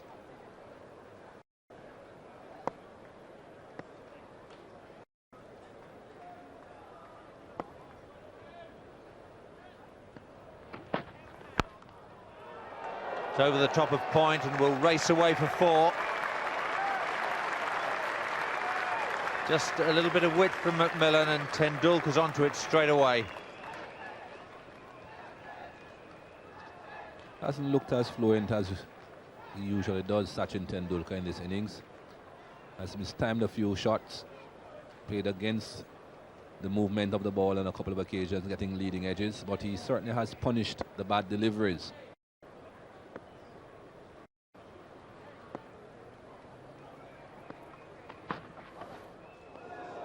Good response from Macmillan. Shade slower, and movement as well. Very upright seam. So important if you want the ball to do anything when it hits the pitch. Keep that seam upright, get a bit of movement, and Sachin Tendulkar appreciates it.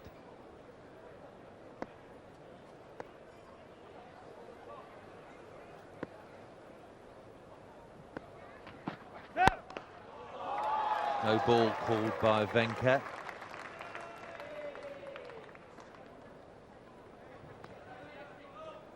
Mid-off is right back on the boundary at long off.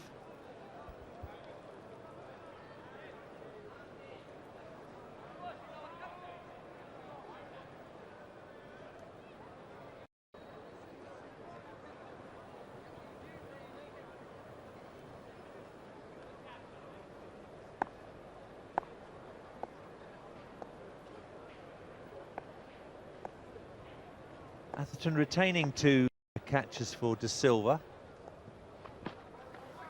Got the short mid-wicket in as well as a slip. De Silva's made just 3 from 13 balls faced.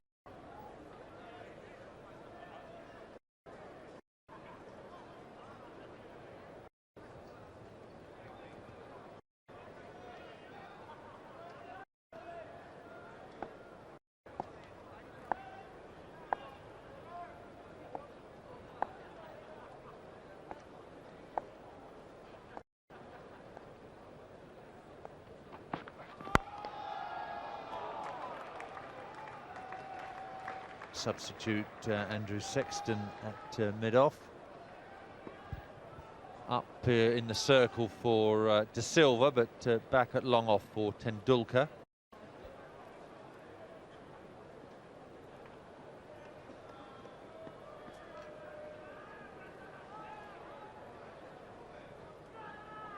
Talk of Tendulkar, Michael, being mentioned in the same breath as Bradman, Vivian Richards and Lauren Sobers. How do you rate the little man? He's a great player, Bob. Never saw Bradman, so it's pretty difficult for me to compare anyone with him. But of the modern era, certainly can become any of them.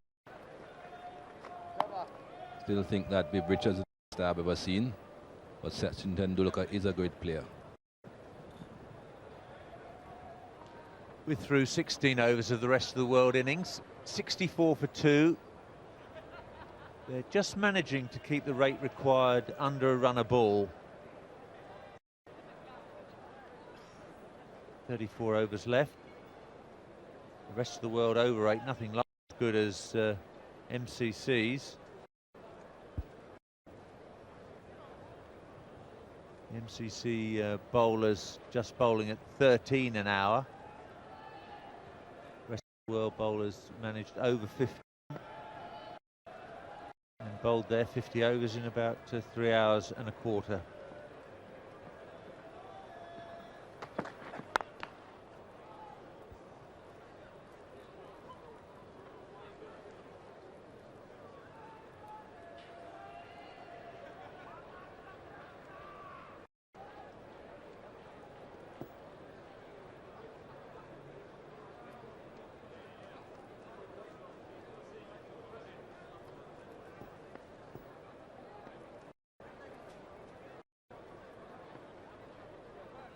Donald to Tendulkar. Chanderpaul's back on that square leg boundary, so Tendulkar only get the one.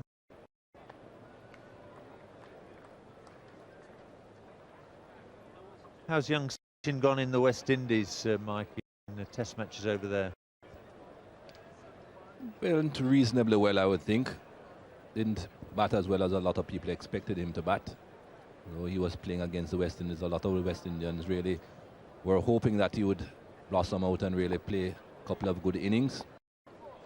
Struggled a bit with the inconsistent bounce in that series. Pitches were not really the best.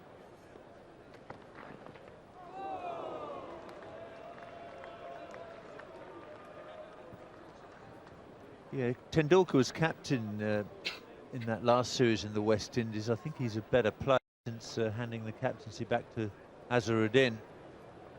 Donald getting that one through De Silva. Well, he certainly has made a lot more runs since they have relieved him of the captaincy.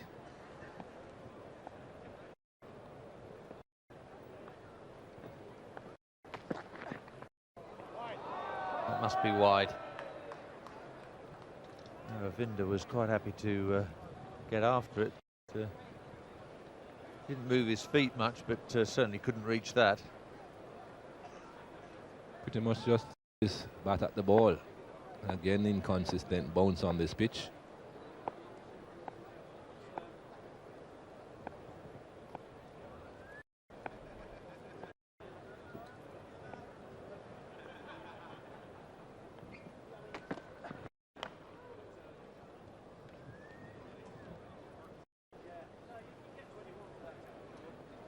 Donald bowling very economically indeed. Not only has he picked up a wicket, he's just conceded 5 runs, coming to the end of his 3rd over, just 2 deliveries left.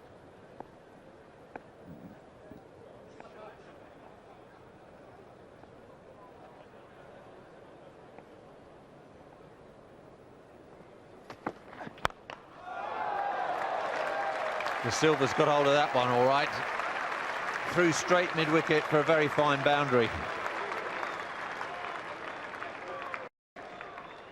Both Sachin Tendulkar and Aravinda De Silva are playing this pull shot very well today. Fractionally short and it's gone. Just the 3 fielders on the onside.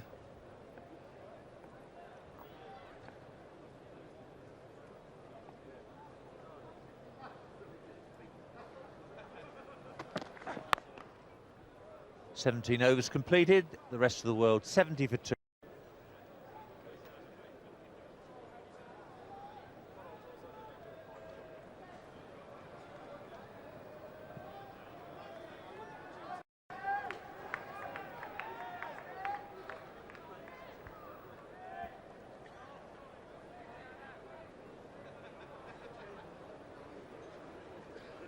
Fantastic batting lineup the rest of the world have. Jayasuriya missed out. Some would say he was a bit unlucky against Srinath. Venkat thought otherwise. Saeed Anwar, Pakistan left-hander, the other wicket to fall. The Worcestershire pair of Hick and Moody to come. Cairns can give it a terrible belt. Andy Flowers, top-order test match batsman. Wasim Akram, one of the fastest scorers in world cricket.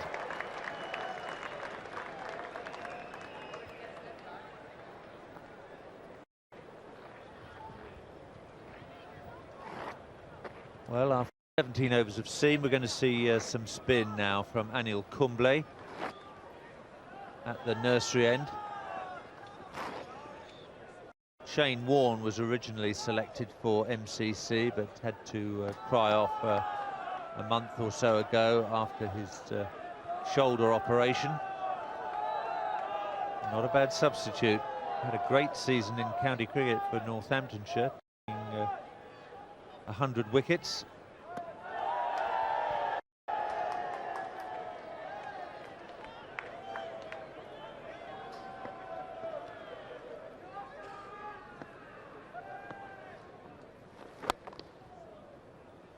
Atherton's got a real in and out field. Plenty of scouts out on the boundary. 5 men on the fence. Interesting. 2 men behind square on the offside, both inside the circle.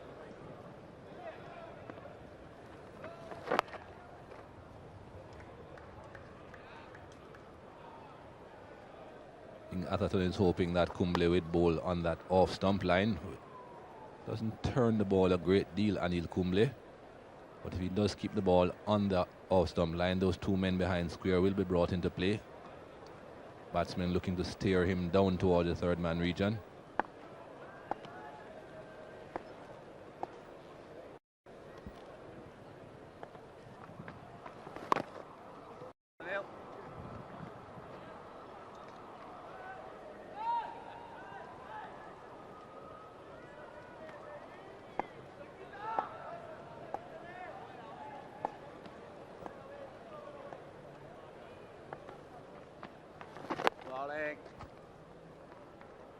The Sri Lankan side have struggled a bit in their opening fixtures on their short tour of England, playing county matches at the moment before the triangular series with England and South Africa, and their single test match at the Oval in August.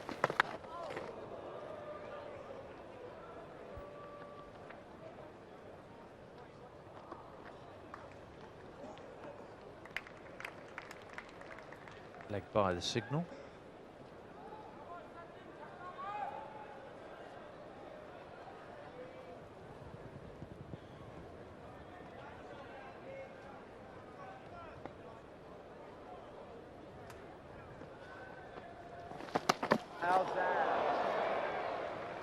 Signs of frustration. 18 overs completed, 72 for 2.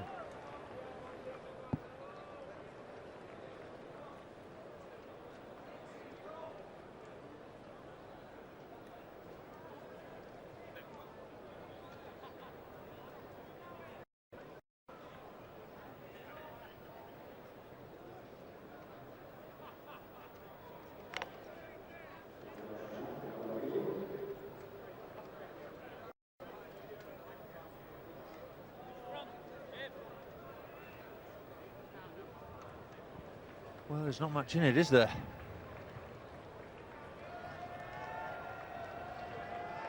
The rest of the world side need virtually run a ball from here on in. 5.93. Signs of frustration at the end of Kumble's over from Tendulkar. Extra bounce, but pretty expansive shot.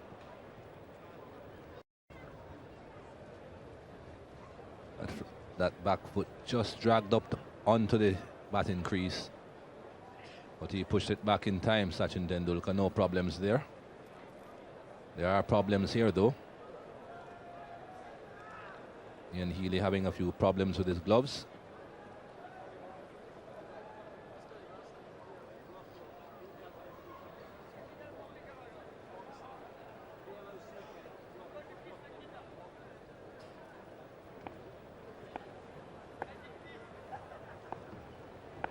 Another Ashes series looming for Ian Healy.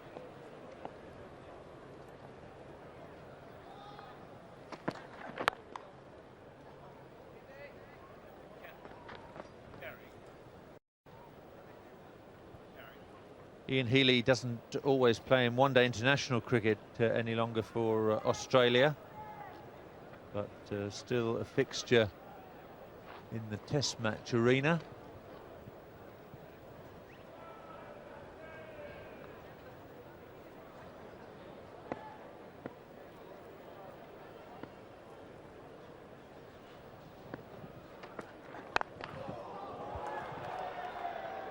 Good effort by McGrath. He's missed quite a lot of cricket recently, Glenn McGrath. He'll be enjoying himself back out on the cricket field. Sunshine in England. Today, that is.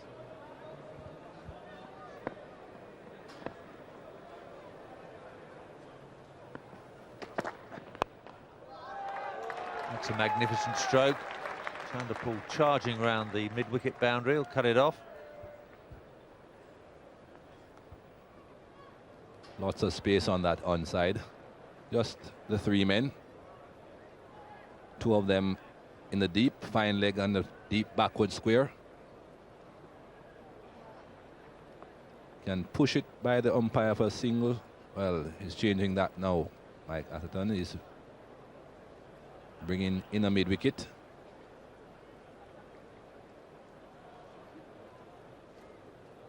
Macmillan out of the slip.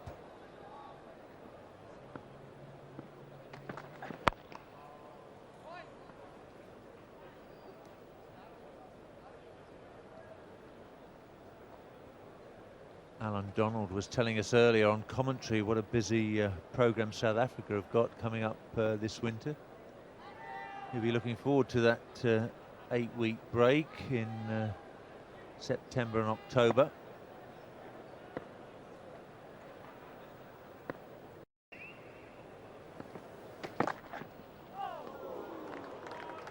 Well, what a contest this is. Some would say the world's best fast bowler against the world's best batsman.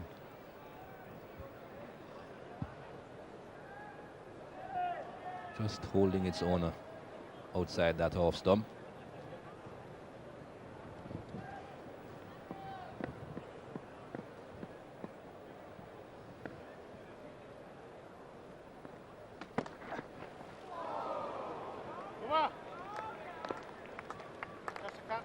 And he has beaten him defensively and beating him on the attack as well. Excellent over.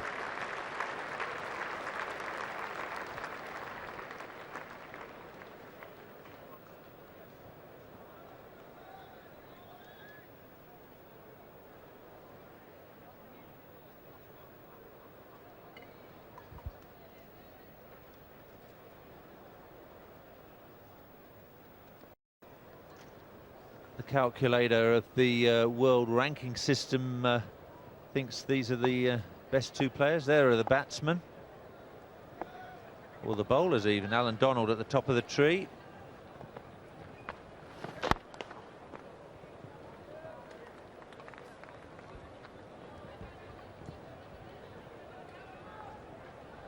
Three pacemen at the top. Then the two leg spinners. Kumble as high as 5. Jack's in there as well.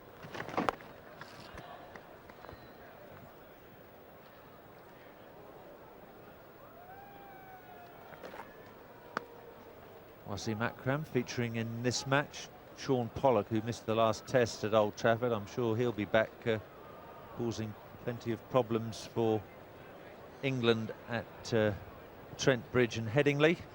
And Muralitharan from Sri Lanka, we'll see him in August.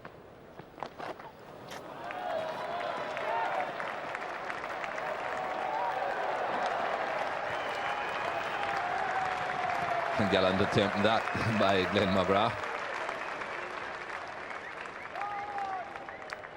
But to no avail.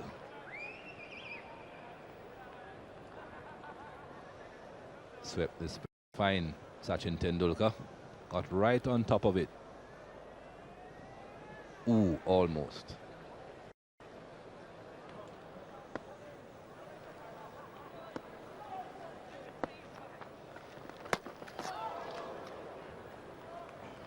Neil.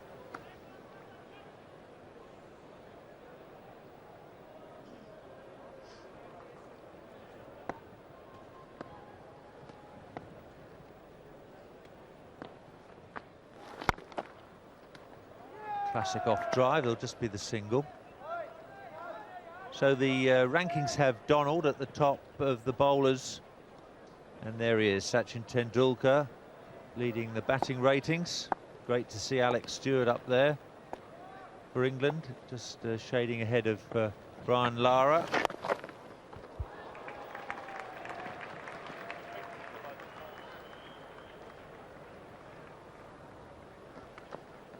"20 overs gone." MCC had made 75 for 2. The rest of the world is 75 for 2 as well.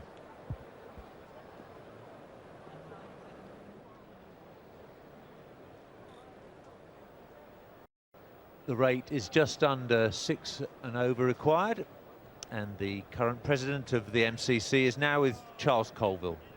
Thank you very much indeed, Bob. Yes, Colin Inglewood Mackenzie joins me, or rather I join him in his very nice MCC president spot. What a terrific view you have from up here in the new grandstand. We're very excited about Charles. This is the first time, as you know, this year we've had the president's box up here. It was over there, as you can see, the World Cup sign there.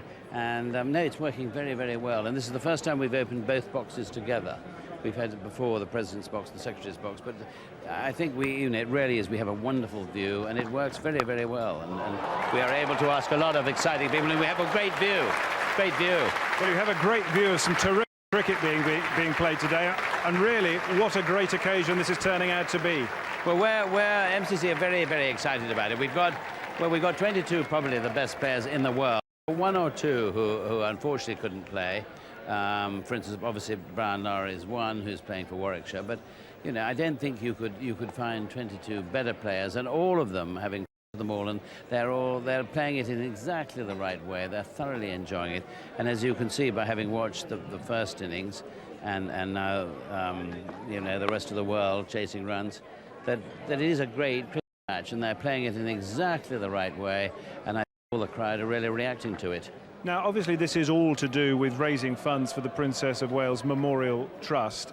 What sort of money do you reckon you're going to be able to contribute to the trust fund by the end of today? Have you any idea yet?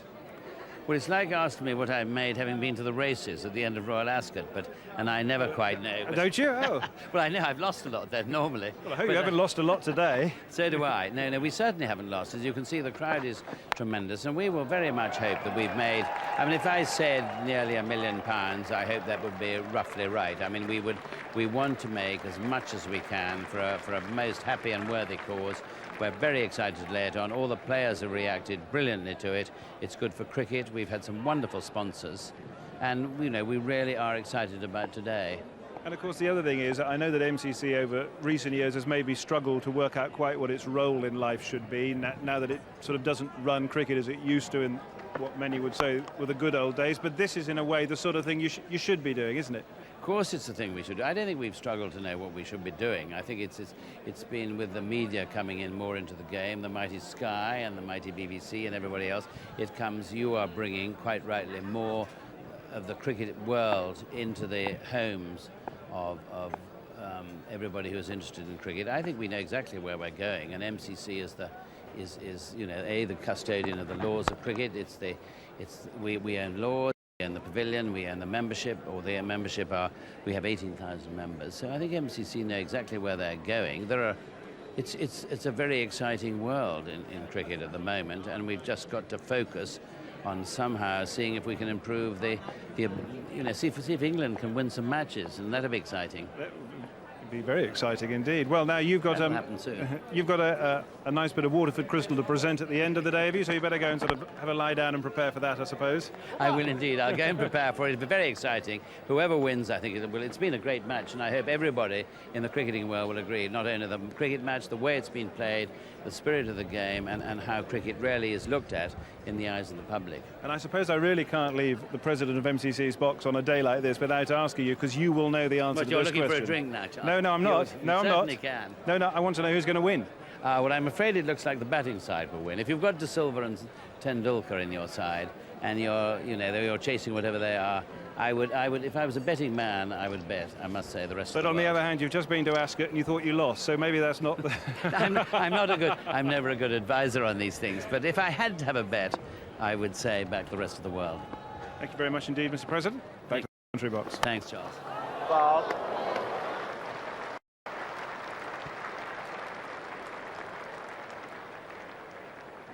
Well, I think he's having us on.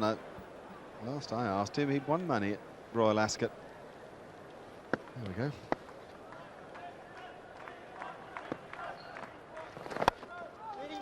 Colin Ingleby Mackenzie's time as president of the MCC ends at the end of September. And of course, he's been a main pioneer behind the efforts to encourage the members to incorporate women into the club.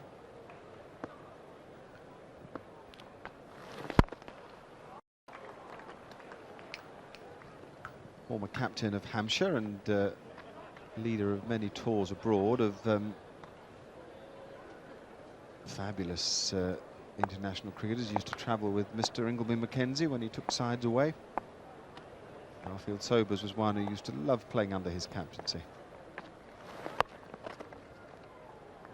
Actually, talking about history, I've been reminded of a splendid book, W.G. Grace's Birthday Party, it's called, written by David Kinniston. And it's a very popular seller here. Of course, we're celebrating the great days of W.G. Grace at the moment. W.G. Grace recently chosen by John Woodcock in his top 100 cricketers as #1, ahead even of Bradman and Sobers. This splendid book, which tells you a fair bit about England during W.G. Grace's time, as well as W.G. Grace, is well worth a look. David Kinniston is the author. We're in the process of watching another splendid player, somebody who would rank with anybody from any era, and he may not be at his best, but it's 88 for 2 at the moment.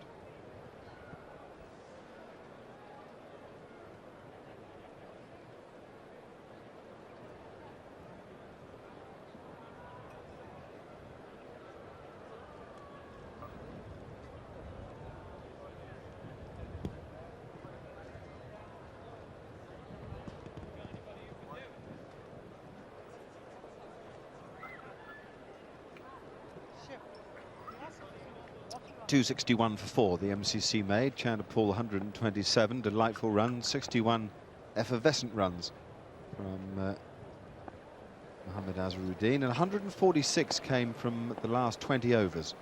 So no need for De Silva and Tendulkar to worry yet. I said just before you went away for a break that Tendulkar wasn't quite at his best. I only mean that by the very highest standards. He still has 45 from 60 balls against a bowling attack of this quality. And the game is perfectly set up.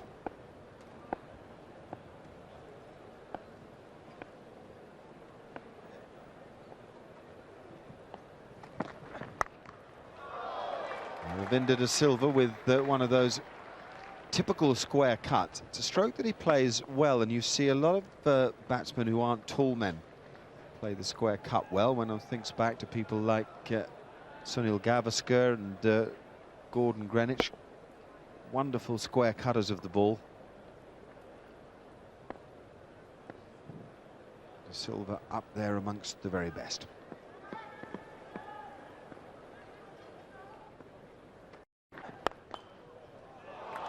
Well, it's a bit special. A blinding stroke through straight mid-wicket from Sachin Tendulkar. Well, when you put into the equation the fastest bowler in the world, and then you analyse the shot, I think really you're just better off looking at it again. It's just an amazing cricket shot. Is it on the up through mid-wicket? I think it's one sit and watch. I think I can add to that.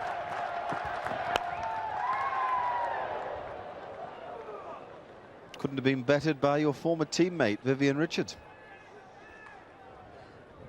No, I think you'd be very flattered that you compared it with that. I think that's a shot you see once in a while. It's an amazing stroke. Viv would have been very proud of that. Very interesting discussion, I thought, just now between Michael Holding and Bob Willis as to the merits of the great players of the ages. And as Michael Holding pointed out, of course, if you haven't seen Bradman, it's difficult to make a judgment with film being limited. But that he found it hard to believe that anybody was any better than Viv, though he put Sachin in the bracket just below that. And I think you'd probably go along with that, wouldn't you? I'd agree with it entirely.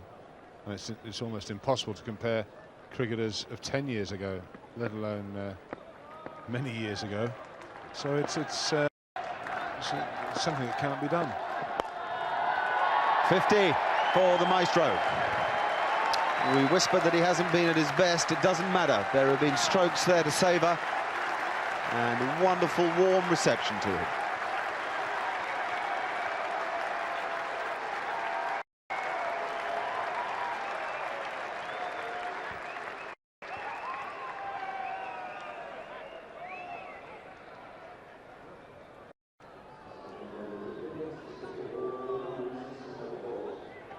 .64 balls,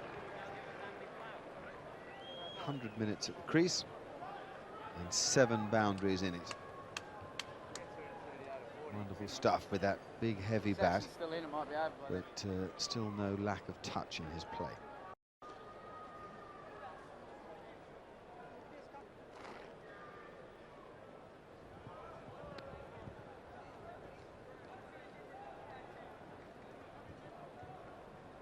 He's missed a backward point very early on in his innings. It was a low chance to Chanderpaul, the ball bouncing out when his hands hit the ground. And 1 or 2 strokes haven't been ideally timed, a few chips over the infield.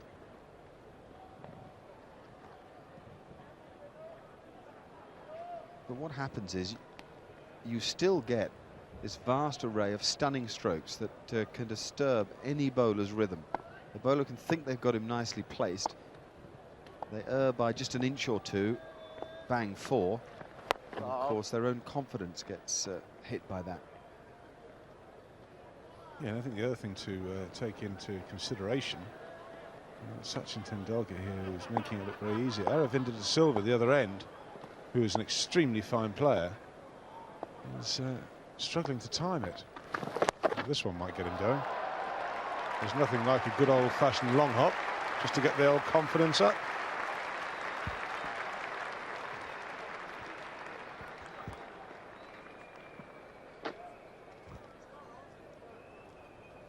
You'll forget every other shot he's played in the last 40 minutes or so. And remember that one. That one felt pretty good out the middle of the bat. Dangerous thing to do to a player like Azharuddin de Silva. Encourage him to get going. Not a lot of sense in that. Sweep stroke to follow, well fielded. Well done, Glenn McGrath. There's some rough stuff out there where the building works are taking place for the new grandstand, and the ball just bobbles a bit. Big tall man, he has a long way to get down. That was a good bit of work. I don't think you see many bad fielders these days. I'll put it this way, if we do see one, we tend to comment because it's so rare. And Glenn McGrath, no exception to that rule. Look at Alan Donald and Sean Pollock of the South African opening bowlers. And they're as good as most cover fielders. That's the end of the over.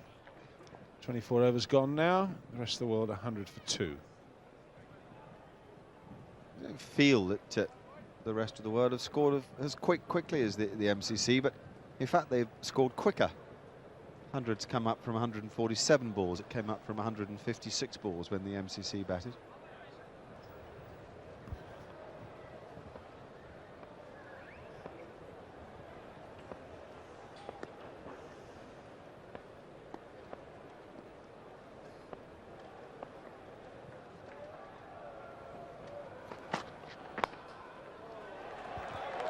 It's gone away very fine. And is 4. That is a clever stroke from Aravinda de Silva. He waits and waits, and at the last minute, with just the tiniest turn of the wrist, gets the ball so fine that even long leg can do nothing about it.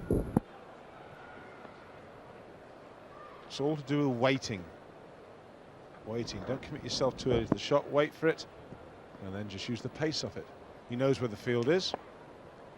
Very good placement. Brought up the 50 partnership with that little tickle down the leg side. And you just wonder if Aravinda's starting to play. I'd say he was. 4-4 in consecutive balls from Brian McMillan, who's moved down to the pavilion end and might well wish he hadn't.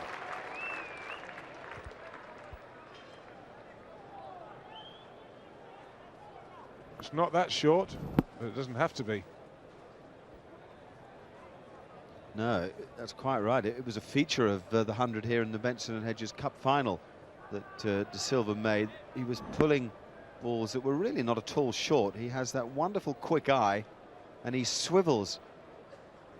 Doesn't take a great stride back, but he's already in position because of the preparatory footwork. Also got a very low centre of gravity, which helps. Short players, Alan Lamb, a player who used to be very strong off the back foot.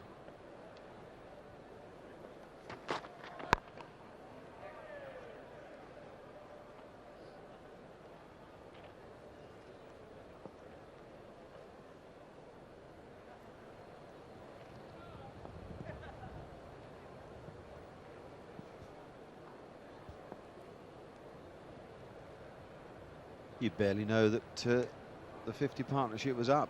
They seem to score so efficiently. Bad ball never seems to be missed out on. Defence is nice and organised. And it really is an exhibition of batting when these two players together, De Silva and Sachin Tendulkar. You see so much of the face of the bat. Good bit of humour here as well. It's nice to see. They play enough competitive cricket against each other.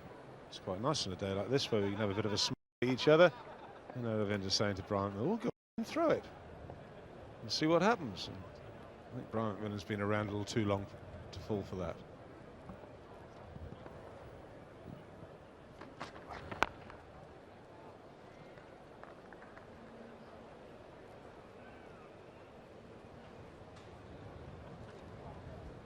Lovely occasion for Michael Atherton, of course, no longer captain of England, but honoured with the captaincy of the MCC today. And I'm really delighted for him. I'm only slightly surprised that Alex Stewart isn't playing in the game. Of course, the reason for that is that Surrey were due to be playing today, but they finished off their match at Guildford in quick time and nobody had pulled out, so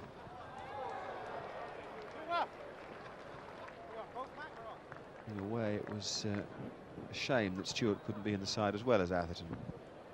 Yes, but it won't do him any harm to have a little rest anyway.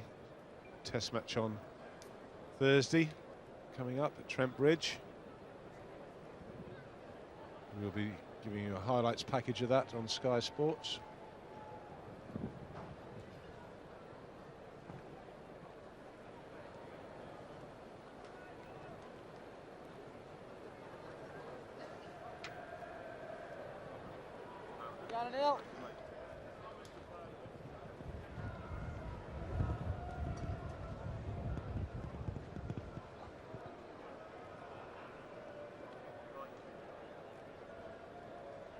Splendid view of the new grandstand.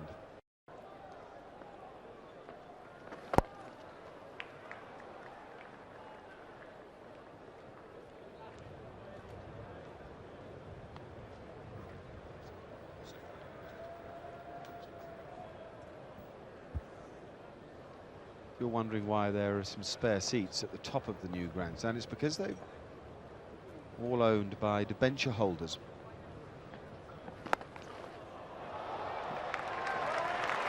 Well, De Silva's going to aim for the grandstand by the look of it.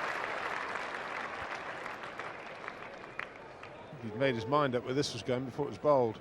And as soon as he saw the line outside off stump, he'd have felt that was a free hit. Still got a hit.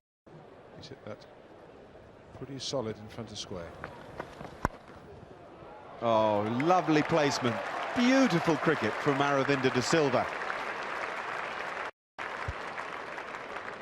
It's commentator's nightmare, isn't it? One minute I'm mentioning how he's struggling to time it, and now he's looking as if there's nothing he can't do. He's waited so late to execute that shot. Again, it's a case of knowing where the field is and picking your spot. And that's the difference for these boys at the very highest level. They have a good look around the field and they know where everyone is.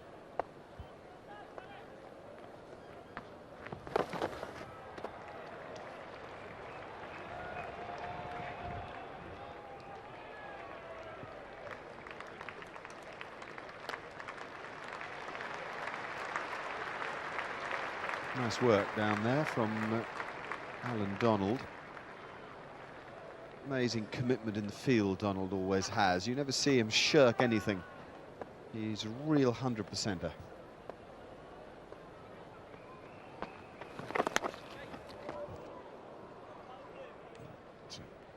Just brushing the pad on the way through, which deceived Ian Healy. Just a leg by there. He shouldn't have too many problems keeping to a leg spinner. And Healy does a very good job when he's keeping Shane Warne.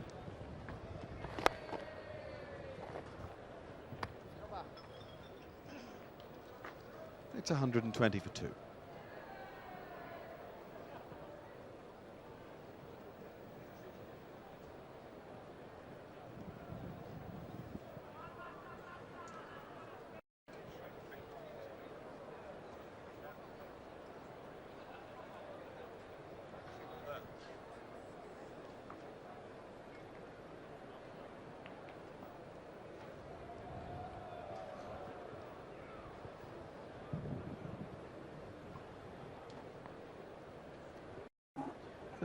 Little burst of scoring as shown by the white line in the graph, which represents the rest of the world scoring rate.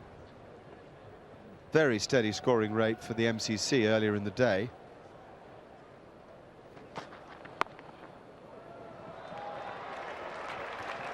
Well, it's more clever placement. It really is. I mean, this batting at the moment from Aravinda De Silva is as good as anything that you'll see. Shots off both feet and all around the wicket. And really, it's extra special. It's not a bad shot, is it? Teach me to say a player struggling with his timing. Really is starting to get the feel of this wicket, Aravinda.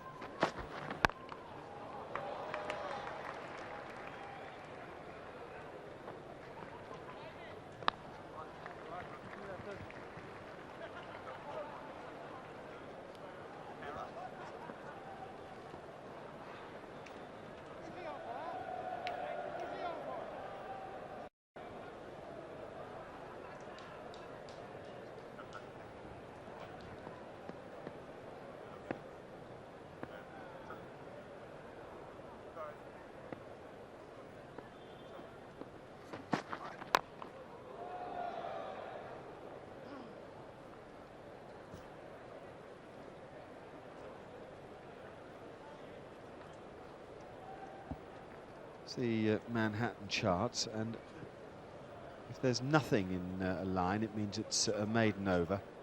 No maidens as yet for those MCC bowlers. Highlights there: the 9th over, 11 runs off for Glenn McGrath. The 26th over, 12 runs off Anil Kumble.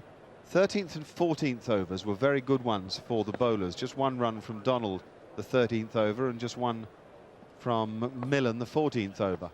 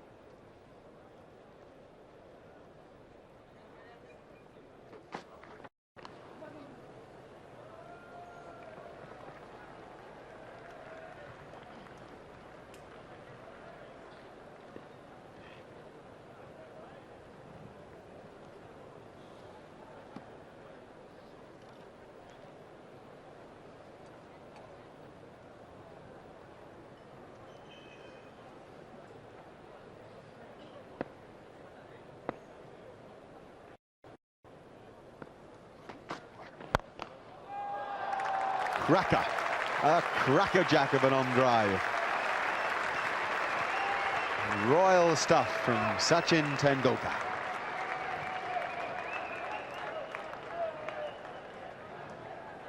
It's not bad, is it?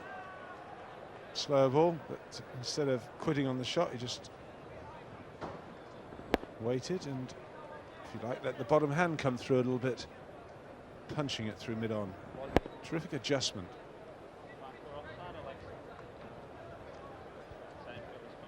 Well, if Lords is looking good, it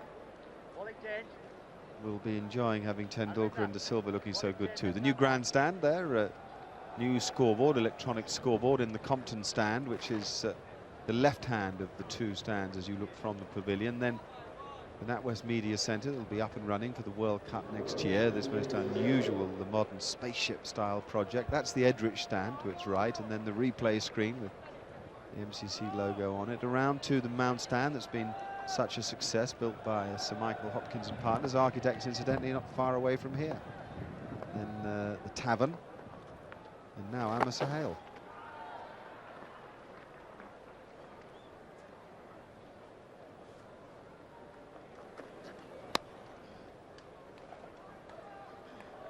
Amasa Hale is used by Pakistan in one-day cricket quite a lot. Very streetwise as a slow bowler. We can call him the big spinner of the ball. He had his work cut out against players with this much ability today. Not as if you can pick one end to bowl to when De Silva and Tendulkar are so well. Got to face the music against both of them. As they say, you've got to take your medicine. Beautifully executed, premeditated. It has to be that shot to get yourself into position. Like the reverse lap, just very controlled and very fine.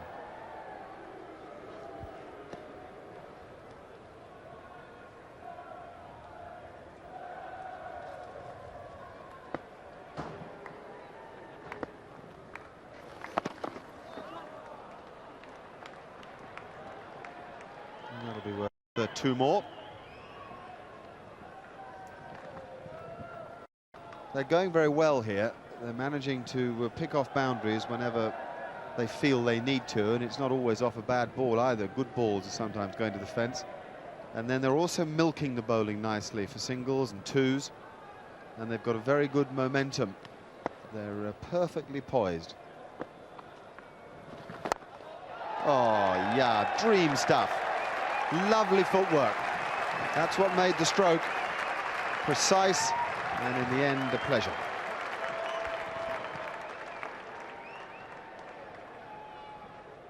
Amir Sahel have been tying up the batsman rather, by coming quite wide and drifting the ball into around middle and leg until he gave himself room.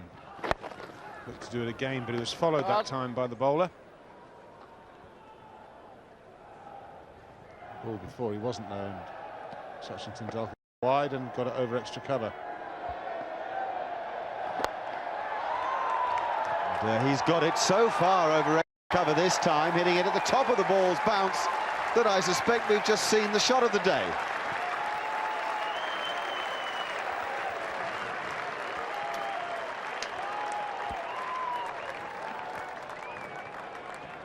What makes this such a good shot? He's actually been deceived in the flight. Amir Sahel saw him coming, changed the flight, and then Sachin Tendulkar hit it on the top of the bounce. Amir Sahel's expression there tells you everything. That really shouldn't have gone there, but it did. And he knew, and Ian Healy there just stands there, his mouth open, wondering how did he play that shot. The little man did. Takes him to 71. Oh, that's just terrific, isn't it? Comparisons with Bradman abound, and with the modern greats, the Richardses and others. And strokes we're seeing today all around the wicket suggest that the comparisons are right and that they're proper. A change in the commentary box now. I'm sorry to leave it, actually. It'll be Mike Proctor and Paul Allen. Thanks, Mark. Dramatic leap in run scoring by the rest of the world. solid line, or usually solid line, has become dotted and going through the roof, thanks to Sachin Tendulkar's 71 in 77 balls and an equally flamboyant 45 in 50 balls from Aravinda de Silva. We've got a change of bowling, which perhaps isn't surprising. Brian McMillan taken out of the attack, 4 overs for 27, and being replaced by Javagal Srinath, whose opening spell was from the nursery end and was a good one. 6 overs, no maidens, 1 for 27. He's got a task in his hands here. There are 2 men out on the leg side. Deep square and deep final. And De Silva just works that away down to Glenn McGrath. It's only 1 and relatively subdued.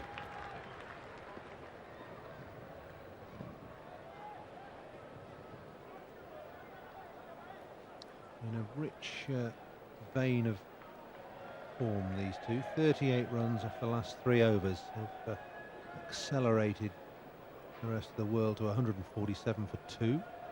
And their run rate is up to over 5 runs and over. There are 3 men back now on the leg side boundary. Mid-on has gone back to long on.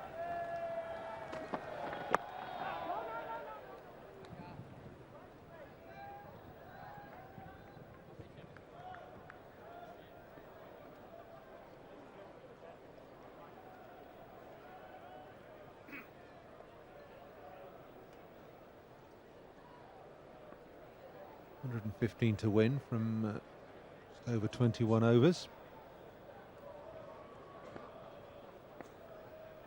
Next man in, great.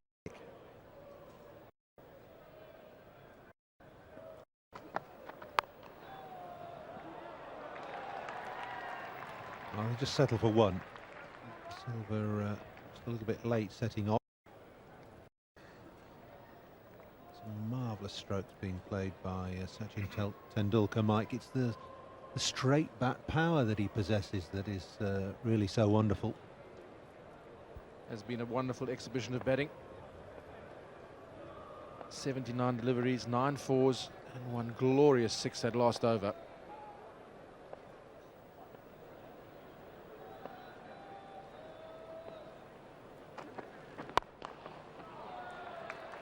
Just 1. Both these men small in stature, no more than 5'6", 5'7", both of them, but both wonderful timers of the ball,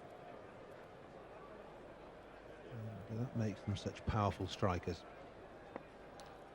Partnership 95 of 95 deliveries, 65 minutes. A bit special. Waiting on.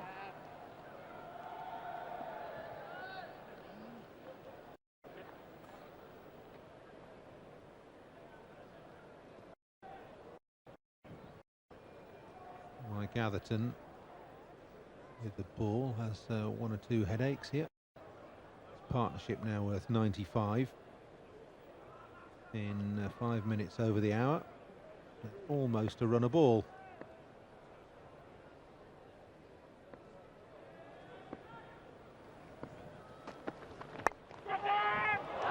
Oh, put it down. Azharuddin at backward point.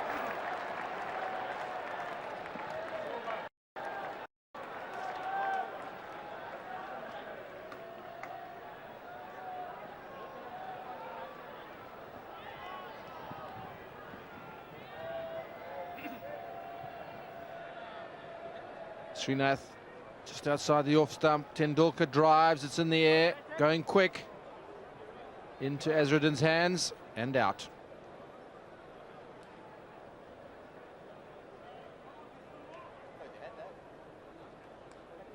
Srinath thought he had him, but Tendulkar survives.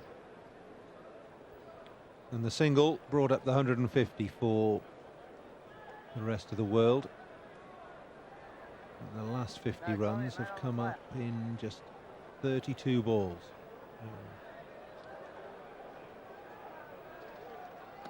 rasping acceleration behind the rest of the world. And Azharuddin is left to rue that drop chance. It was an all-Indian affair. Indian bowler, Indian batsman, and an Indian drop catcher. Tendulkar again has hit it wide of mid-on. Don't think he timed that, but he's got 4 for it.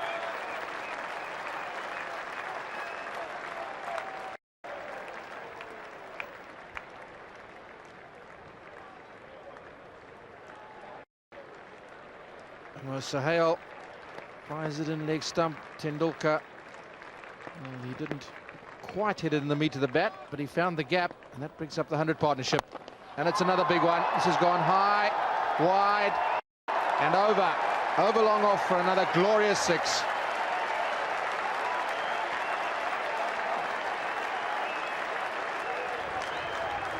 So the gamble of bringing on Amir Sahel not working. He's being blitzed to all parts of the ground. Beautiful straight 6. It's the second 6 off him in just 8 balls. And, the rest of the world up to 160 for 2.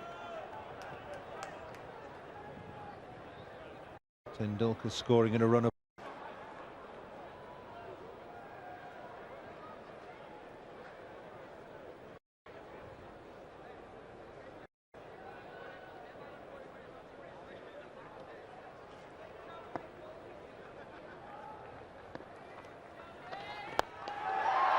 Straight again. That's a glorious stroke. Didn't quite get to the pitch, but middled it, timed it, and thumped it straight back after over Sahel's head. This is spectacular hitting from Tendulkar, and hitting at its best. And the amazing thing is he always finds the gap. There's a wideish long off, wide long on.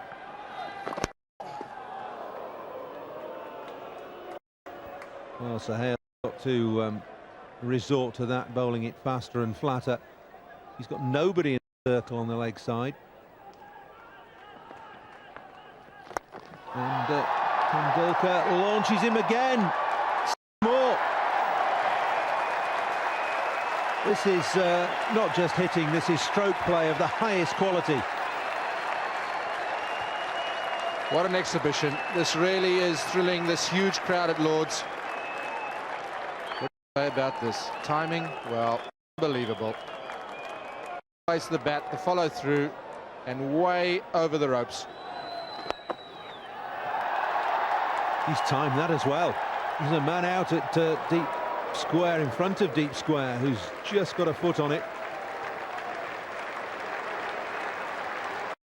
And Tendulkar gets 22 off that over from Amir Sahel. 4-6-4, dot ball 6-2.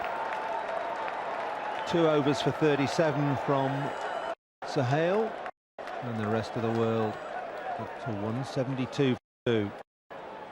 Tendulkar himself up to 95. Spectacular stuff. Really has been brilliant. 172 now. World, and look at the Manhattan. It really has risen very rapidly. Rate required now, just 4.5 and over.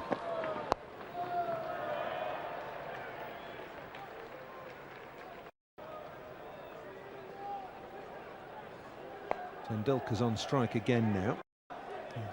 Now then, you may have noticed that there isn't a 22 over there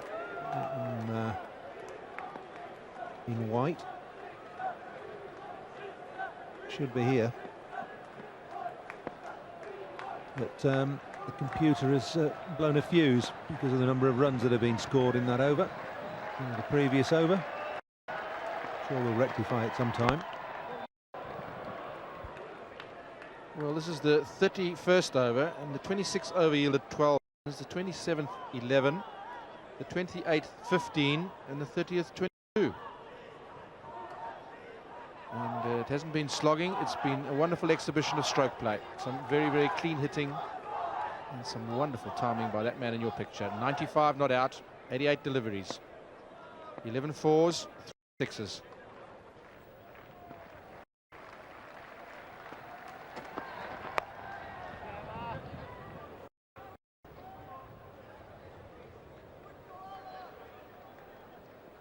Sahel will want to forget his couple of overs. The figure on the right, economy, 18.5 an over, should be rephrased expense or expensive or whatever.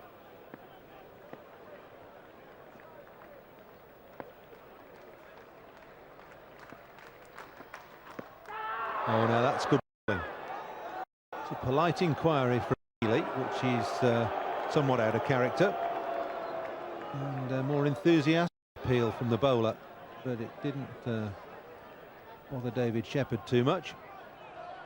Well, I think this surprised everyone. We had a ball go past the bat. Good delivery. Comes back the hill, top of the pad, and on to the wicketkeeper Healy.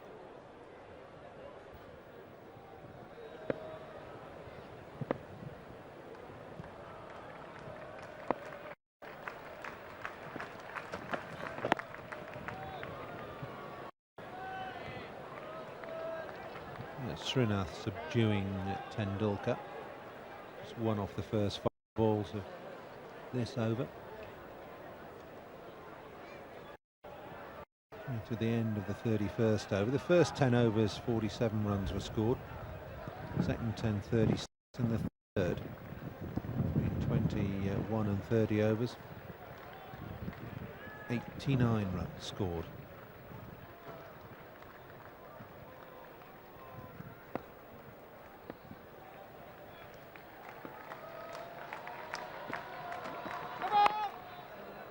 No ball. So extra delivery.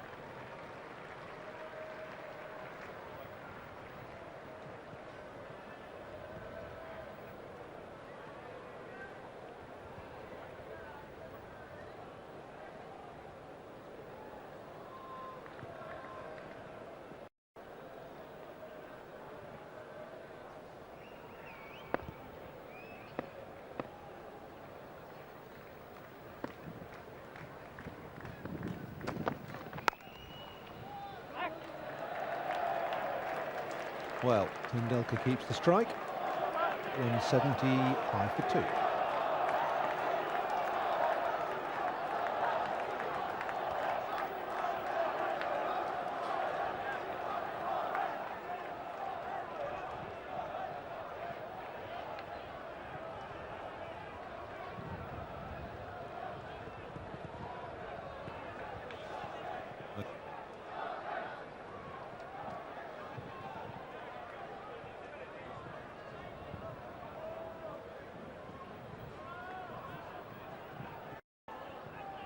The rest of the world need 87 runs to win.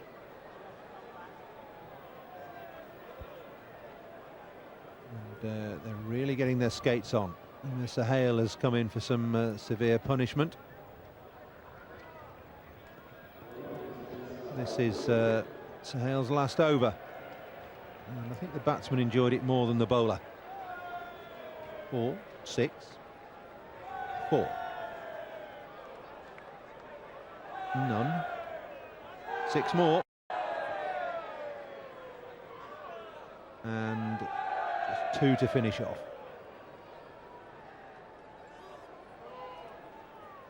22 runs in all. And not surprisingly, he's been removed from the attack and been replaced by Sourav Ganguly, who will bowl medium pace from the nursery end.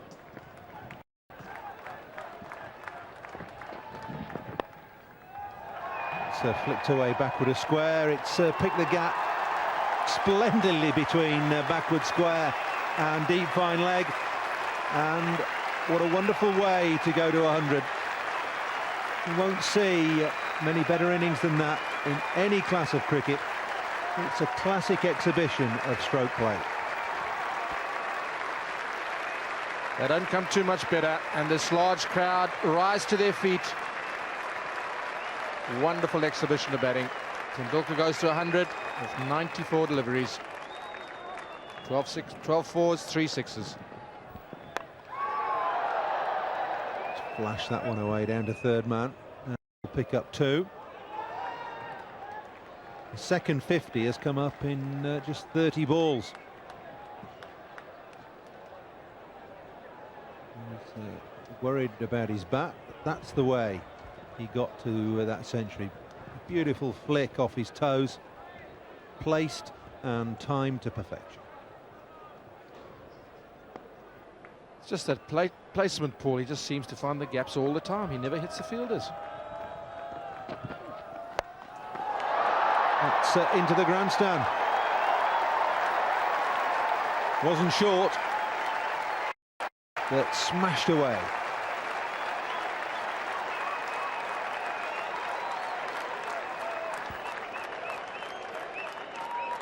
Ganguly's turn now. 4-2, and this 6 and a big one into the crowd.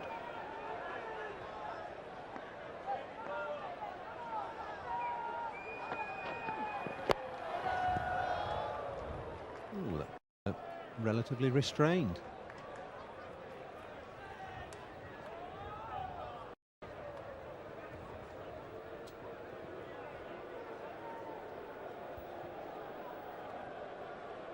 Four, 2, 6, and then a dot ball. Surprise, surprise.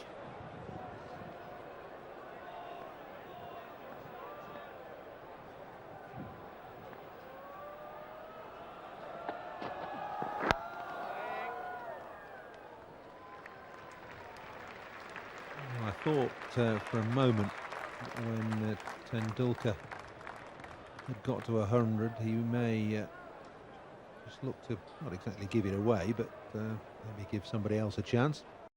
Looks as though he's settling down to play properly. Nice and straight.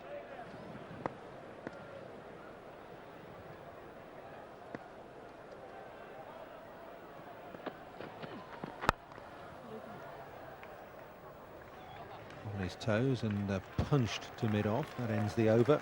Just 12 from it.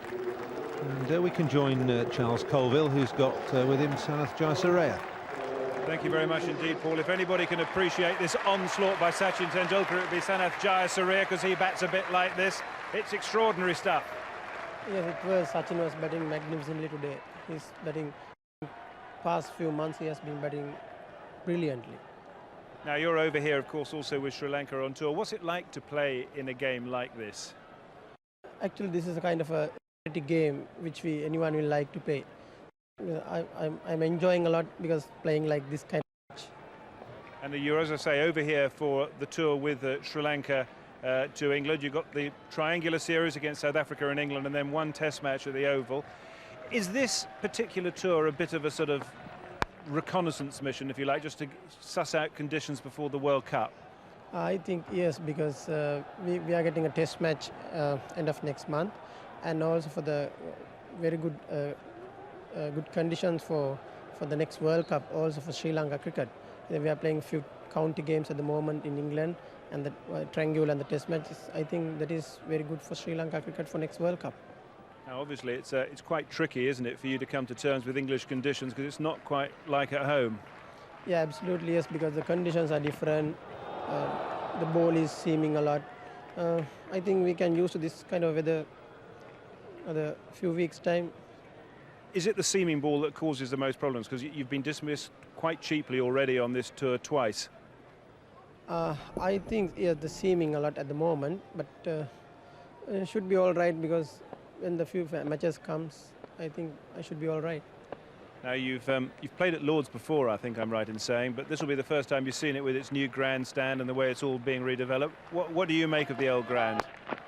I played 1992 Test here, but after it was really magnificent at the moment. The grounds and everything, ground was magnificent. It's superb. Okay, great to see you. Enjoy the rest of the tour, and we'll catch up with you later on in August when you play in the Triangular Series. Thank you. Nice talking to you. Thank you. I think all these players are thoroughly enjoying today. Maybe some more than others. I'm sure that Sachin Tendulkar's enjoying it. 108 not out. Aravinda de Silva is 49 now. A good stroke that was. It's so simple in its execution. Everything dead straight, front or back foot. And Tendulkar looks so solid. Lovely straight bat. And he's changed a bit of a gear again, down. Sachin Tendulkar, onslaught. Between 50 and 130 deliveries. And now he's just going quietly along.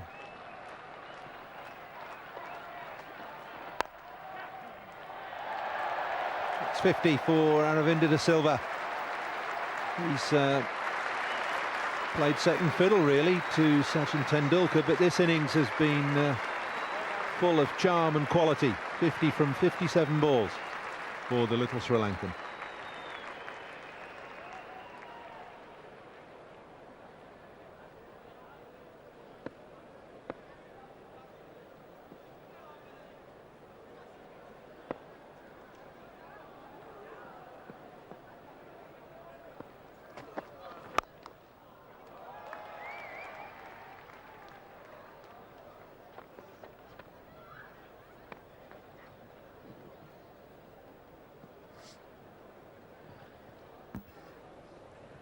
Partnership of 137, 122 balls, 83 minutes.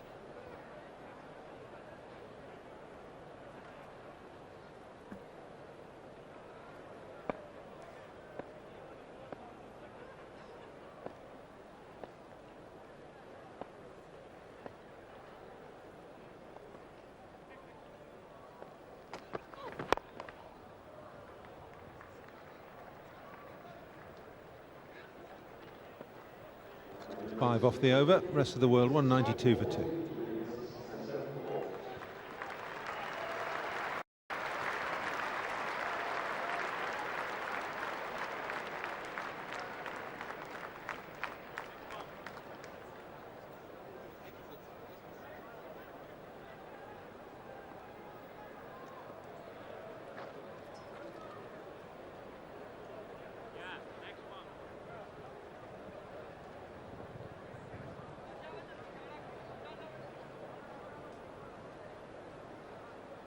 Still a dotted line as the rest of the world innings goes through the roof, courtesy of Sachin Tendulkar and Aravinda de Silva, who've now put on 138 in just 123 balls in an hour and 25 minutes. And if that's not enough, there's plenty of batting to come. Hick, Moody, Cairns.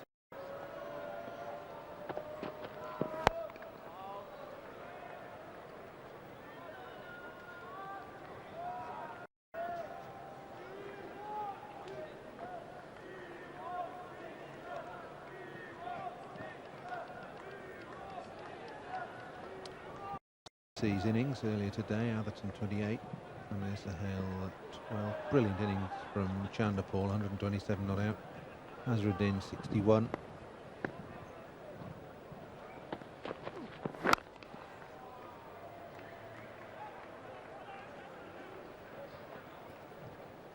Need 67 to win now. 68 to win, I'm sorry.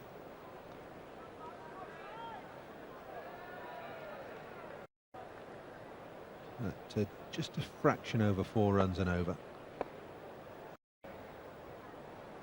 These two making it look very easy indeed.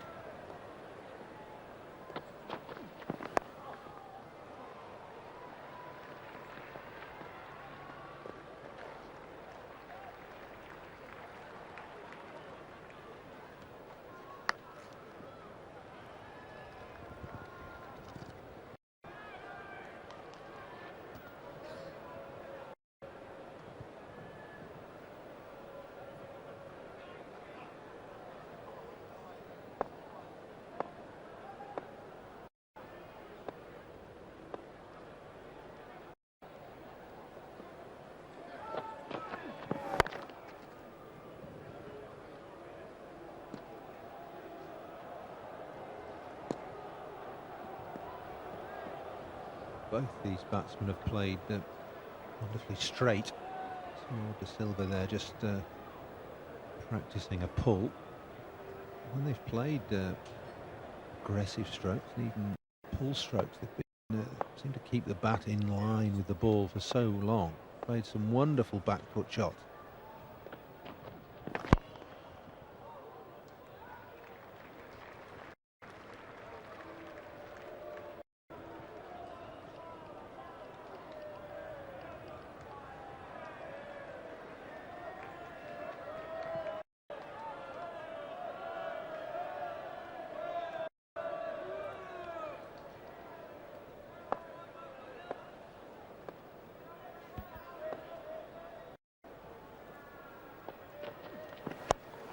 There's the pull that he was practicing, and he's practiced it to perfection, because that's rocketed away for 4.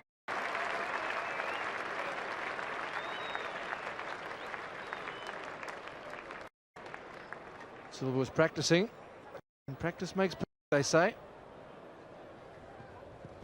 The meat of the bat, and he knows exactly where the fielders are, and he bisected them. 4 more.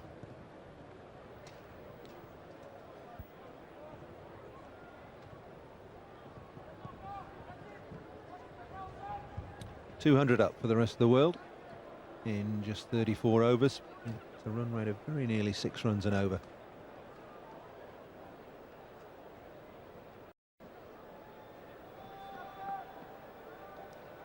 Well, that tells you that the rest of the world are well placed.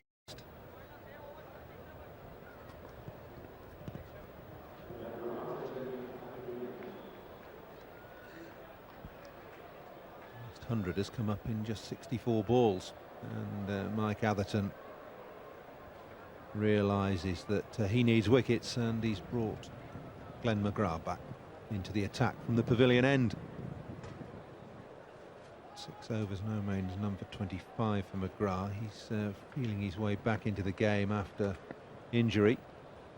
Usually misses a run out, but in that first spell he bowled aggressively and accurately.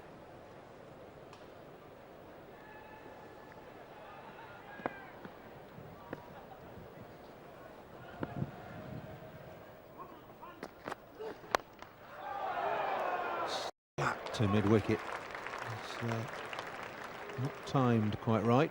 McMillan in the way. Bit of a loosener from Glenn McGrath. Smashes it pretty hard to Brian McMillan at short mid-wicket. I think McGrath's saying I was lucky to get away with that.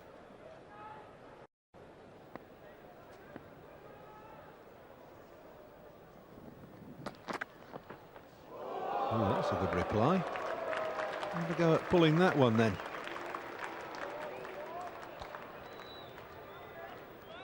Smiles all round.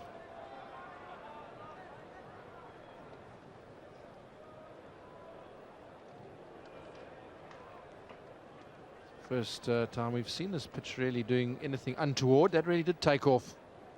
Not that it went quickly, but it certainly bounced. Pull that, he's saying.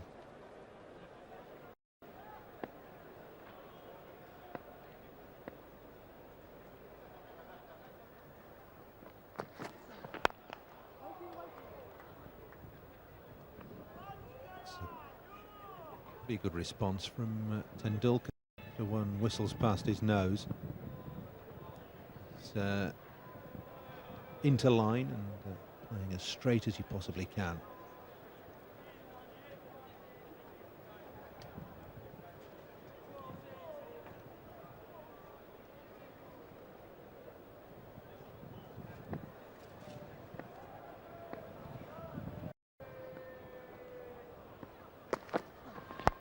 Slower ball, and beautifully waited for by Sachin Tendulkar and hit dismissively straight back over mid-off for 4.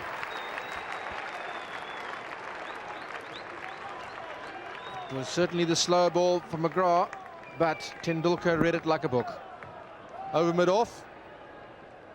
Another boundary, his 13th, and that's the 150 partnership. Tendulkar goes to 115. And the rest of the world 204 for 2. Another beautifully exhibition shot.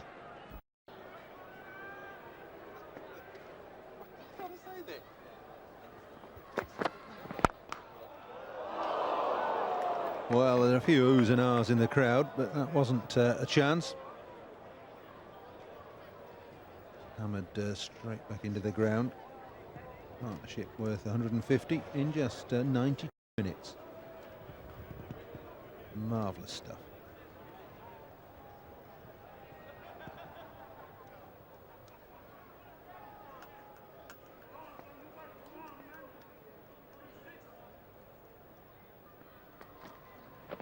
Slower ball, and just helped over mid-wicket.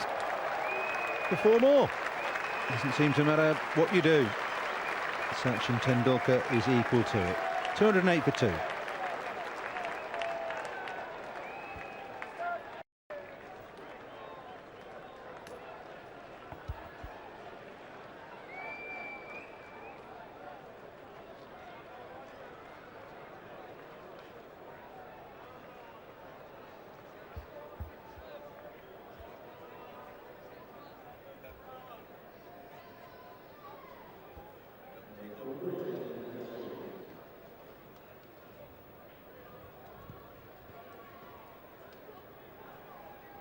Rest of the world well ahead, and to take you through the next half hour or so, Ian Botham and Bob Wills. Thank you, Paul. Well, if the first innings belonged to Shivnarine Chanderpaul, Sachin Tendulkar has made this rest of the world innings his own. It's been a fantastic array of strokes from the world's leading batsman. 119 not out. He's only faced 108 balls.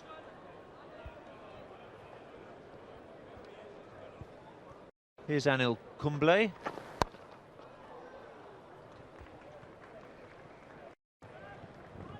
Kumble's first 5 overs cost 28. Atherton thought that was expensive when he took Kumble off, but the punishment dished out to Sahel and Ganguly was even more severe. Sweep. These two players are so good, they can just put the ball where they want. Well, it's premeditated, the shot. Sets himself up for it. He's looking for it all the time off Kumble, who's playing it in the first spell. Kumble, and nothing's changed. It's outside off stump. Originally full. He's going to play that sweep shot. He's going to keep on saying it. He really does look a good player. Well, if England think their problems are going to be over when they finish the series against South Africa, they could be wrong. Sri Lanka may not be the strongest bowling side in the world. They've got some top-class batsmen. De Silva, 63 not out here.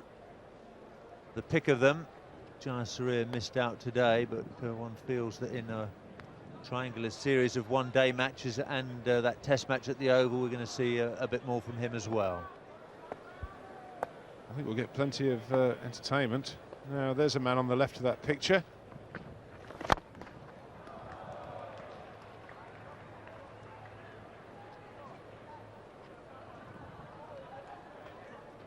Graham Hicks sat there on the balcony, due in next. Really quite enjoying this now. There's every chance, and he will be back in the England side announced tomorrow. Personally, I hope so. I think it's overdue.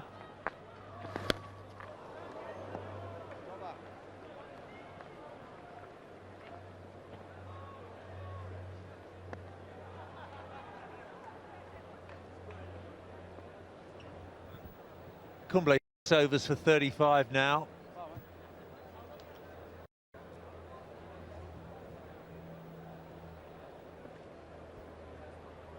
The rest of the world just used 5 bowlers. Atherton has turned to 7. And they've all had plenty of stick. Donald, the least expensive, but it's been virtually impossible to bowl at Tendulkar. And De Silva's 64 have come from just 67 balls, so he doesn't want to be in the shadows too long.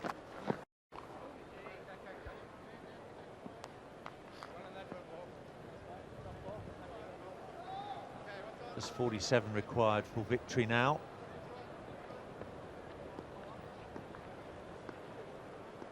And perhaps a message here for the ground, Ian, about how well this pitch has played the second match on it, rather than being a bit too fresh, which so many one-day pitches are here at Lord's.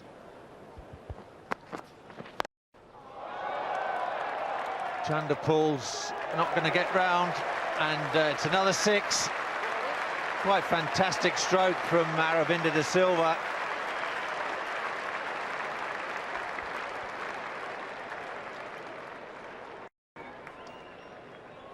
It's barely short, is it? Not that that matters to Aravinda De Silva. It clears everybody. 6 more. We've all been talking about Sachin Tendulkar, who's blazing it away the other end, but Aravinda's not doing too badly either.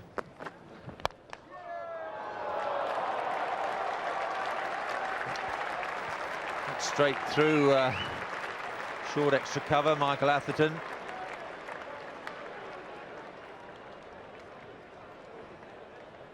I think that warmed his hands up. This is hit with great power, and Mike Atherton did well to get a hand to it. That's all England needs, a broken finger before Thursday.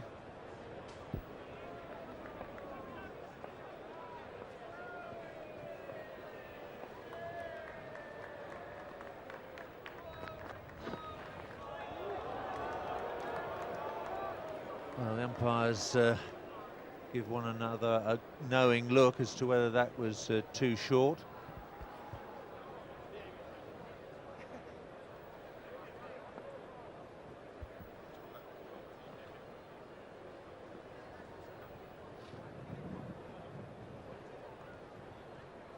No, I think one of the problems, going back to what you're saying about the wickets, I think that there have been major problems here. It was a case of you could almost toss a coin on the tube station up the road, the two captains. And if you won it, you would always stick the opposition in. One of the reasons for that was that we used to always say that the wicket was a day early. Well, looking at the way this one's played, maybe they're a week early for one-day finals. But it has been, history tells you, and stats do, and I think you speak to any player, win the toss here, you've always the opposition. That's the knuckleball in Glenn McGrath, where the fingers are very, very wide, spread around the ball. The arm appears to come over at the same speed, and probably does. Because of the wide grip, the ball loops out.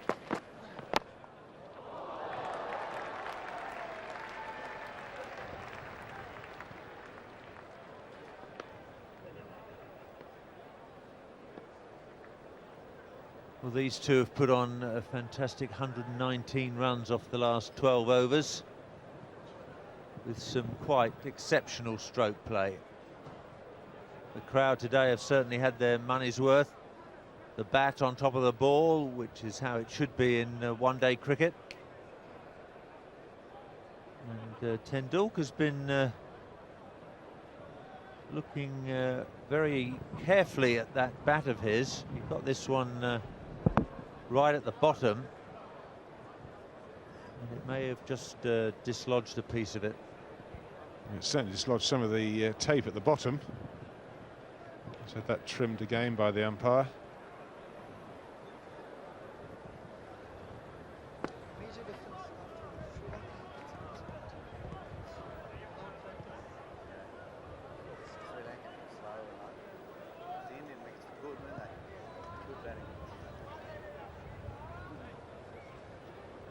Rest of the world way, way ahead. 35 required for victory at a rate of just 2.7 and over.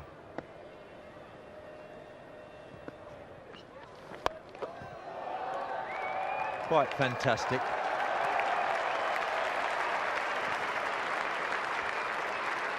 Just makes it look so easy.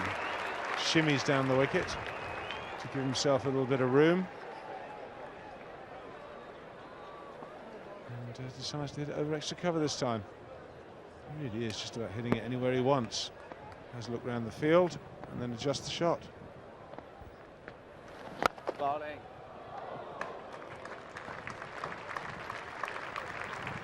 Well, Brian Lara and Alex Stewart, with you both to be involved in county matches today. But they would have had to have played well to outstroke Sachin Tendulkar. He's gone now. Looking for the big hit over mid-wicket. Bowled by his Indian teammate Anil Kumble. The end of one of the best innings Lords has ever seen. And the whole of this famous cricket ground gets to their feet to congratulate Sachin Tendulkar on a quite outstanding one-day innings. Skipper of the rest of the world side acknowledges the applause all the way around the ground. Just about the perfect one-day innings. 125, 15 fours and 4 sixes. Stay of just 115 balls.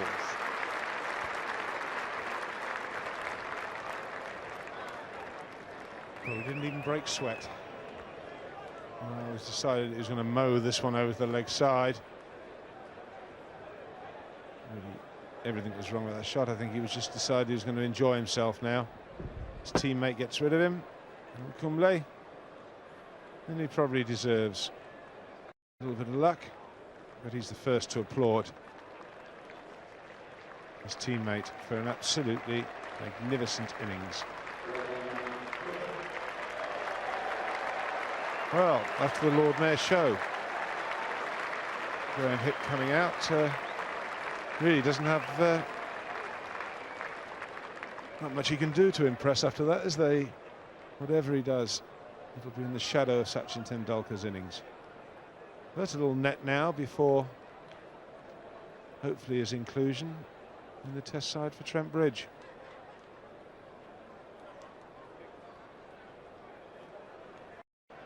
We'll just have one more look at the wicket and you'll see that it might just have kept it a little bit low, but I'm not sure that would have made a great deal of difference.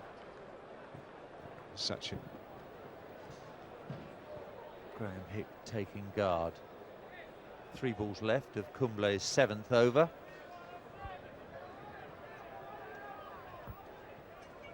Players and spectators enjoying the early evening sunshine here. It's been quite a rarity this summer. Right there.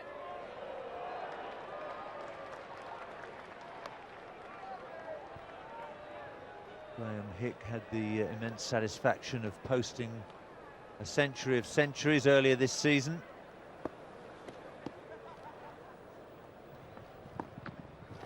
Barlin.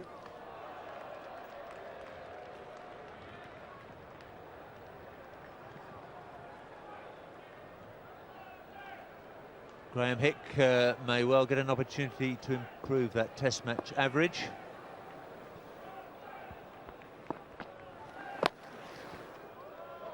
.231 for 3, rest of the world.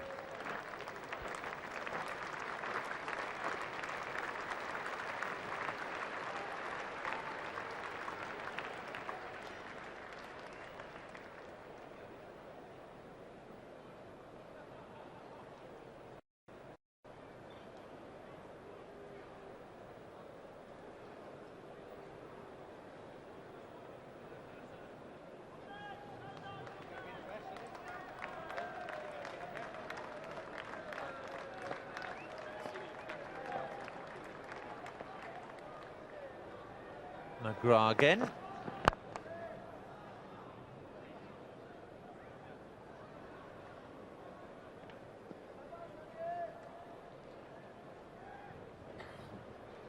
That's the story of the day so far. Michael Atherton won the toss for the MCC, chose to bat first. 261 for 4 from their 50 overs. An unbeaten century from Shivnarine Chanderpaul, the highlight of the innings. The rest of the world now need just 31 from 71 balls.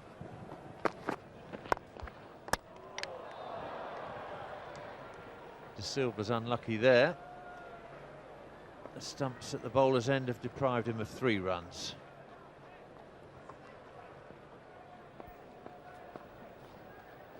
Just outside, Graham, just outside. 1, 4 left. Well, it's when you're as a bowler, you deliver that, you see it hit back down the ground, and you instinctively look to the stumps as your extra fielder. McGrath's extra fielder saved him probably a couple of runs there.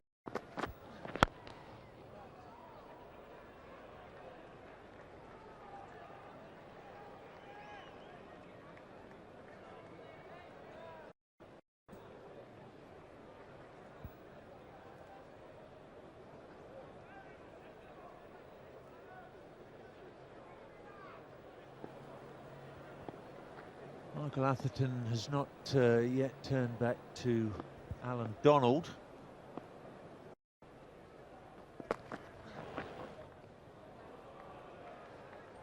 Should be bowling Donald his full spell, Ian, shouldn't he? To try and get him injured for Thursday.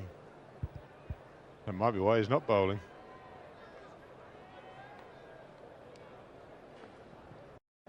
But, I thought Mike Atherton, that might have crossed his mind, Bob. Maybe Brian McMillan, the senior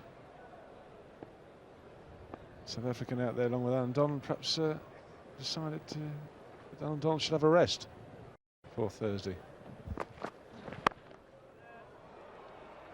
Well, Donald certainly deserved a rest after his heroic effort on the last day at Manchester.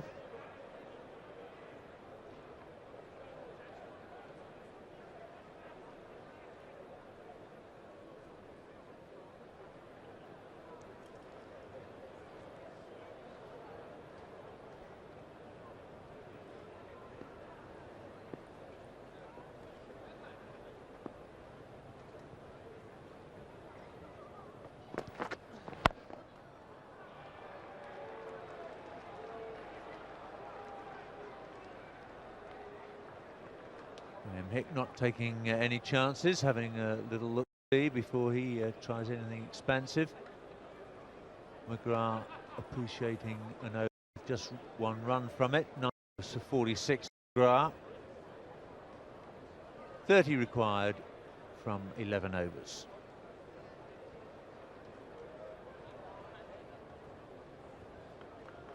Still Tom Moody, Chris Cairns, Andy Flower, Wasim Akrami and Bishop and Mushtaq Ahmed to come.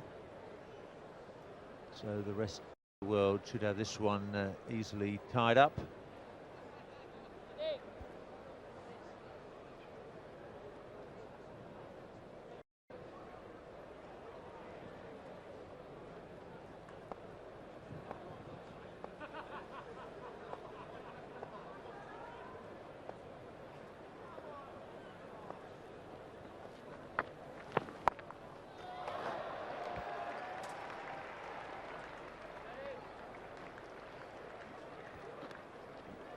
De Silva's 77 come from just 75 balls.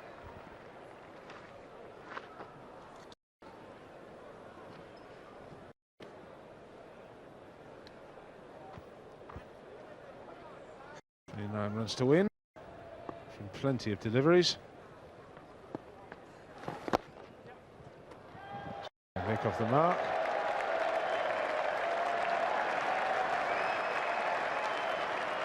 Ironic cheers going around the ground.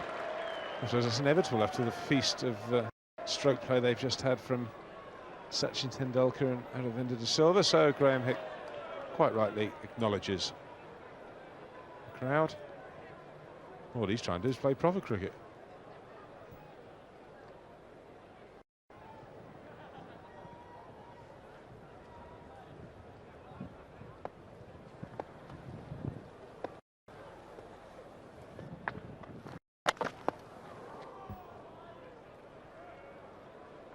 Venkat judging that a wide.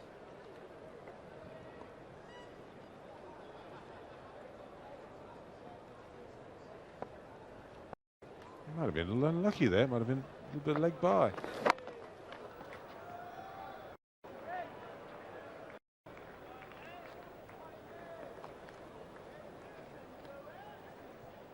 And McGrath fielding behind point. To 78. Hick has just that single.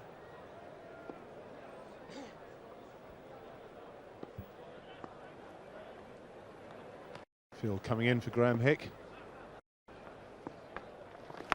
Might have been one there, but I think Vendor decided he quite happy waiting for the next two deliveries of this over to be bowled, then he can have the strike. Ring 5, saving one on the offside. Ball in. And 3 saving one on the leg side. And just the one sweeper, a deep backward square.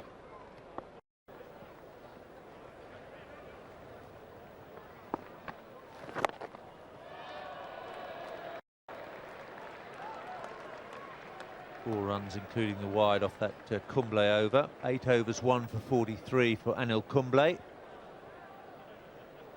He will have been very pleased to have dismissed Sachin Tendulkar. Players from all the Test match playing countries represented in this festival of cricket here at Lord's.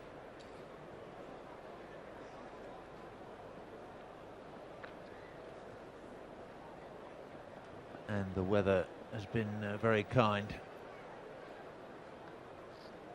Well, when you're over 30, it does take a bit of loosening up. A lot of these players completely out of season at the moment.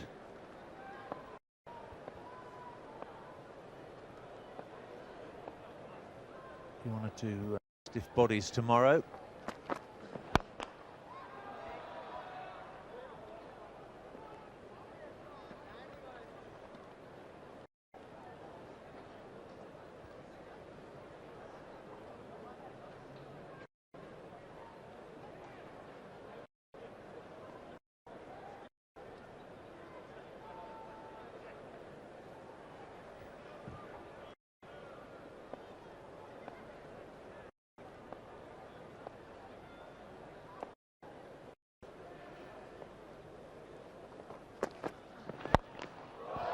Lifted over mid-on. Taking Aravind Silva into the 80s.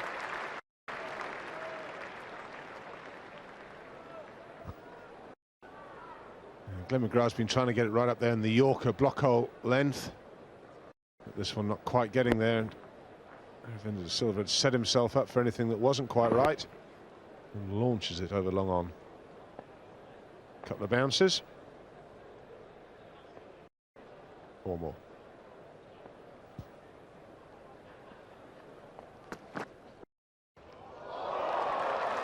Well, De Silva misses out on the full toss. He can only get it back to Glenn McGrath, who takes the catch comfortably enough. But although in the shadow of Sachin Tendulkar, it's been a marvellous exhibition of batsmanship from Aravinda De Silva. Brought back memories of that fantastic innings in the final of the Benson Hedges Cup in 1995. His 10th is slower ball. Nasty height. That's one can't get a lot of bat on it. Glenn McGrath as well. It's a good catch. Never easy off your own bowling. Aravinda De Silva for an entertaining 82. It's 240 for 4.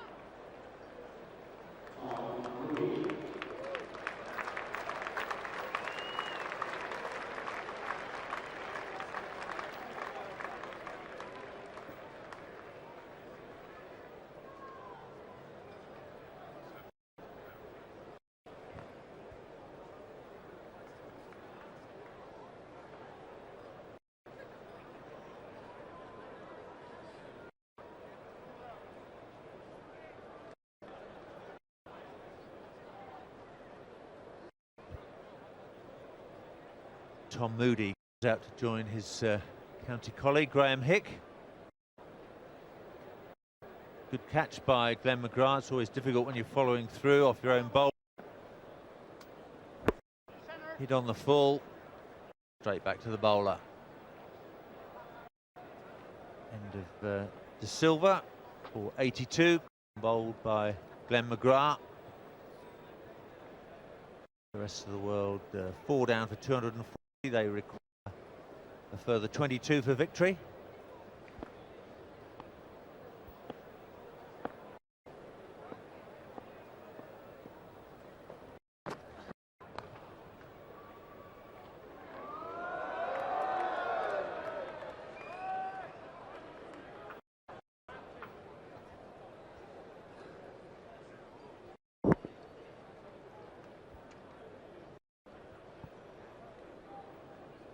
All in good humour. Wouldn't be that way in a Sheffield Shield match. Glenn McGrath doesn't play Sheffield Shield matches. I think he's played one in the last 5 years or something.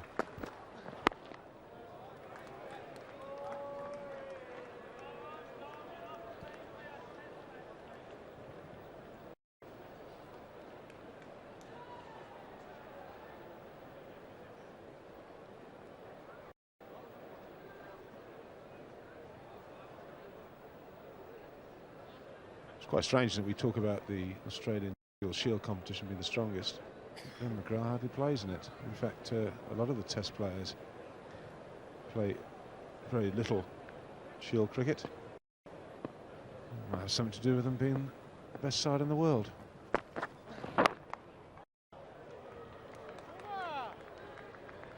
.41 overs gone, 240 for 4, the rest of the world.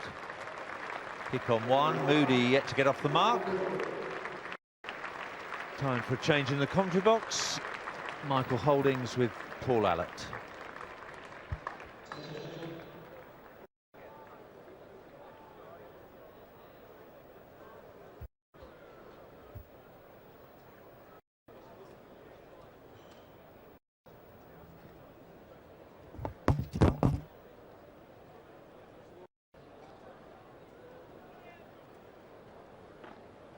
Thanks, Bob. 240 for 4, rest of the world.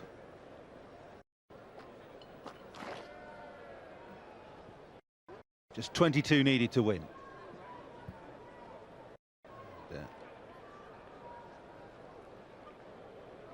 Two new batsmen at the crease, Graham Hick, Tom Moody, both from Worcestershire.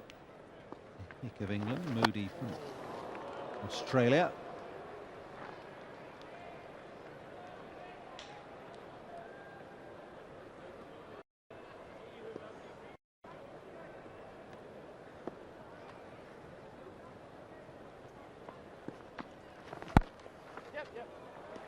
Got that one away. Going to go for 4. It's beaten short third man, good point. And Hick's first boundary. Well, no one wanted to chase that. And I can't really say I blame Glenn McGrath. He's the man who eventually went for it, but he has been doing all the bowling.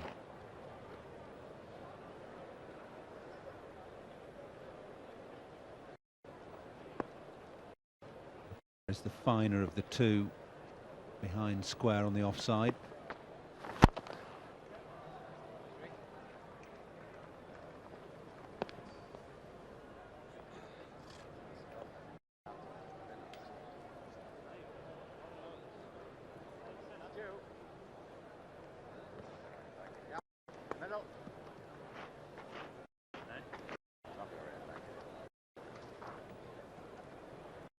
Moody takes guard against Kumble for the first time. Wait. Big left leg down the pitch towards the bowler. 6'7" tall, Tom Moody. Uses that reach to best advantage.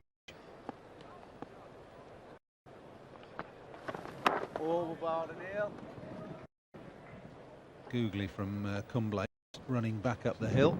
Not extravagant turn, but enough to box Tom Moody. Kumble almost turning around to ask the umpire about this.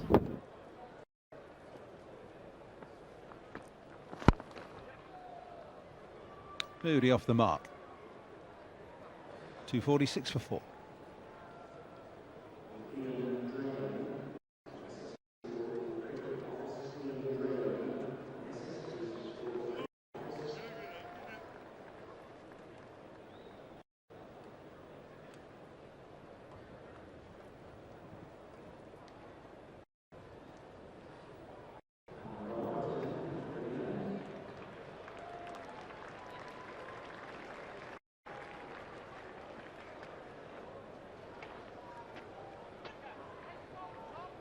MCC 261 for 4 in reply. Rest of the world side 246 for 4 from 42 overs. They've got 8 overs left in which to score the 16 runs needed to win.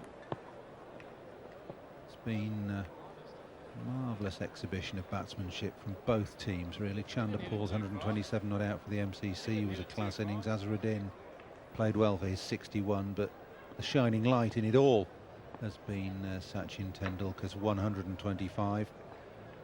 Ravinder De Silva's 82 wasn't too bad. Here's Alan Donald back into the attack.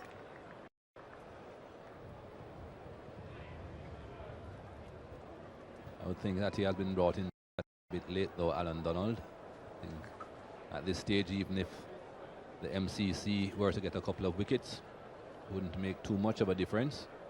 Just 16 runs to get. I think he could have been brought back a bit earlier if they were thinking about winning this game.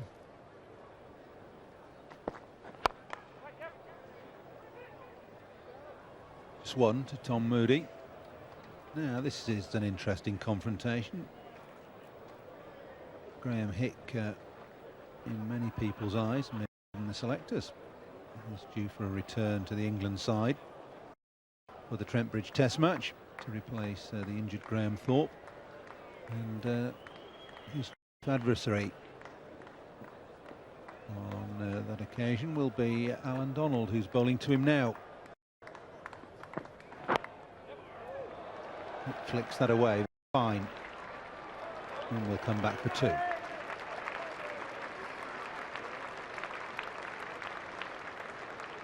don't think it's the time for confrontation then, Michael. I think Alan Donald will just be cruising, do you? I think so. I think the MCC more or less realize that they're not going to win this game. That equation looks quite simple to me. The rest of the world should win this quite comfortably.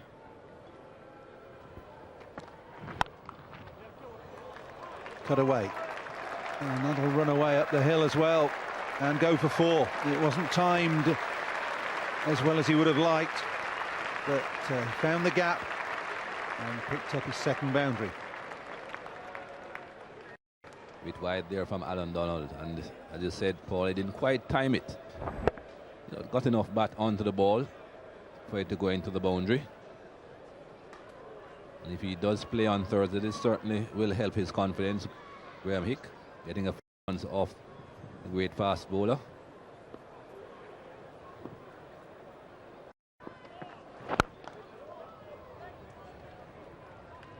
It's well played. Straight back. Gives him a single to McGrath at mid-off. Just 8 now for the rest of the world. Plenty of overs left, 7 overs and 1 ball.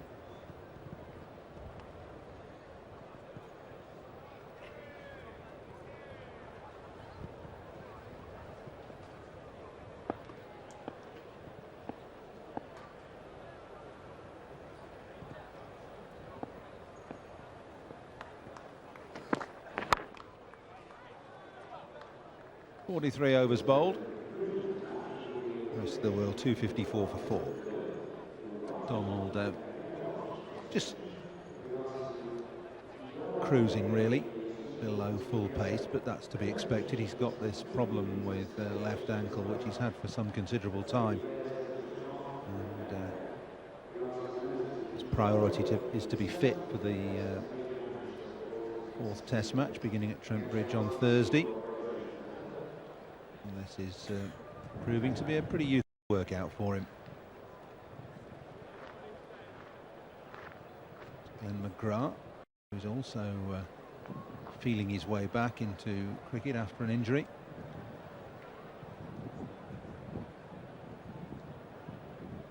Well, he's delighted to be here playing at Lord's, scene of his 8-wicket haul last summer.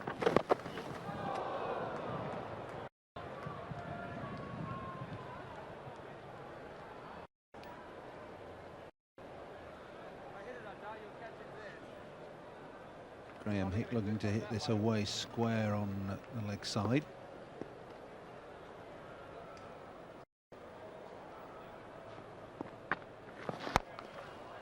That's better. A straight stroke over mid-on, nobody out there, and that's 4 for Hick. The rest of the world only needed 2 hefty blows to win this game, and that was one of them. No great turn there for Anil Kumble. Ball pitching on off stump, but still able to hit it through the onside. Graham Hick, no problems hitting against the spin, whatever spin there was. That's it. Straight back over Anil Kumble's head. A fitting end to a wonderful exhibition of cricket as the rest of the world beat the MCC by 6 wickets in comprehensive fashion. Michael Atherton, the MCC captain, receives handshakes all round. It's been a celebration of cricket at its very best, this match. And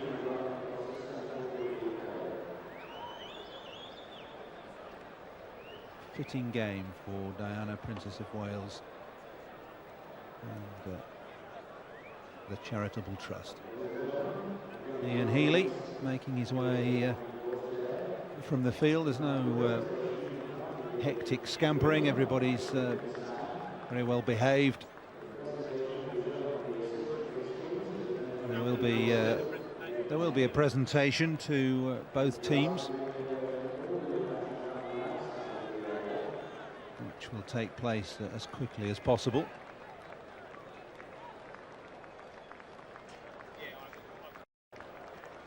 But it's a stately walk from the Lord's ground, just gives everybody time to reflect on marvellous cricket that's been played today.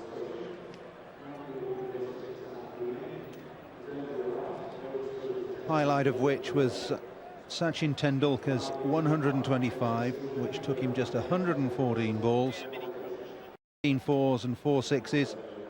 A marvellous partnership with Aravinda de Silva of 177 in just 150 balls. That's the story of the game. MCC made 261 for 4.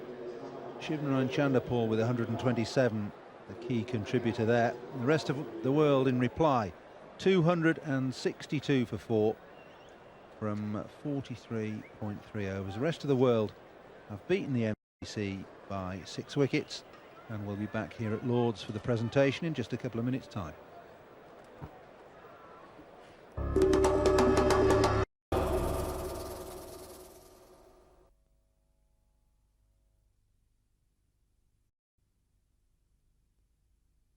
When you get there.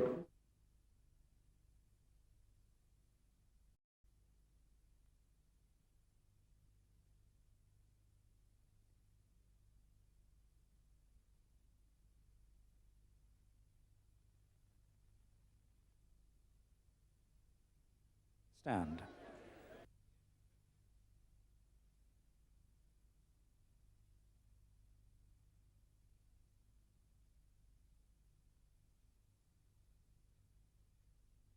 If you are leaving the ground, again, thank you for coming to Lord's.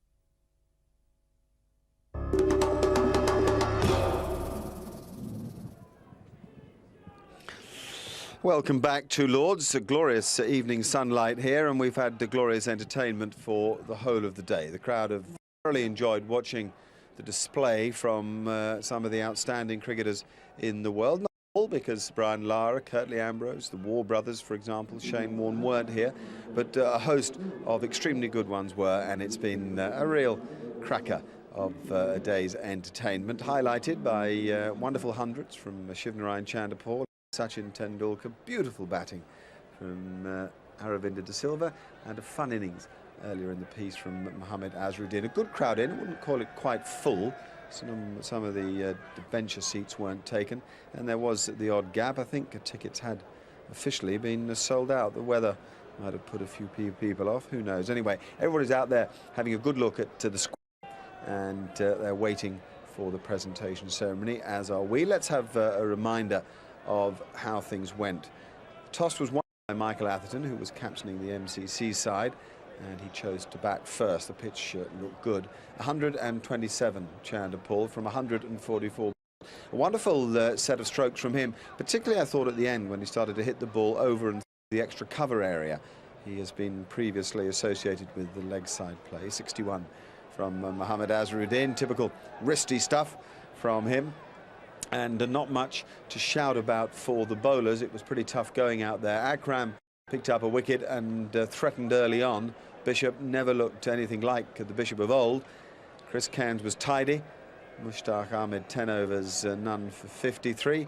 And Tom Moody 10 overs, 1 for 60.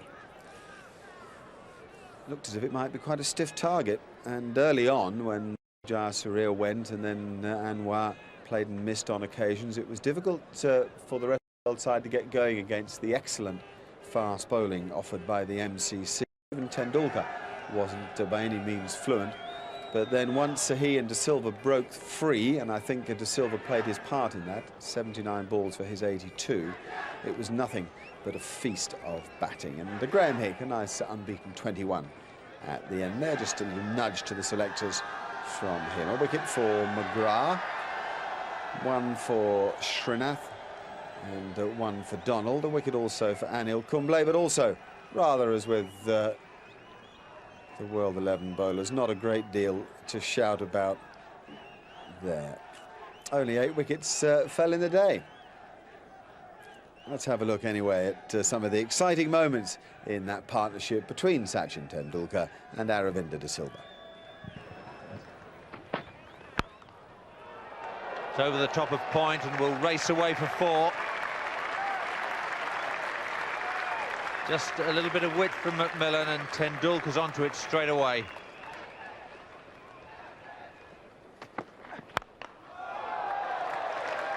De Silva's got hold of that one all right. Through straight mid-wicket for a very fine boundary.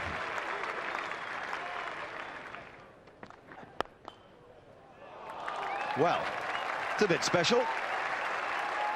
A blind stroke through straight mid-wicket from Sachin Tendulkar.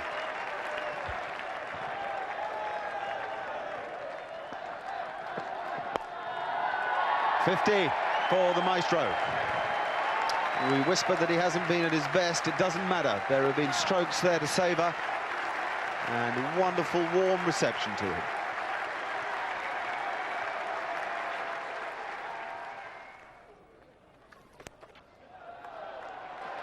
There's nothing like a good old-fashioned lob just to get the old confidence up.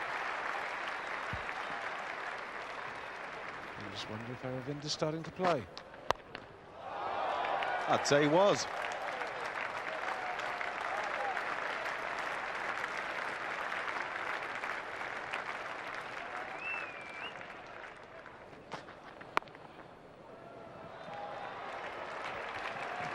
More clever placement.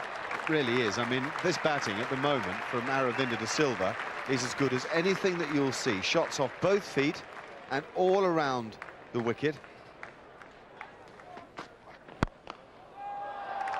Cracker.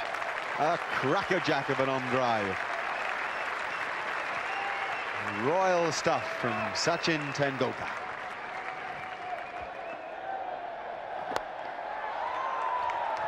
He's got it so far over extra cover this time, hitting it at the top of the ball's bounce that I suspect we've just seen the shot of the day.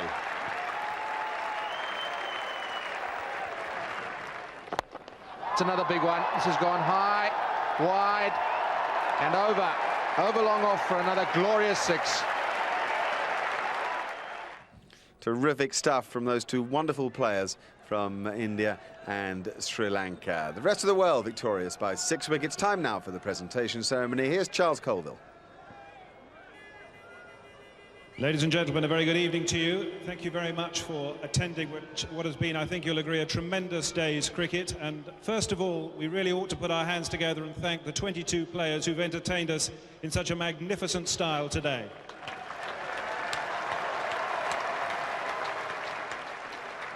Now, a game like this obviously requires the most enormous amount of organisation, and a special thanks must also go to Roger Knight, the Secretary of MCC, who's up here with me today, and also the President of the MCC, Colin Ingleby Mackenzie, and also joining the presentation party is Mr. Paul Sweeney of Waterford Crystal, who've come up with the trophies for today. So thank you very much to Paul, and indeed to MCC for organising this great occasion.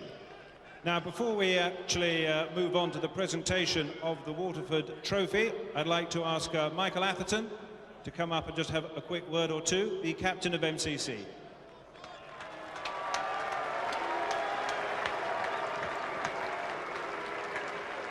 Well, now, Mike, I would imagine that when confronted with an onslaught like that from Sachin Tendulkar, you realise how wise you were to give up captaincy.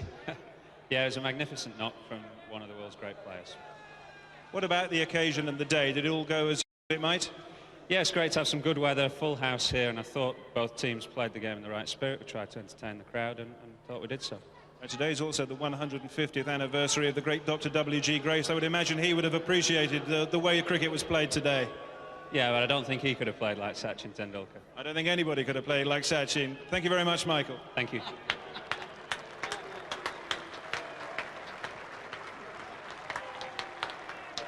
Well, now it's my very great delight to ask the captain of the rest of the world team to come forward to collect from the President the W.G. Grace Trophy for winning this special game.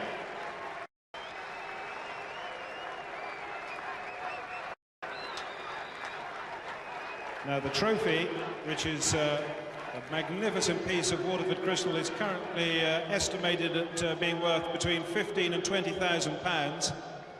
So Sachin and the President are hanging on to it for dear life. Very wise.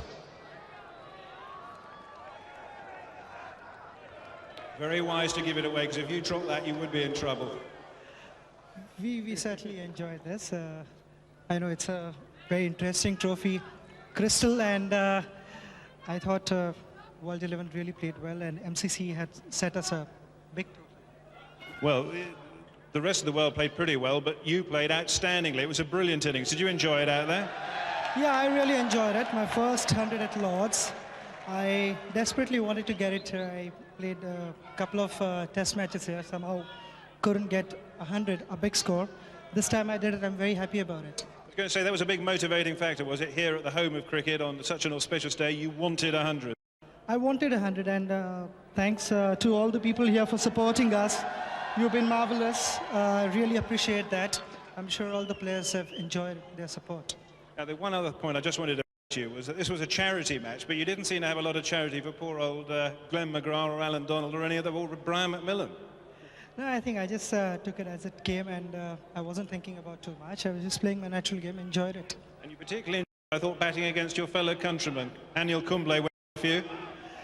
Oh, well, Anil is a great bowler. He finally got me out, but it wasn't a bad innings out there. Having played against Srinath and Anil was an experience to me. What about Aravinda De Silva? He was at the end, just giving you the strike every now and again. Oh, he's a marvelous player. I thought initially he really took charge. He batted well, hitting boundaries. Later on, I was the one who took the charge. Okay, well played, and many congratulations. Thank you very much. Sachin Tendulkar, ladies and gentlemen.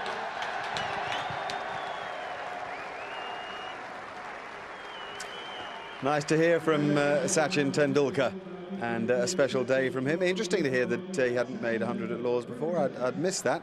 He's certainly made up for it today. Well, here we are with the first 4 Part of the day, the toss between the two captains, Michael Atherton for the MCC and Sachin Tendulkar for the rest of the world.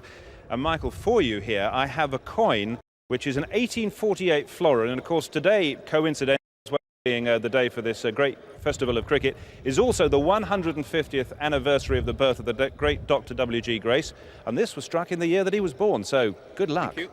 Heads or tails? Heads. Sachin calls ahead.